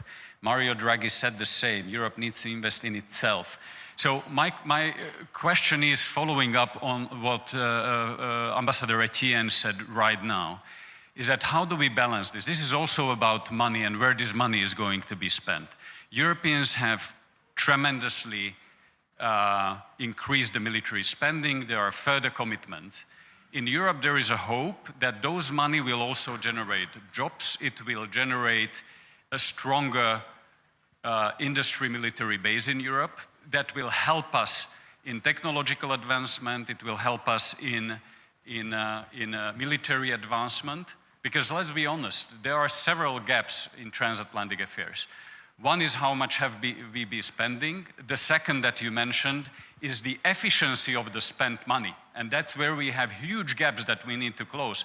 Because sometimes we are spending a lot, but as we put it together, sometimes it's smaller than the sum of all that what we put together because of the bureaucracies and inefficiencies, etc. And the third gap, which is really huge and it's growing, is the technological gap. And that's where we are lacking behind. We are not able to catch up. So how can we invest in Europe, but also bring the US companies with us to make sure that they are part of this renewed European industry military base that needs to grow? Because we've seen also in Ukraine that it's all about tech and it's all about the scale and ability to produce. And we are not there yet. So this is a question that is combining some of the questions from Slido to all of you as a reaction also for what you said at the beginning, but what Philippe Etienne... yeah, I was watching the comments roll in as I made those remarks. I know it's not popular or well-received maybe from the major European powers. I get it, you have a massive defense industry as well as Sweden and so many other countries do, but I'm just offering you advice, take it or leave it. If you want a seat at the table, Donald Trump wants results. He wants to see investment, and that's how you do it. And Lithuania, you've done it right. $2 billion in aircraft and infantry assets and Javelin missiles. That gets his attention. That's more than a Saudi prince offered yesterday, $2 billion. I think he offered $600 million in additional investment. That message needs to get into the White House, and that's how you get a serious voice at the table, because you show you're investing in America, you're showing partnership. I think I like to compare it to my experience in NATO. 4 years in NATO, 3 deployments to Afghanistan in NATO with NATO brothers and sisters from Lithuania and elsewhere. I led the one center that had 80 men and women from 18 different countries, and we stood together. I wasn't in front, I wasn't behind. We stood shoulder to shoulder against our common enemy. I think this is symbolic at the strategic level when you invest in America when you can, that it's showing Donald Trump that we have a partnership. That's just the reality of today. And so take my advice if you want, but if you want to be taken serious in the Oval Office there, invest in America, show partnership and friendship. I know there's critiques about public disputes and what have you. Don't be one of those people making a public fight with Donald Trump or his administration. You will lose in the end, and your country will lose in the end. He's been very clear. He expects people from other countries to have their country first. America first, we're Americans. We expect you to put your country, but be practical as well. The strategic environment is dynamic. The last thing that I have never seen before, living 10 years as a soldier, in Europe and watching Americans die in training accidents many, many times, especially during the Cold War, we had so many in Europe at the time, that it would be hardly noticed by the local media. It'd be an article, an A-10 crash, an American pilot died, or somebody was run over by a tank. What Lithuania did in March, when 4 of our soldiers from the 3rd Infantry Division died tragically in that training accident, your nation stopped. You moved heaven and earth to rescue our 4 men, and then the honor and homage you paid them and respect. I mean, this catches the attention of not just our president, but the entire nation. And for that, I say on behalf of America, thank you for taking care of our men. Thank you. Any thoughts, Jakob? Very briefly, I think that's exactly, of course, the way you should treat the fantastic contribution that America brings to European security. That I think that should be standard practice, of course. Now, I just wanted to say, representing or coming from a country with slightly outsized defense industry in relation to the size of the country, that it's possible to combine. Just look at the Gripen fighter. It's got an American engine. So whatever Gripen fighter is sold is providing a lot of jobs in America, and there's always all of those offset arrangements every time. So I think the suggestion is not that Europe should not have a defense industry. It is making sure that we do not set up rules which say that we are not allowed to buy American, which would absolutely not be possible from, I think, a Nordic or a Swedish point of view, but to buy whatever is possible while also building and addressing the fact that Europe's defense industry is still too fragmented. And there we come to issues about national crown jewels and so on, which is difficult, but that, I think, is something that needs to be overcome somehow. Yeah, many ideas. I was a defense minister of this country, for short but intensive 8 months, and I was a big advocate of Buy American approach. And I know what works with Trump administration, and thank you, Senator, for your advices, recommendations, reality check. I mean, and we should, we should understand that it's a new reality, and we should, adopt to that. And yes, of course, Lithuania is buying more than 20% of all our procurement is Americans. You mentioned javelins. We are second biggest buyer of GLTVs, Oshkosh, HIMARS, and that kind of things. So we are doing that.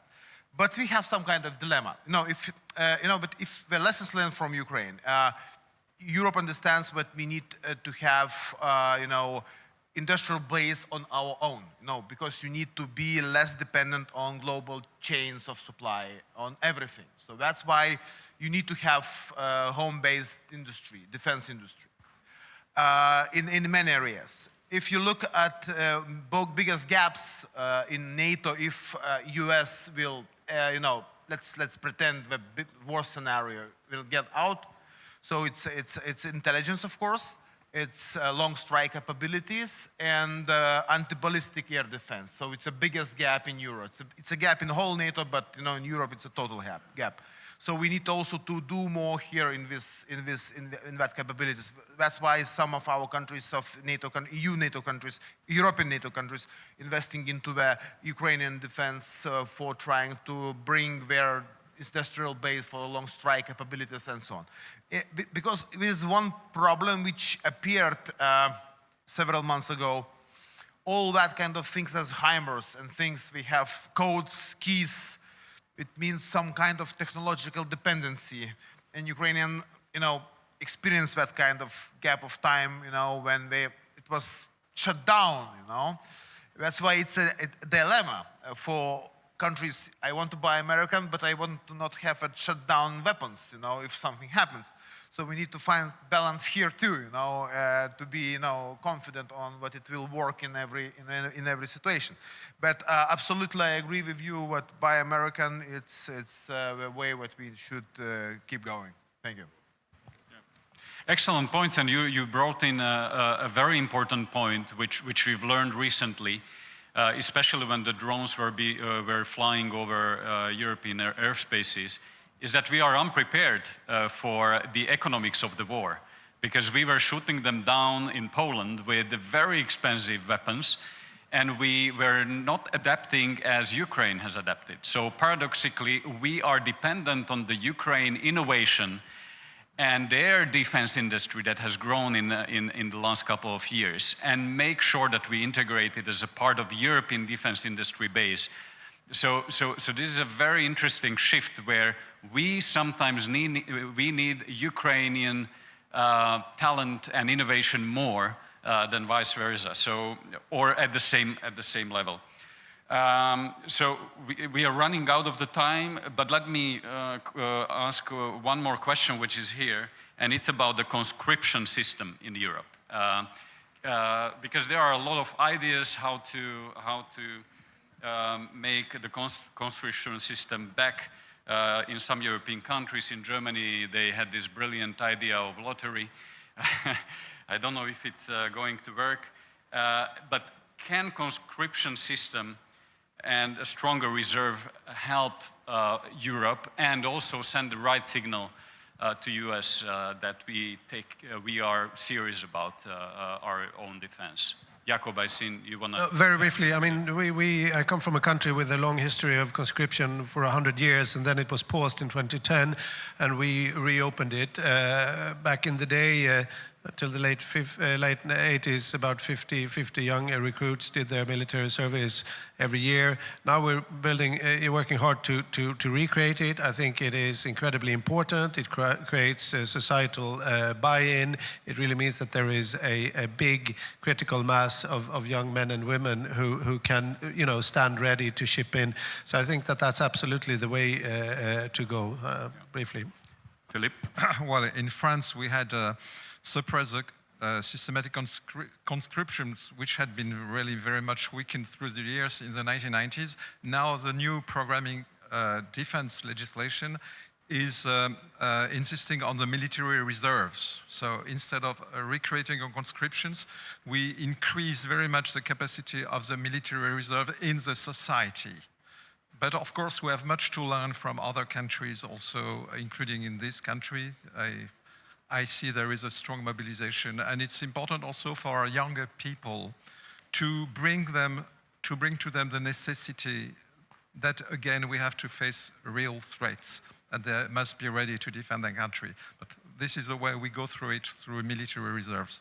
Thank you, and I see that you want to react as well. We have conscription. We also stopped in 2007. Now renewed that. It's based also on lottery. Now we are moving on idea what every young man who is after the school should be invited to the army, and then to decide to go to the army, professional army, or to go to active reserve. But I would say that if you want to defend our countries, especially talking about Russia, we need to understand it's not about only regular forces. It's about the nation will to defend the country. So that's why conscription, military reserve is a vital thing. We should change the mindset. And because, Russia is using quantity which in the future becomes quality.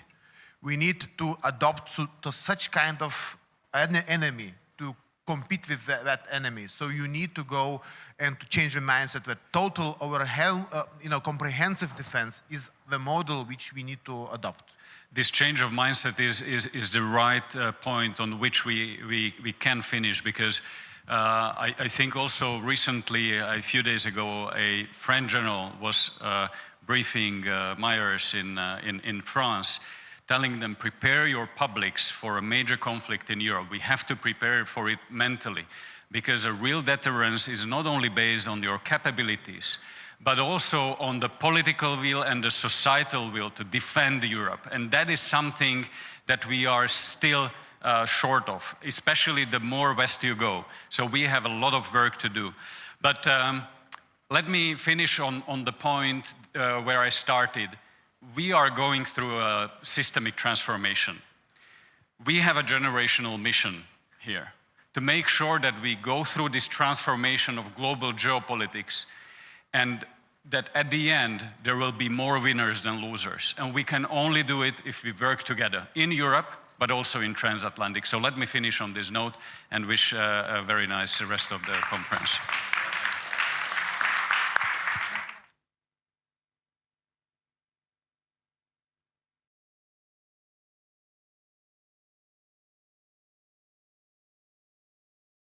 Thank you very much, dear panelists, for this heated debate. Drones create difficult situations, but they don't occupy. We are dependent on Ukraine's innovation. The idea of NATO as an active defense alliance. We should change mindsets with regard to conscription. These are just a couple of takeaways that will lead us to our next discussion, where we will ask what makes countries safe. And that panel is organized in partnership with RAND Europe. We'll get 4 solid, impressive speakers and a moderator. I will invite everybody one by one. Whenever you hear your last name, do take a chair and please be seated. Senior Vice President of the American Foreign Policy Council, Ilan Berman.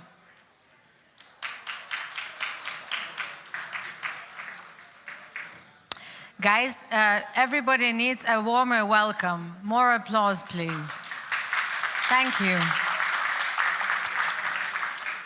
Executive Director for National Security at RAND Europe, Ruth Harris. Chief Executive Director of Japan Institute of International Affairs, Tomoyuki Yoshida. Welcome. Director of the International Center for Defense and Security, Kristi Raik. Last but not least, a research fellow at the Association for International Affairs, Dominic Pressel. Have a heated debate as well. Thank you for the introduction. I'm not going to introduce my guests since you've already all been introduced, but thank to all of you for being here. Thank you to the audience for being here, and thanks to the organizers for organizing this excellent event. My name is Dominic. I'll be moderating this discussion, and we're going to be talking about the other, sometimes less discussed aspects of what actually makes countries safe. Because we often talk about quite a narrow scope of what we mean by security. We talk about conventional military, we maybe talk about things like hybrid warfare, but the actual definition of what makes us resilient, what makes us safe, is much broader. And it encompasses things from economic safety, economic power, economic warfare, to nuclear safety. And I'll be talking about all of that with my excellent guests here. So let me start with Mr. Yoshida, because we have quite a geographically diverse panel. So I'll start with a guest who's representing Japan and who's coming from the furthest from here. And when it comes to economic security, Japan is in quite a unique situation because it is one of the biggest economies in the world. It's, I think, the 4th largest economy, which obviously gives it a certain geopolitical advantage. But also the challenge it's facing is coming from China, which has a much larger economy. It has a significant economic influence, and it has a control over manufacturing chain. It has access to a large amount of technology that we all use. So in that sense, Japan is also facing a disadvantage. So how is Japan approaching both of that, both this advantage and the disadvantage, and what can we maybe learn from that here in Europe? Okay, thank you very much for inviting me this wonderful occasion opportunity. I would like to point out the holistic manner, the defense efforts that Japan is promoting in this respect. Some of the things may be the answer to your direct questions. The security environment surrounding Japan is getting increasingly severe. As you pointed out, of course, China's massive military build-up, as well as the North Korea's program of the development of the mass destruction weapons, nuclear and missiles, and also the mutual engagement among the countries like China, Russia, and North Korea. Therefore, we are surrounded by their nuclear possessors. Believe that one of the most severest security environment. The threat is coming just not from the traditional land, air, and sea, but also the hybrid and the gray zone offenses as well. So that Japan has to address 2G's growing threat entirely. Therefore, I would like to elaborate that the 4 points of the defense efforts, the security efforts of Japan. The first pillar is, of course, the defense capability development. Government determined to double down defense spending. Originally, just 1% of the GDP a couple of years ago. Now the target is 2% of GDP. And the Prime Minister, who took office quite recently, moved up 2 years earlier than original plan. And also the position of the deterrence capability, the long-standing, the counter-strike long-range standoff missiles, to enhance our deterrence and response capability, together with the deterrence provided by the United States. So while ensuring the upgrade of the US, the alliance with the US, at the same time, Japan is stepping up development of its own defense capabilities. And the second aspect is the defense R&D and the industry development. enacted the law to allow government to assist directly the defense industries, and also facilitate the private-public partnership and the application of the cutting-edge dual-use technology for defense purposes. And also, Japan engaged the international joint project of the GCAP, development of their next-generation jet fighter with the United Kingdom as well as Italy.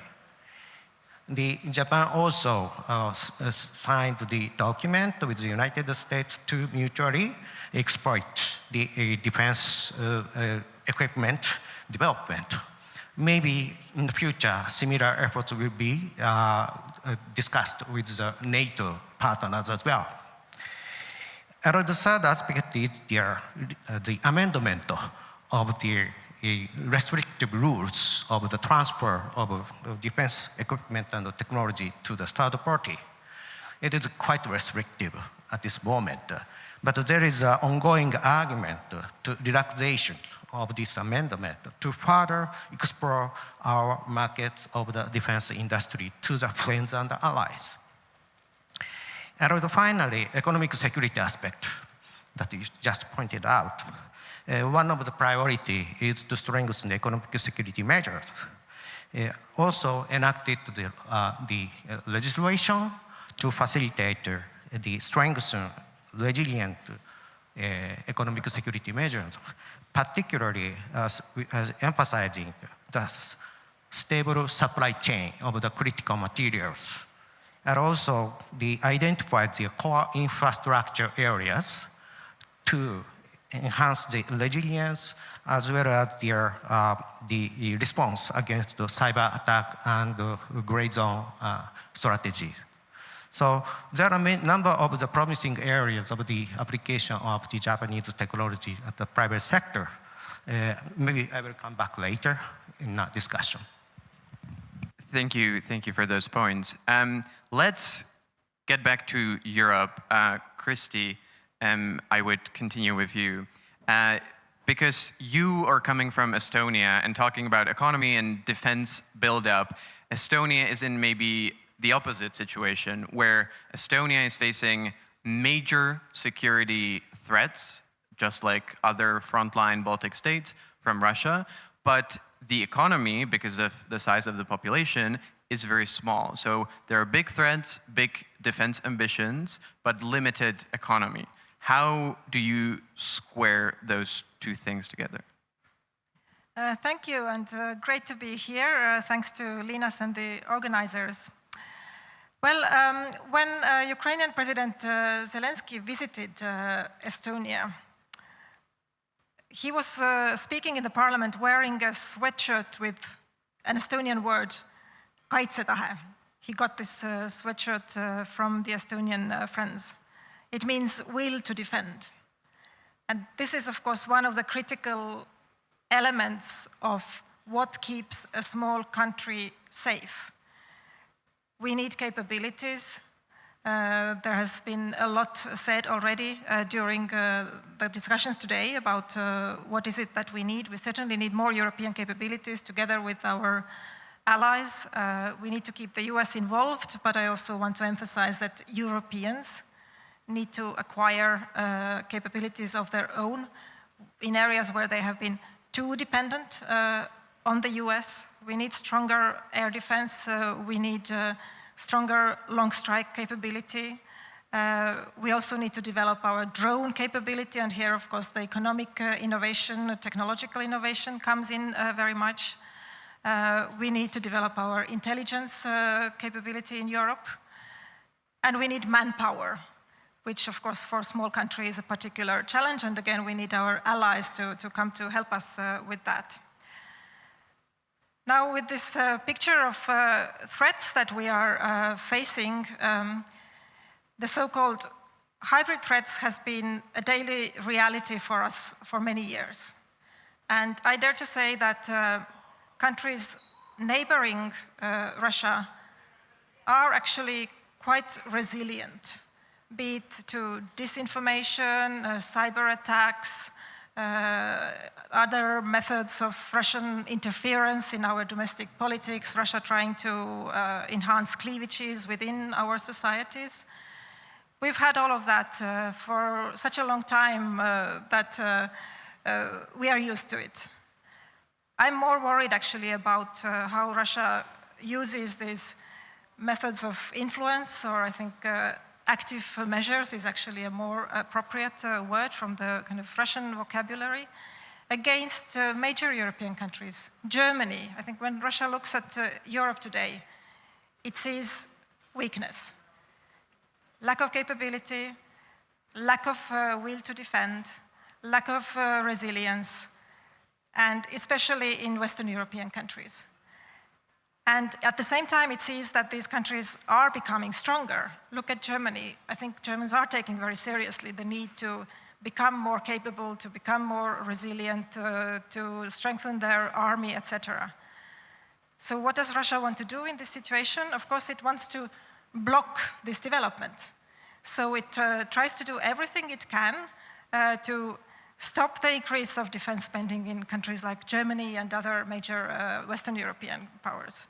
It wants to increase the cleavages in German society in order to reduce support for the current defense policy direction and reduce support for Ukraine in society. So this is where I think the big Western European countries can actually learn from countries like Estonia about how to counter these Russian methods of influence and kind of how to live with them and how to strengthen our defense capability nevertheless and not let Russia kind of divert our attention and create these cleavages that it wants to create within and between European countries. And just one final point, when we think of what makes European countries safe, and in particular countries neighboring Russia, our efforts have to start from Ukraine. Russia has to be stopped in Ukraine if we want to prevent a war between Russia and NATO.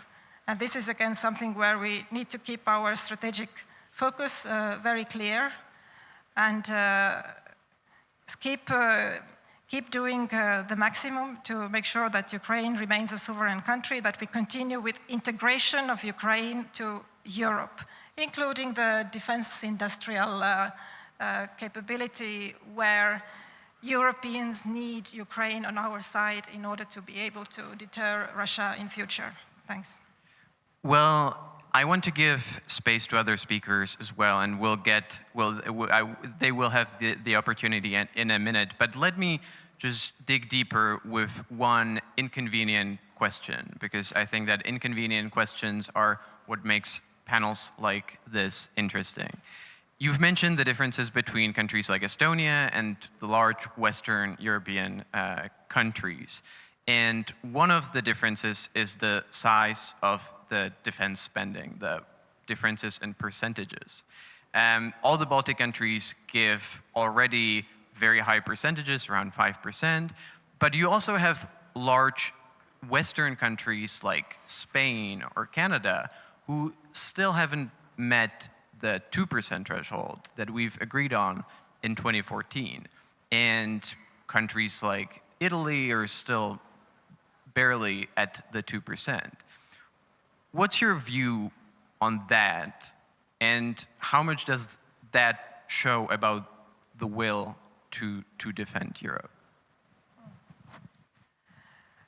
I do sense an increasing sense of resentment in northern part of Europe at this situation where we agree all in principle that Russia is a long-term threat and we have made our commitments to increase defense spending, and it is only happening in a handful of countries in the northern part of Europe and not the rest. So, of course, this is a problem, and certainly Russia is watching it closely. What a small country like Estonia can do, I don't think there is much point really to lecture others. The Estonian approach has been to try to lead by example. Just keep doing the maximum we can and use our power of persuasion and our model, and also showing that it is possible. Because what we often hear from the Southern European countries is that, oh, but for us, because of socioeconomic reasons, because of our healthcare, education, etc., it is impossible. Well, then we can say, do you think it is easy for us? I mean, we also need to find the ways to invest this money in defense, more than 5% of GDP next year. And it comes at the cost of something else. But it takes then political vision and leadership to explain to the people that we need to do it. I understand very well it is much more difficult to do in Spain, where Russia is far away. So the arguments have to be a little bit different in different countries. But for the Spaniards, I think what they need to understand is that if we fail together in deterring Russia, and if we fail to prevent a broader war in Europe, then we will not have the EU as we have had it during the past decades. We lose the basis of our welfare in Europe. The integration model will collapse. Our common market will collapse. So the stakes are just so high. And I hope the politicians all over Europe will find then the right arguments to persuade their own populations. Ilan, let me ask you about the same issue, but to ask for the view from Washington, because you're the only American on the panel, and America is maybe the only country that actually has the ability to pressure European countries into much higher defense spending, as we're already seeing, but we still do have these large, quite wealthy countries that are lagging behind quite significantly. And we are getting into a situation where it's a bit of a two-speed Europe, with Nordic and Eastern Europe on one hand and Southern Europe on the other.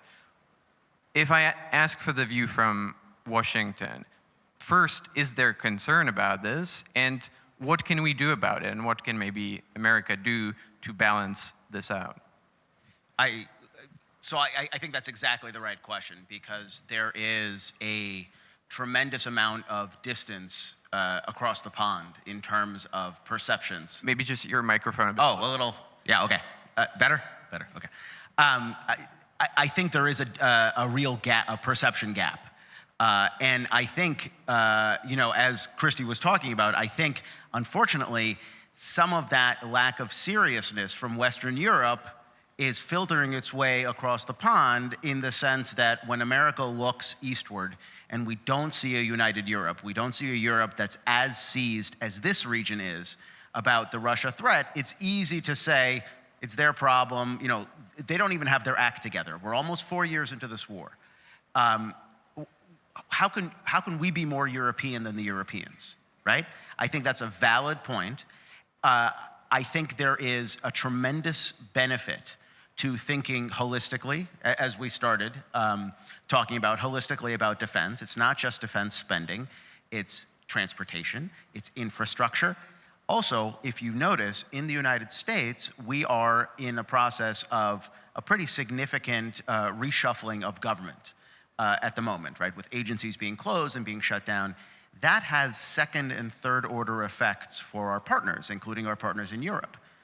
For example, on the disinformation front, we are rapidly getting out of this game, at least for the moment. And Dominic, I know you've worked on this issue like I have.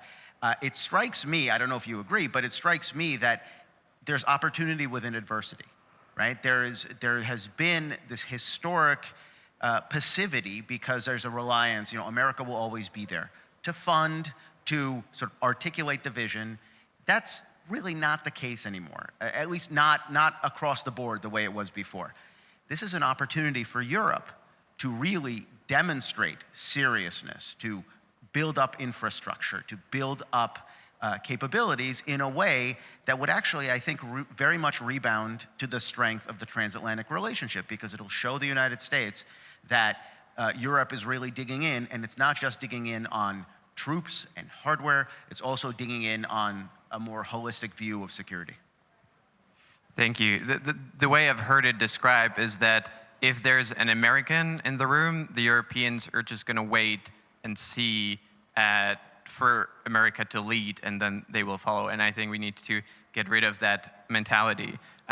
Ruth, let me ask you. You advise a number of European governments on issues of defense, national security. And when it comes to defense spending, this summer, all NATO members have given the pledge of spending at least 3.5% GDP on defense by 2035. But that's 10 years from now.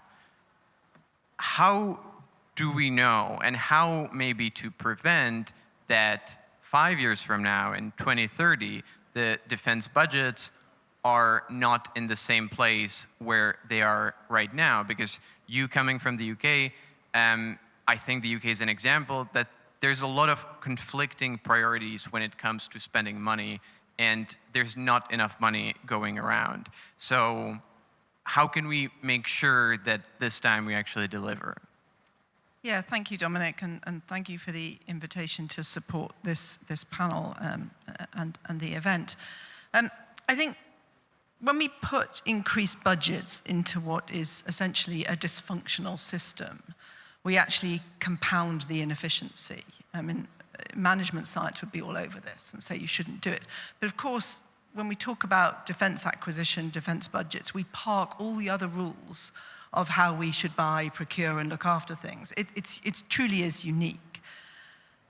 But if we look across Europe, there's 130 different platforms. That means there's 130 different supply chains. In the US, for example, there's 30.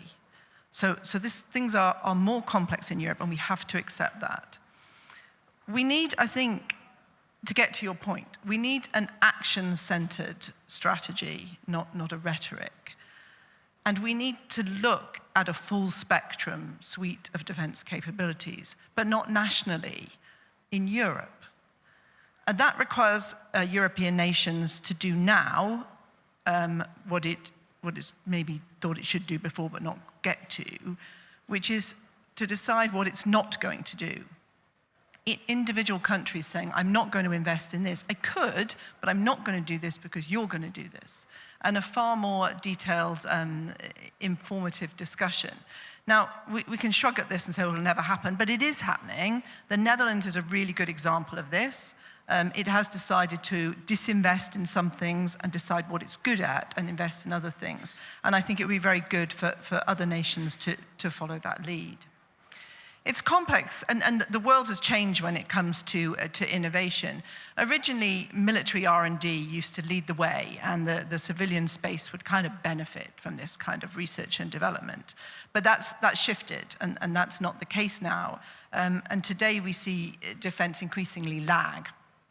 Now, I think that requires us to have a different conversation with the private sector, which governments are quite often uncomfortable of doing. Now, Ukraine's shown that you have to work with the private sector, and you can. And we're kind of scrabbling across Europe, particularly, I would say, as Christy describes, the sort of larger Western European countries, about how we get after that. For me, there needs to be what you might call like a sixth domain. You know, you've got the 5 domains of warfare: air, land, maritime, space, and cyber. A sixth domain, which is really an industrial domain, that is integrated far better into the military process, into defense thinking. And it creates a different mindset. It means bringing defense from big prime down to small actors into exercises far closer, into discussions far closer about what the need is. And then you get quicker innovation too. And I think that's an important thing. John Foreman spoke earlier about the impact of the changing character of warfare, and I would just echo his point in that we talk a lot about defense industry and technology and money, etc. But war is a human endeavor. It's a bloody and awful human endeavor, and we do well when we're sat in these comfortable places to remember that. The war we're seeing now has more high-end precision, AI, automation. And we shouldn't be surprised by that, right? We've done a lot of foresight thinking that shows that that's coming. That's not a surprise. But it's also changed the face of what the industrial peace looks like. It's not these sort of long production lines, long jobs. I mean, of course that exists. We build submarines in the UK, right? That doesn't happen quickly. So that still exists, but it's challenged by this quick tech diversity role, and I think we're scrabbling. What I would say is that Russia's war on Ukraine is not the war of the future. It is the war of now. It's the war of the present. So I think we need to remember that this is happening now, and anything we're doing to counteract is in the moment. So we must keep this kind of further look at high-end and what I would call garden shed research and development, and somehow be able to address this. I would just mention, in the 1940s, I like history, right? In the 1940s, everyone agreed on the battlefield that the German Tiger was the best tank. It was hands down the deadliest, most effective, with the best trained crews in it. Absolutely. The Americans believed it too. It was worth 4 Sherman tanks. But here's the difference. The Americans brought 5 Sherman tanks. Now, my point is that mass, in some cases, will continue to matter. And these hard metal machines will also continue to matter. And I'm hoping we get to issues of the economy in questions and how we can address that. But I'll just make one final point, and this is about the will to fight. I absolutely accept what Christy's saying, and this is a problem in Western Europe. It's largely a problem because there are low levels of trust in governments in Western Europe. And I come from a big Western European country. I'm very proud to be British. I didn't vote Brexit, so I'm also very proud to be European. But there is a low level of trust and also a low level of threat perception. And when you combine those two together, it's exceedingly challenging to get someone, a real feeling and support for defense spending. There's enormous support in the UK for the armed forces, but that's not quite the same thing as defense spending. There's also enormous support for Ukraine, but again, it's not the same thing. So I would just close by saying the UK Defence Select Committee recently, in the last couple of days, issued a report that really starts to nail this, that we need to talk to our populations about these hybrid threats, about the sabotages, not be embarrassed in saying we were attacked and this is who we believe did it, to try and change the narrative. In the UK, we've been very shy about doing that, and we need to not be. Otherwise, I think we risk being in a position that only being in war will prepare us for war, and that's not a place anybody really wants to be. Thanks, Dominic. Thank you. We are getting quite a lot of questions. Please do send more, and I think we should answer some of them. And one of them is a clear follow-up to what we were just talking about, what you spoke, so I'll direct it to you as well. Because you say that it's not just about how much we spend, but about how we spend it, and that Europe is spending it very inefficiently, and even though we spend almost as much as the United States, we get far less for it because we spend it individually rather than collectively. But how do we actually fix that? Should it be the EU that takes charge for that, like the European Defense Agency? Should it be, but countries like the UK are not in the EU, should it be NATO, which doesn't really deal with economy and equipment purchases, or should it be some different mechanism altogether? Because I agree, but I think sometimes it's easier said than actually done in practice of how exactly this change should be implemented. It certainly is easier said than done. No, I don't think NATO should go anywhere near procurement. It's filled with military officers, and I was a military officer for nearly 30 years. We do not know how to do this very well, okay? So it shouldn't. What NATO's given us is a list of the stuff we should buy, and we need to pay attention to that. When people say, well, what do we spend the money on, etc., there's a list from NATO and capabilities. It's already out there. It's already been agreed by all the member nations. So let's stop looking elsewhere for that. It's already known. One of the problems that we try to tell our nations, and this is really true across the Western European countries, is that spending on defense will make us rich and prosper. only it doesn't, right? There are aspects that do, yeah, foreign military sales, for sure, yeah, which is why we had American guests here talking about this. Yes, that's good. But there are other things that governments spend their money on which are far more efficient to be prosperous. You know, infrastructure, health, education, etc., that ends with an end product that actually itself can generate money. Defense doesn't. It builds stuff that just sits there just in case. So we have to stop with this discussion about the link to prosperity and start to look at things about like offset. Offset is something that in the UK we don't use as effectively as we could. So putting money into defense spending, if defense industrial primes and small businesses, etc., are able to plow that into the wider economy. And I think that goes across France, across Germany. Certainly, I think Sweden are much better at it, to be honest, than the UK, which is bizarre because in the UK we have an enormous defense industry. So, but we're not good at making that transition across. Now, I think to get to your point about, you know, will we come from the EU? I don't think, being realistic, that the UK government will nod along to the EU regulations when it comes to purchasing and procurement.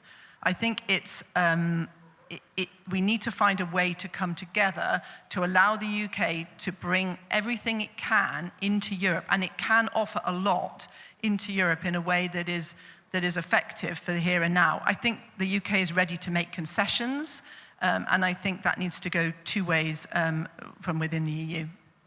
Thank you. I will ask from now on to make slightly shorter answers because we have a lot of questions and not much time. And I do have one question specifically for you, Christy. I'll read it out. In addition to reintroduction of conscription, what else could the Baltic states do to strengthen security? Are areas with the majority of Russian speakers a security issue? Thank you. First of all, Estonia is one of the very few countries in Europe that maintained conscription all the time after the end of the Cold War. And that's, of course, because the threat assessment was that Russia did not disappear being a threat. But what else we can do? I get a lot, of course, this question about the Russian-speaking population. Well, the threat to us is Russia. And the threat is that, according to the Russian doctrine, Russia can use it as an excuse that they need to intervene in order to defend Russians. Whether it is citizens of Russia, citizens of any other country, that is a reason for Russia to intervene if they see that they need to defend these people. And actually, it doesn't matter what these Russian speakers themselves think about it, unfortunately. So if Russia wants to use this excuse, they will do it. And they will find this handful of people that they need who live in Estonia and say that their rights are being oppressed and they want Russia to defend them. Most of the Russian speakers in Estonia don't want Russia to defend them with tanks and bombs, as we see happening in Ukraine. So the issue really is the way Russia uses different tools and excuses and ways to manipulate our publics and also publics in the West to try to make all of you believe that Russia is intervening in other countries because of some noble humanitarian reasons. So that is the threat, and that is what we need to understand in Western countries, how Russia operates with these issues. Thank you. And now, unfortunately, I have to leave for the airport. Thank you all. That's okay. Yeah. I would ask for applause. Thank you very much. Tomoyuki, let me get back to the Pacific aspect for a little bit as well. Because the two theaters are far apart, but to an extent, they are similar. The threats are similar. The countries like Japan have a lot in common in terms of values with Europe and NATO member states. What, and I would ask for quite a brief answer, what can we do both sides better or more to increase the cooperation so that it makes both countries like Japan and European countries safer? Okay. First of all, our threat perception is quite similar. The growing engagement among the countries of Russia, China, North Korea, this indicates that we need to be more united and we need to resilient engagement with each other. Through the mechanism of the NATO plus IP4 Indo-Pacific for dialogue, we had better to deepen our strategic communication and discussion. And the second, I made clear earlier that Japan is also stepping up defense industry and defense building. There are many things that we can do together. What we learned from the war in Ukraine, the shortage of the ammunition, the weapons, and also the interoperability and the standardization of the weapons. That could be the things that we need to discuss in a very speedy space. Thank you. Next question I would ask to all three of you, and because we do have a limited time, I would ask for relatively short answers, and one that's very timely. The question asks how to prevent hybrid attacks of Russia against NATO members, which is something that almost all NATO members are seeing at the moment.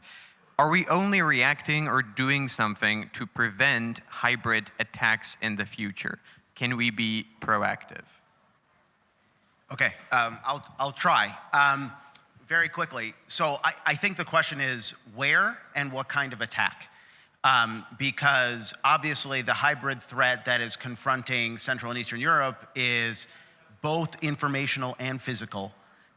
In Western Europe, it's much more conceptual. It's, I think, much further away. It's easier to dismiss. The question really is a question of deterrence, because it's one thing to defend, but it's always easier to attack than to defend. The conversation that, from my perch in Washington, I'm really not seeing enough of here on the European continent is, how do you impose costs for hybrid war on Russia? How do you punch back in the cyber domain and the informational domain, right? It's not just about the strategy that the Russians are employing succeeds because it falls below the threshold of conflict. It makes it hard for the countries that are affected to actually respond. There has to be a more sophisticated, calibrated response mechanism that actually ratchets up the cost for the Russians for carrying out aggressive activities below the threshold of open war. Thank you, Ruth. Yeah, just add briefly that attribution is one of the most important things. So really clear attribution, unashamed calling out of that, and saying to very publicly, we know it's this. This is, you have to be careful to say this is how you know something, because you don't want to give away your countermeasures and your understanding. So you have to be careful of that, but not being afraid to say this is who it is, this is why we think it is, and this is what we are doing as a result of that. Bang. It might be a sanction, it might be something greater, it might be kicking someone out of the country, it might be doing something else. And you can use soft power in order to impact that too. But you have to call it out, otherwise you just carry on letting them have an effect. Thank you. And finally, the view from Japan and maybe lessons learned or experiences that have worked for you, as long as you can fit them in 90 seconds. Thank you very much. Well, with regard to their cognitive warfare, as well as their hybrid warfare and hybrid warfare, yeah, this is quite a common threat for us as well. But we haven't yet deepened the exchange of views and the information and the intelligence of the both sides. This is the time that we had to better explore the dialogue on this aspect as well. And also, we have to enhance the awareness of the population, the citizens, in order not to be manipulated by the foreign actors. Well, thank you so much. We're almost out of time, so I would ask you for a big applause to all of my fantastic guests. And thank to you for your attention and your time as well. Thank you very much to the panelists. Just a couple of ideas to take away as we move to the last panel. Let us not allow Russia to make more cleavage within our societies.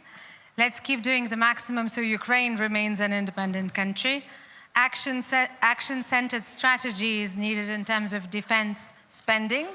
We need to see the full spectrum of defense capabilities across Europe. A different conversation with the private sector is needed. Mass, in some cases, will continue to matter. There's a level too low of a threat perception in Europe. It's always easier to attack than to defend. So more sophisticated, more calibrated response mechanisms are needed.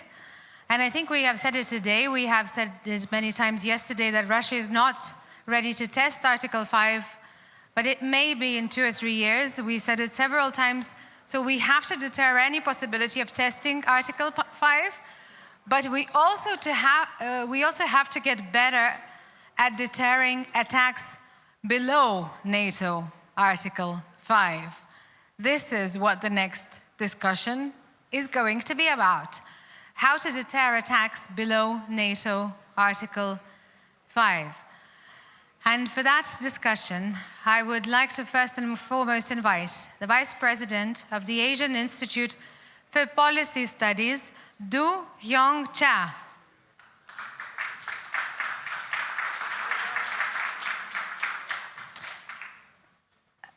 Secretary General of Ministry of Foreign Affairs of Estonia, Jonathan Vseviov.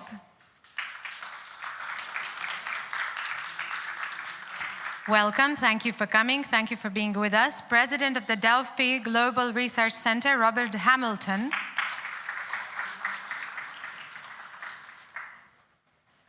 And last but not least, the one and only Director of the Institute of International Relations and Political Science of the Vilnius University, Margarita Šešelgytė. Hi, hello, hi, hi.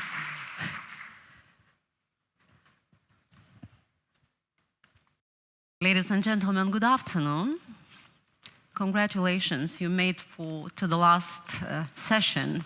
So that means that you are very agile. I know it's been a long day, but I promise I will keep you agitated and reflecting. We have a very interesting topic, which is how to deter attacks below NATO Article 5. What is a NATO Article 5? It says armed attack against one or more of the parties is considered as attack to all of them. And then consequently, necessary measures are taken. But since Crimea, the number and variety of different actions below NATO Article 5 have increased. And it seems that they are specifically designed to stay below Article 5. Just yesterday, all of us, we have witnessed how our Minister of Foreign Affairs and Commissioner Kubilius were late to the dinner because of one of those actions of sabotage, of hybrid attacks, the balloons flying over our airport. These attacks create deliberate ambiguity, and it is impossible to identify them as armed attacks, so NATO Article 5 doesn't apply to them. NATO summits in Wales, Warsaw, Vilnius, Brussels, Madrid have affirmed that cyber and hybrid attacks sometimes, in specific cases, can trigger an Article 5. But what should be the scale of this attack, of this hybrid attack, cyber attack, sabotage attack to trigger this response? And this creates a huge ambiguity for political interpretation and manipulation in terms how to attribute, but also how to respond. So what is the best response? And I think that that is the question that we will try to answer during this session. At one point, probably we say that the best way is be agile and determined and don't leave the space for ambiguity. But can we respond to these attacks using kinetic ways? Or it is better to deter by resilience, just making ourselves more agile, more resilient, investing in our protection of our infrastructure, etc. So my first question goes to Dr. Cha. And I would like to ask you to give us a bit of your experience from Indo-Pacific region. What are the best examples for these hybrid attacks? Thank you, Doctor. While I live in South Korea, which is a part of Northeast Asia, not Southeast Asia, and in the Pacific Sea, both regions are vulnerable to hybrid and gradient attacks. Although there are conceptual differences between the hybrid and gradient attacks, but they aim to achieve similar goals. And the actors behind these attacks typically pursue three main objectives, in my view. First, such methods are used to assess how well prepared the opponents is for potential conflict. If they determine and evaluate the opponent lacks sufficient readiness, these probing actions could escalate into real military provocation or conflict. Hybrid attacks are often employed during wartime to psychologically destabilize adversaries, as seen with Russia's disinformation efforts and the use of North Korean military movement and demonstration in Donbas region. Second, some actors prefer hybrid or gradient attacks to inflict psychological damage without escalating into open military conflict. These tactics are used to avoid international condemnation and prevent stronger third-party intervention. Hybrid and gradient attacks often target both military personnel and civilians to instill fear. In today's era of total warfare, disruption to communication, fake news, and the paralysis of critical infrastructure can generate mass panic, undermining the public will to resist. So, these attacks are used to manipulate international opinion. They often aim to draw global attention to disputed areas while emphasizing the aggressor's narrative. This may involve fabricating or exaggerating threats, distorting historical context, or making dubious legal claims to justify their actions under international law. In the case of Southeast Asia, a particular state, you well know which is the state name, has used various hybrid and gradient tactics. These include intimidating military maneuvers designed to pressure opponents and instill fear among civilians.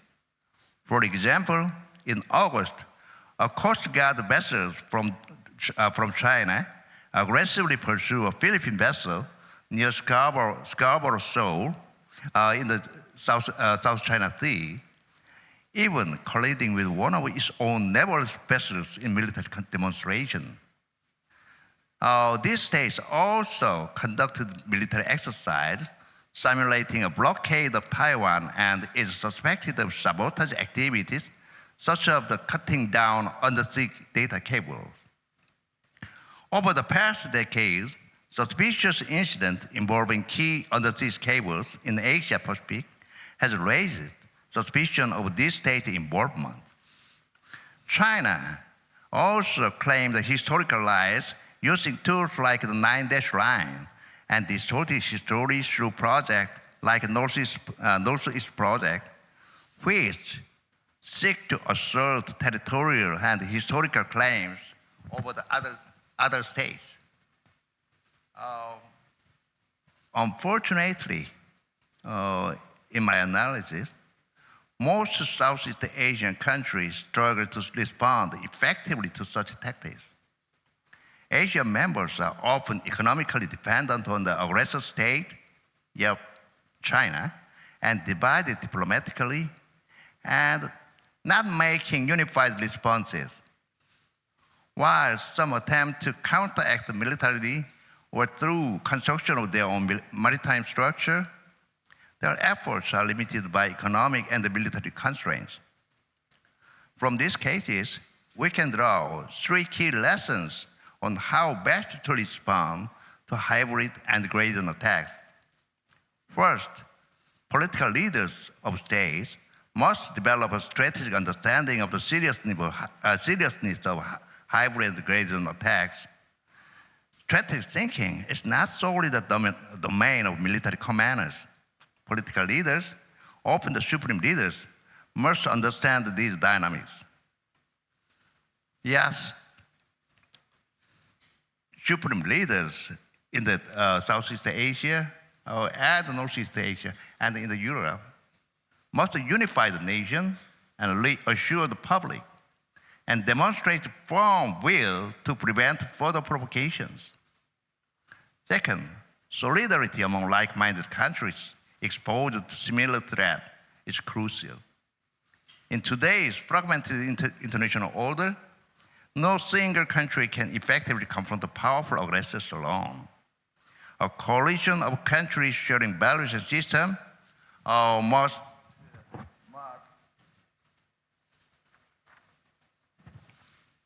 must together to create collective resistance. Cooperation should transcend geography and emphasize shared principle. Closer collaboration between NATO and the United States allies in Asia Pacific is a key example. Third, regular training and exercise simulating diverse hybrid and gradient scenarios are essential. Like-minded allies should hold joint exercise and simulations to improve their readiness and coordination against such threat. Yes, in Asia Pacific area, as well as in Europe, the aggressors want just one thing: make the people feel the helplessness. We restore self-confidence and dispel our helplessness. That's a mission and the laws of the political leaders as well as military commanders. Thank you. Thank you very much indeed. And indeed, hybrid attacks are happening not only in the Baltic Sea, but also in the Black Sea and in the Pacific region. And the recipes are sometimes quite similar: resilience, cooperation, exercises. But I'm just wondering, I understand that on one hand, we all very often complain that Baltic states are very unsafe, and there were a lot of articles saying that Baltic countries might be next, and maybe we are already in war. But the key difference from the Asian countries, countries in Indo-Pacific, that we are members of NATO, and I think that is a very, very important difference. But I would like to ask a very, very short follow-up question. So what do you believe to respond and to deter from the hybrid threats? Resilient exercises, cooperation, is it the only solution? Or at some point, we have to be brave enough to answer with a kinetic measures? And what should be the threshold to provide a kinetic answer? Yes. That's why I said that role of the political leaders is so important. Yes, sometimes political dictators and authoritarian regime looks very strong and sometimes sustainable. But in reality, they are very vulnerable and volatile because of the frustration of their own people. We already have looked the breakdown of the Soviet Empire and the liberalization and the democratization in most of the European countries in the 1990s. Yes, we believe ourselves, and through the collaboration and cooperation between the supreme leaders, yes, we should our belief and values spread out our own people. To protect our people and our values is very important. So now I'm looking to Mr. Hamilton. And I know that the discussion in NATO has evolved a lot. What does it mean to protect the NATO members, how to ensure defense? And also the discussion evolved in the area how NATO has to react to the situation when there is a attack under the Article 5. So could you please elaborate how NATO, with all this experience that we have now, would react if there will be some green men on the Estonian or Lithuanian border? Yeah, thank you for the question, Margaret. And thanks to Linus and the whole GSSC team, not only for the invitation, but for the excellent organization of this whole event. So look, I think it's important to say up front, Russia will eventually kill people in a NATO country if we don't get this right. If we don't figure this out, how to deal with these sub-Article 5 hybrid war, gray zone, whatever we want to call them, Russia will kill someone in a NATO country, or will kill many people in a NATO country, and then that puts NATO in an Article 5 dilemma. Because as we saw with the September drone incursion into Poland, which was clearly intentional, even that incursion showed some daylight between the United States and most of the rest of NATO, in that President Trump initially said, well, it could have been an accident. It was clearly not an accident. But if you take that as an example, had those been not Gerbera drones, not decoy drones, but attack drones with warheads, and they had fallen on a hospital or an apartment building or a school and killed multiple people, it's very likely that Poland would have not invoked Article 4 consultations, but Article 5 consultations. And then you have the possibility of a split in NATO between most of the allies who understand what's happening, and the US, who may want to believe, under this administration at least, in more benign Russian intentions. And you could have a failure of Article 5. And so I say that to say it's imperative we get this right. In terms of, and it's not going to be easy to get it right, because the reason the Russians do this is because Article 5 is itself a deterrent.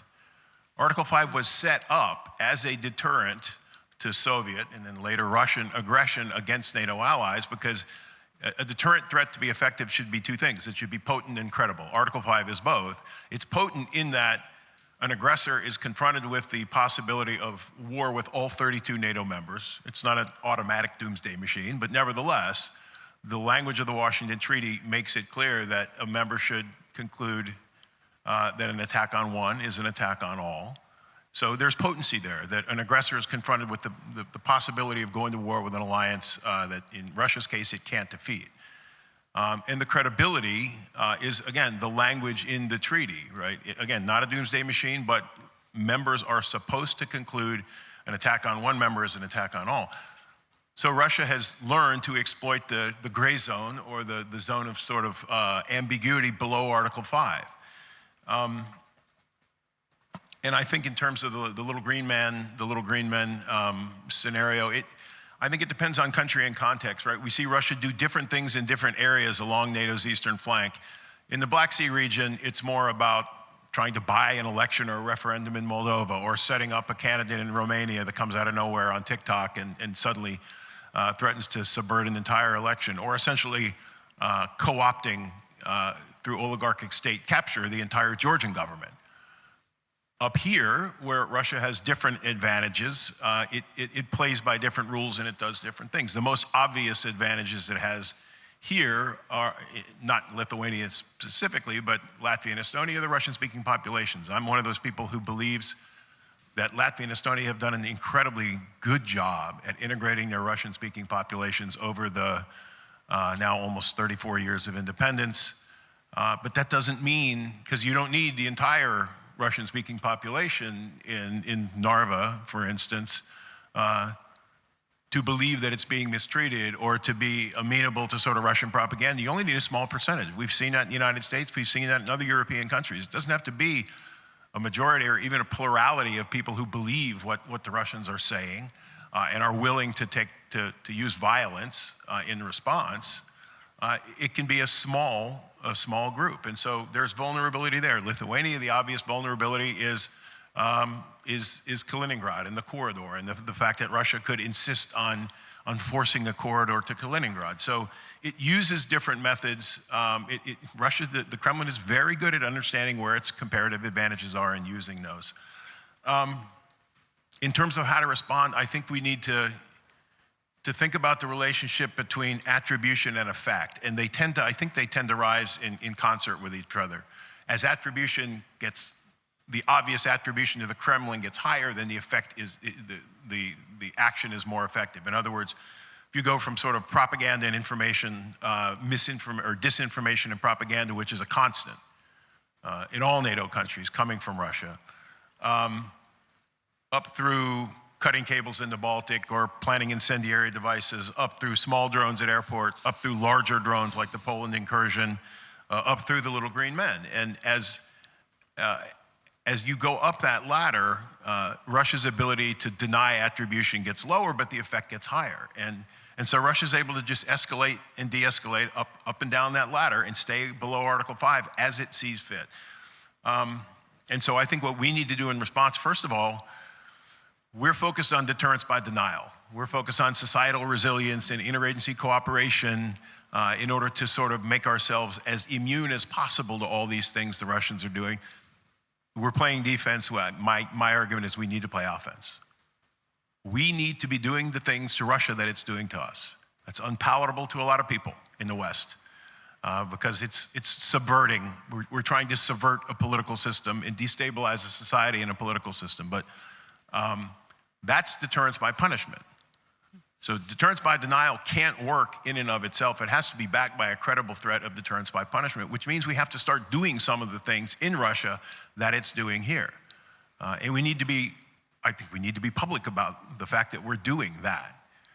All the intelligence services, NATO intelligence services, are probably doing some of these things. We don't attribute it. But again, I think a combination of working on our own resilience, working on our own response mechanisms, which are inherently, another problem here is, these are all things that are sort of on the military continuum of conflict, but they're inherently non-military problems. All these below Article 5 activities that the Russians are doing are not things that the military can respond to, certainly alone, and maybe not even at all. Like, the military may not need to be part of the response, or it may be inappropriate for it to be.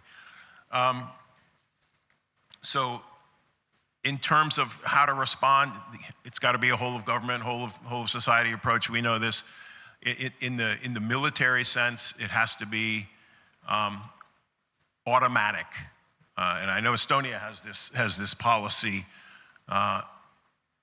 If people come across the border, whether they're in uniforms or not, the Estonian armed forces are taught to shoot first without requesting permission. And that's to avoid the Crimea scenario. When in Crimea, local commanders in Crimea were calling Kyiv, asking for guidance and permission to respond, Kyiv was in the throes of chaos and the government being reconstituted, and no orders were given, and Crimea fell. And so I'll just end by saying that's got to be part of the response to what we call mission command in the military. That is, you tell local commanders, if you see these little green men, you have the authority to shoot them, to attack them. And then you report what you've done, but you don't need permission to do this. Thank you. Thank you very much for a very straightforward answer. And indeed, as you yourself said, I mean, we are facing the variety of the hybrid attacks, hybrid threats, which are very much tailored to particular countries. And there is no single recipe and no single answer how to respond to these attacks. And the combination of the deterrence by denial, by punishment, and by resilience probably is the recipe. But I think that you've mentioned a very, very important point, which is deterrence by punishment. And I think that there is still room to discuss and to do a lot more in terms of boosting this deterrence by punishment in responding to hybrid attacks, because we are not there as democratic societies yet. But I'd like to turn now to Jonathan Vseviov, and Estonia was already mentioned, and Estonia is a very exemplary case because it had faced a major hybrid attack in 2007, major cyber attack. That was the first attack instigated by a state against other state. And it provided a lot of discussions in NATO. The result was Stalin manual. But also, I very much admire Estonians' approach towards the posture, how you should stand if something comes along. I remember last year I was at Lennart Meri's conference, and your chart was very outspoken, and direct, saying that if something comes to Estonia, I'm not going to fight war in Estonia, I'm going to fight war in Russia. So can you explain what does it mean?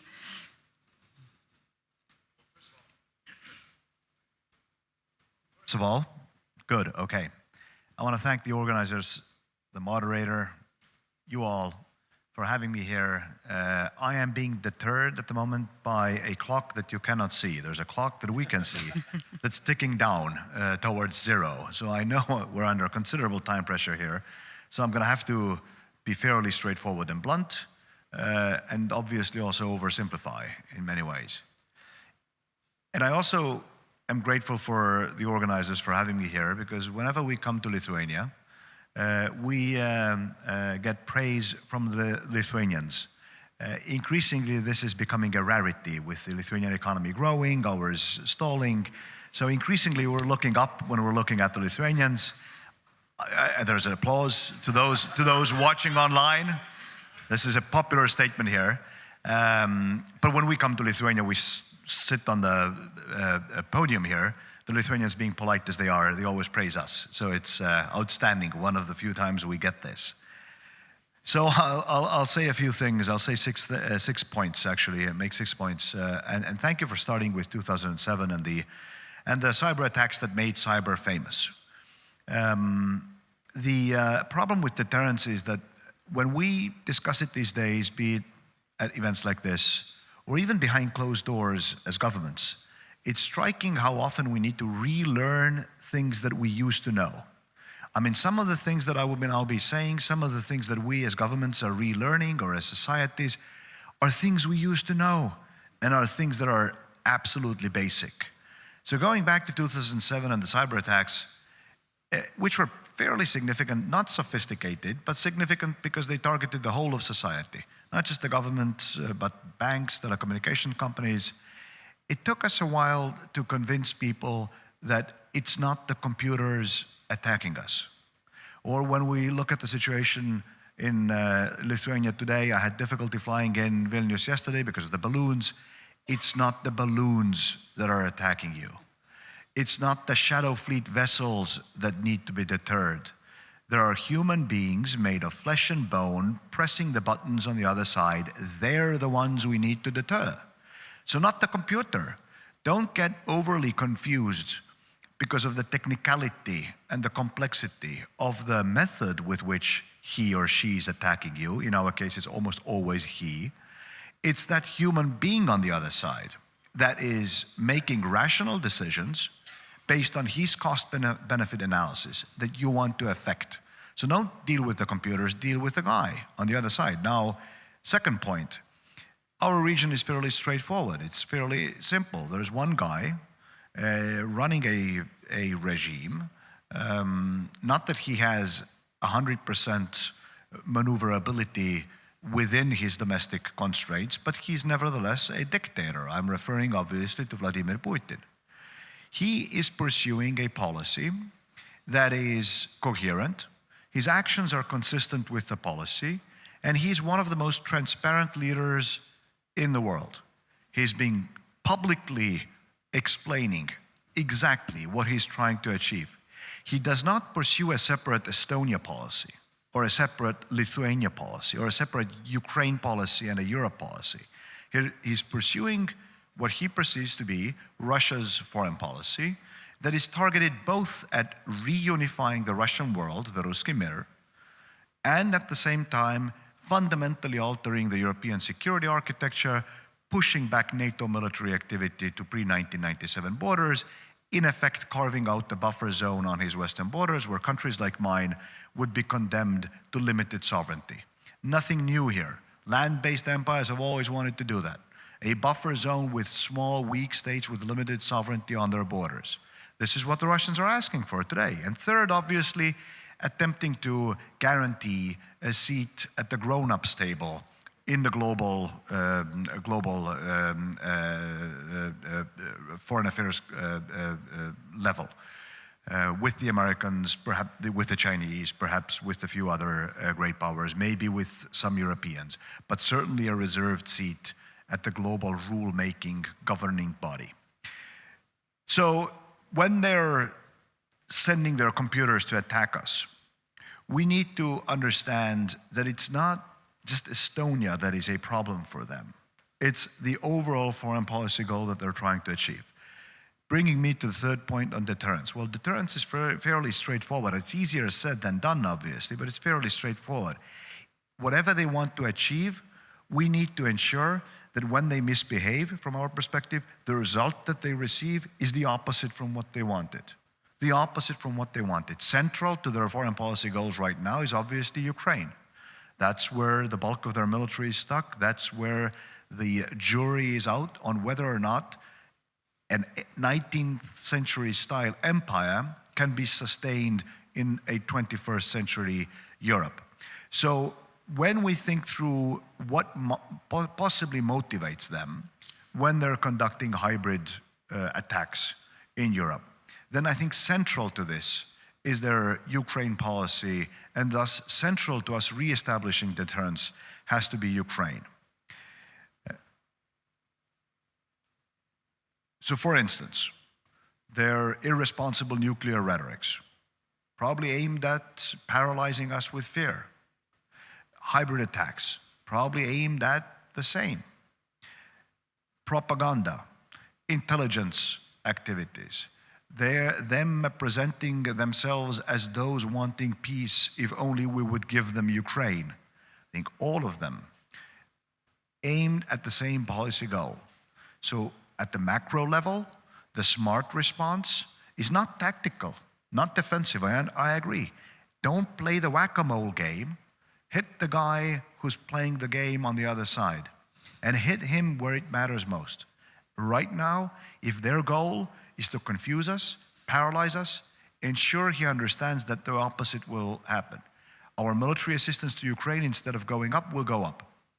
Our political support for accountability, instead of going up, instead of going down, will go up. Our push to enlarge the European Union, instead of going down, will go up. That needs to be at the heart of our deterrence policy.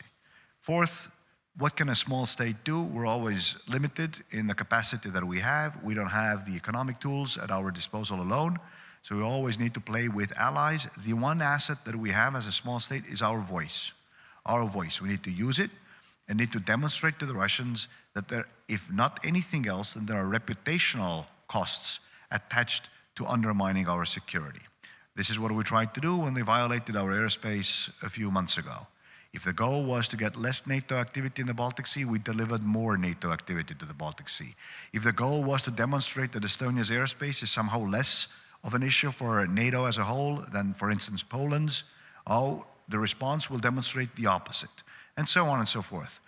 Using our voice, demonstrating absolute allied solidarity, I think we achieved that. We re-established deterrence. Now, a sub-point I'm making here is that deterrence is never done. You never just establish it and then go out of business. No. You constantly need to stay on top of the game, re-establishing it once they sort of cross, or test it successfully.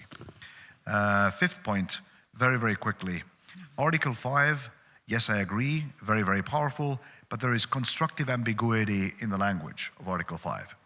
Nobody, yes, NATO is a consensus-based organization, but nobody can veto Estonia from coming to the assistance of Lithuania, for instance, or vice versa, or the United States supporting Poland, or vice versa. No one ally can block the others from fulfilling their collective defense commitments if they so desire. Another important aspect here is that NATO deterrence has never been about Article 5 alone. Never. Never during the Cold War, not now. It is equally about the posture. So you don't need to believe our statements.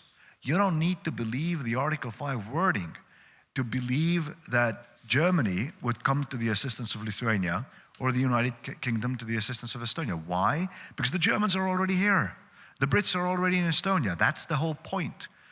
It's posture that communicates a deterrent message. Finally, I just want to underscore that although Russia is a source of major danger, not just for Estonia or for Europe, for the world, what they're attacking in Ukraine is not just Ukraine, it's not just the European security order, it's the rules-based order as such. But when saying this, let's not think them to be 3 meters tall. Kaliningrad is a vulnerability, but it is more their vulnerability than ours. Living next to Russia is a vulnerability, but living next to a united Europe is equally a vulnerability for them. If you don't want to look at Europe as a whole, with our 400+ million people, just look at this region, the Nordic and Baltic countries. Together, our economies in the top 10 in the world, with 30 million people, together with the Poles, roughly the size of Germany, together with the Germans, we're bigger than Russia. So I think, if I were to choose whether I would want to be in Putin's shoes or in European shoes, deterring, defending, attacking, I pick my shoes any day of the week. Thank you, Mr. Vsevolov. We have 5 minutes roughly left. Have multiple questions. I tried to group them, so I'll ask the same question to all of you, and it's going to be a bit complex because I try to respond to a few of them. So I think that there is this need to elaborate more on this idea of the deterrence by punishment. Should it be domain-specific? What measures could we take? Hitting the puppet player, yes, that sounds very nice in theory, but how can you reach this puppet player? Or probably we should concentrate more on economic sanctions, which might also have an effect. So how to increase the cost? And I look to Mr. Cha, and then we'll continue with Mr. Hamilton and Mr. Vsevolov. We have 4 minutes, 4.5.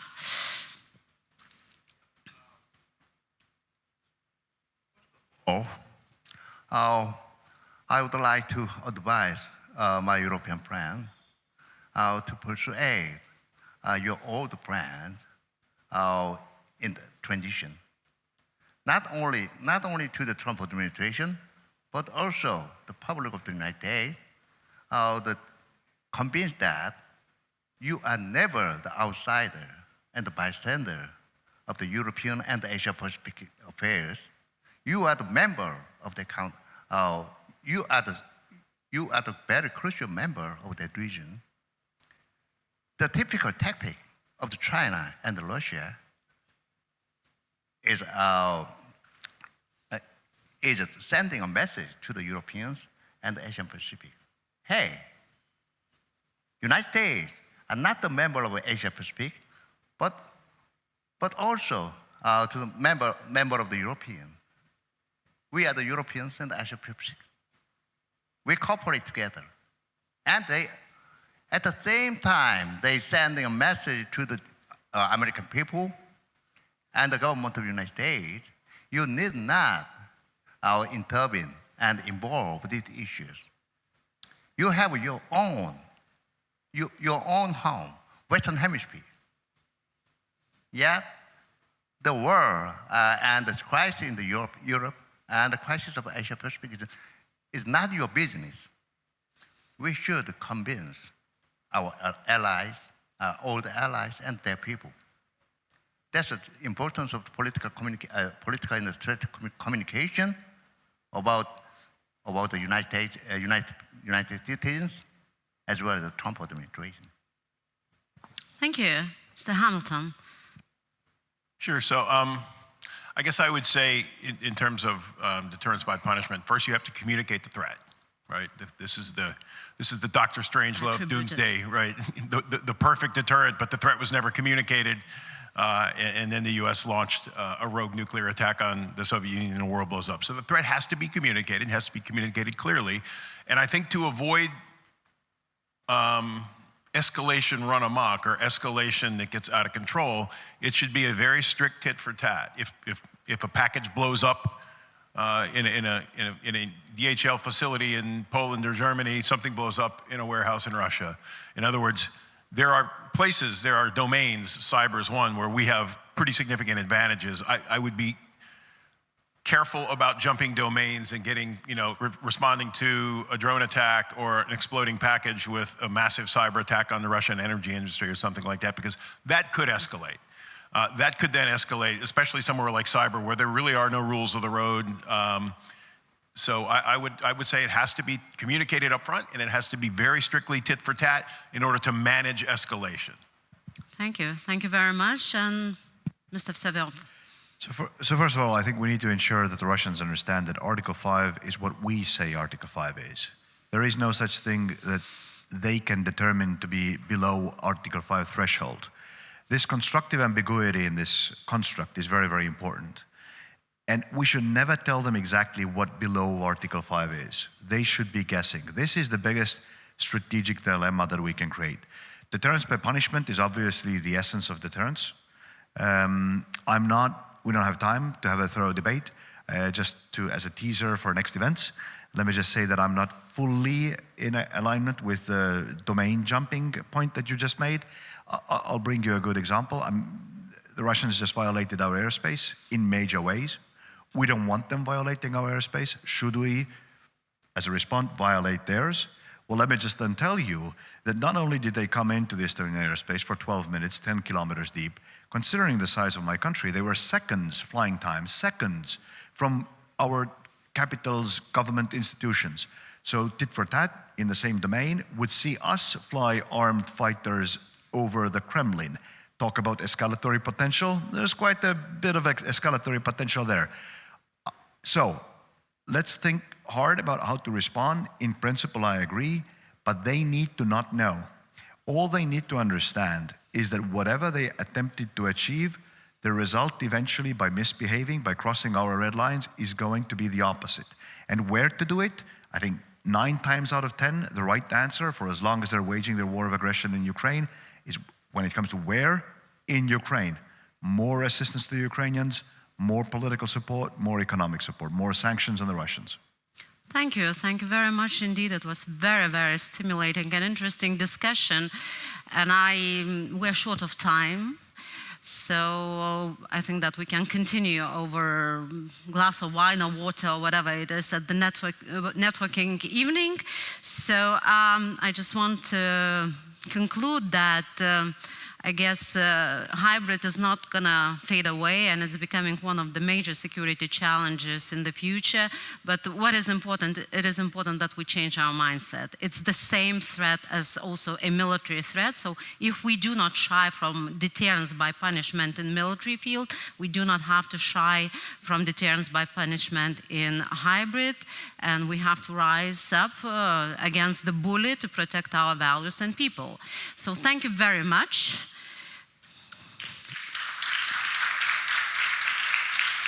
And now I invite the one and only moderator. Thank you very much, Margarita. Thank you, everybody. I know that Margarita has summarized it really well, but it was a really lively and important debate. I'm just going to give you a few takeaways before you go and eat your cake from this discussion. Russia has learned to exploit the gray zone around Article 5, and if we don't figure it out, Russia will kill people in a NATO country, so we have to get this right.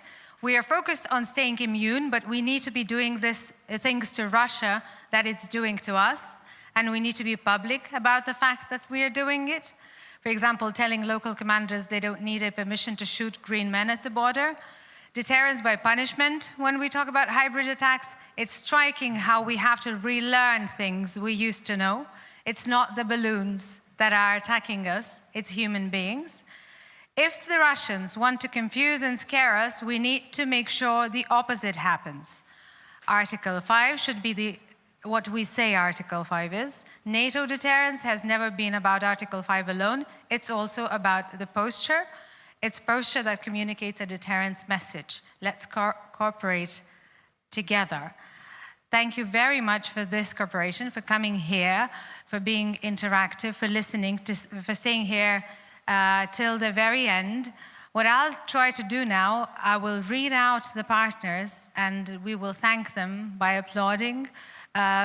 Information partner, Lithuanian Public Radio and Television, LRT. The conference is organized under the patronage of the President of the Republic of Lithuania, Gitanas Nausėda, Ministry of Foreign Affairs, Republic of Lithuania, Ministry of National Defense of the Republic of Lithuania, the Baltic American Freedom Foundation, Embassy of Sweden, Konrad Adenauer Stiftung, Munich Security Conference, Atlantic Council, RAND Europe, GLOBSEC. Everybody deserves a big round of applause.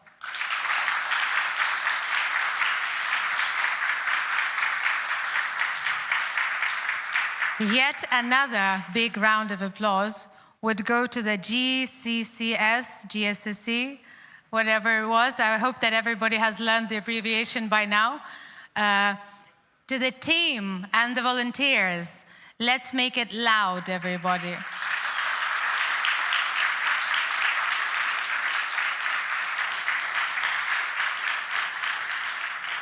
Thank you very much, and most of all, thanks to all of you again. We will hopefully see each other next year. There is cake and there is room for meaningful conversations, so don't run away anywhere. It's probably dark and raining or whatever, so let's stay inside and do some more networking. Thank you very much and have a good rest of the evening.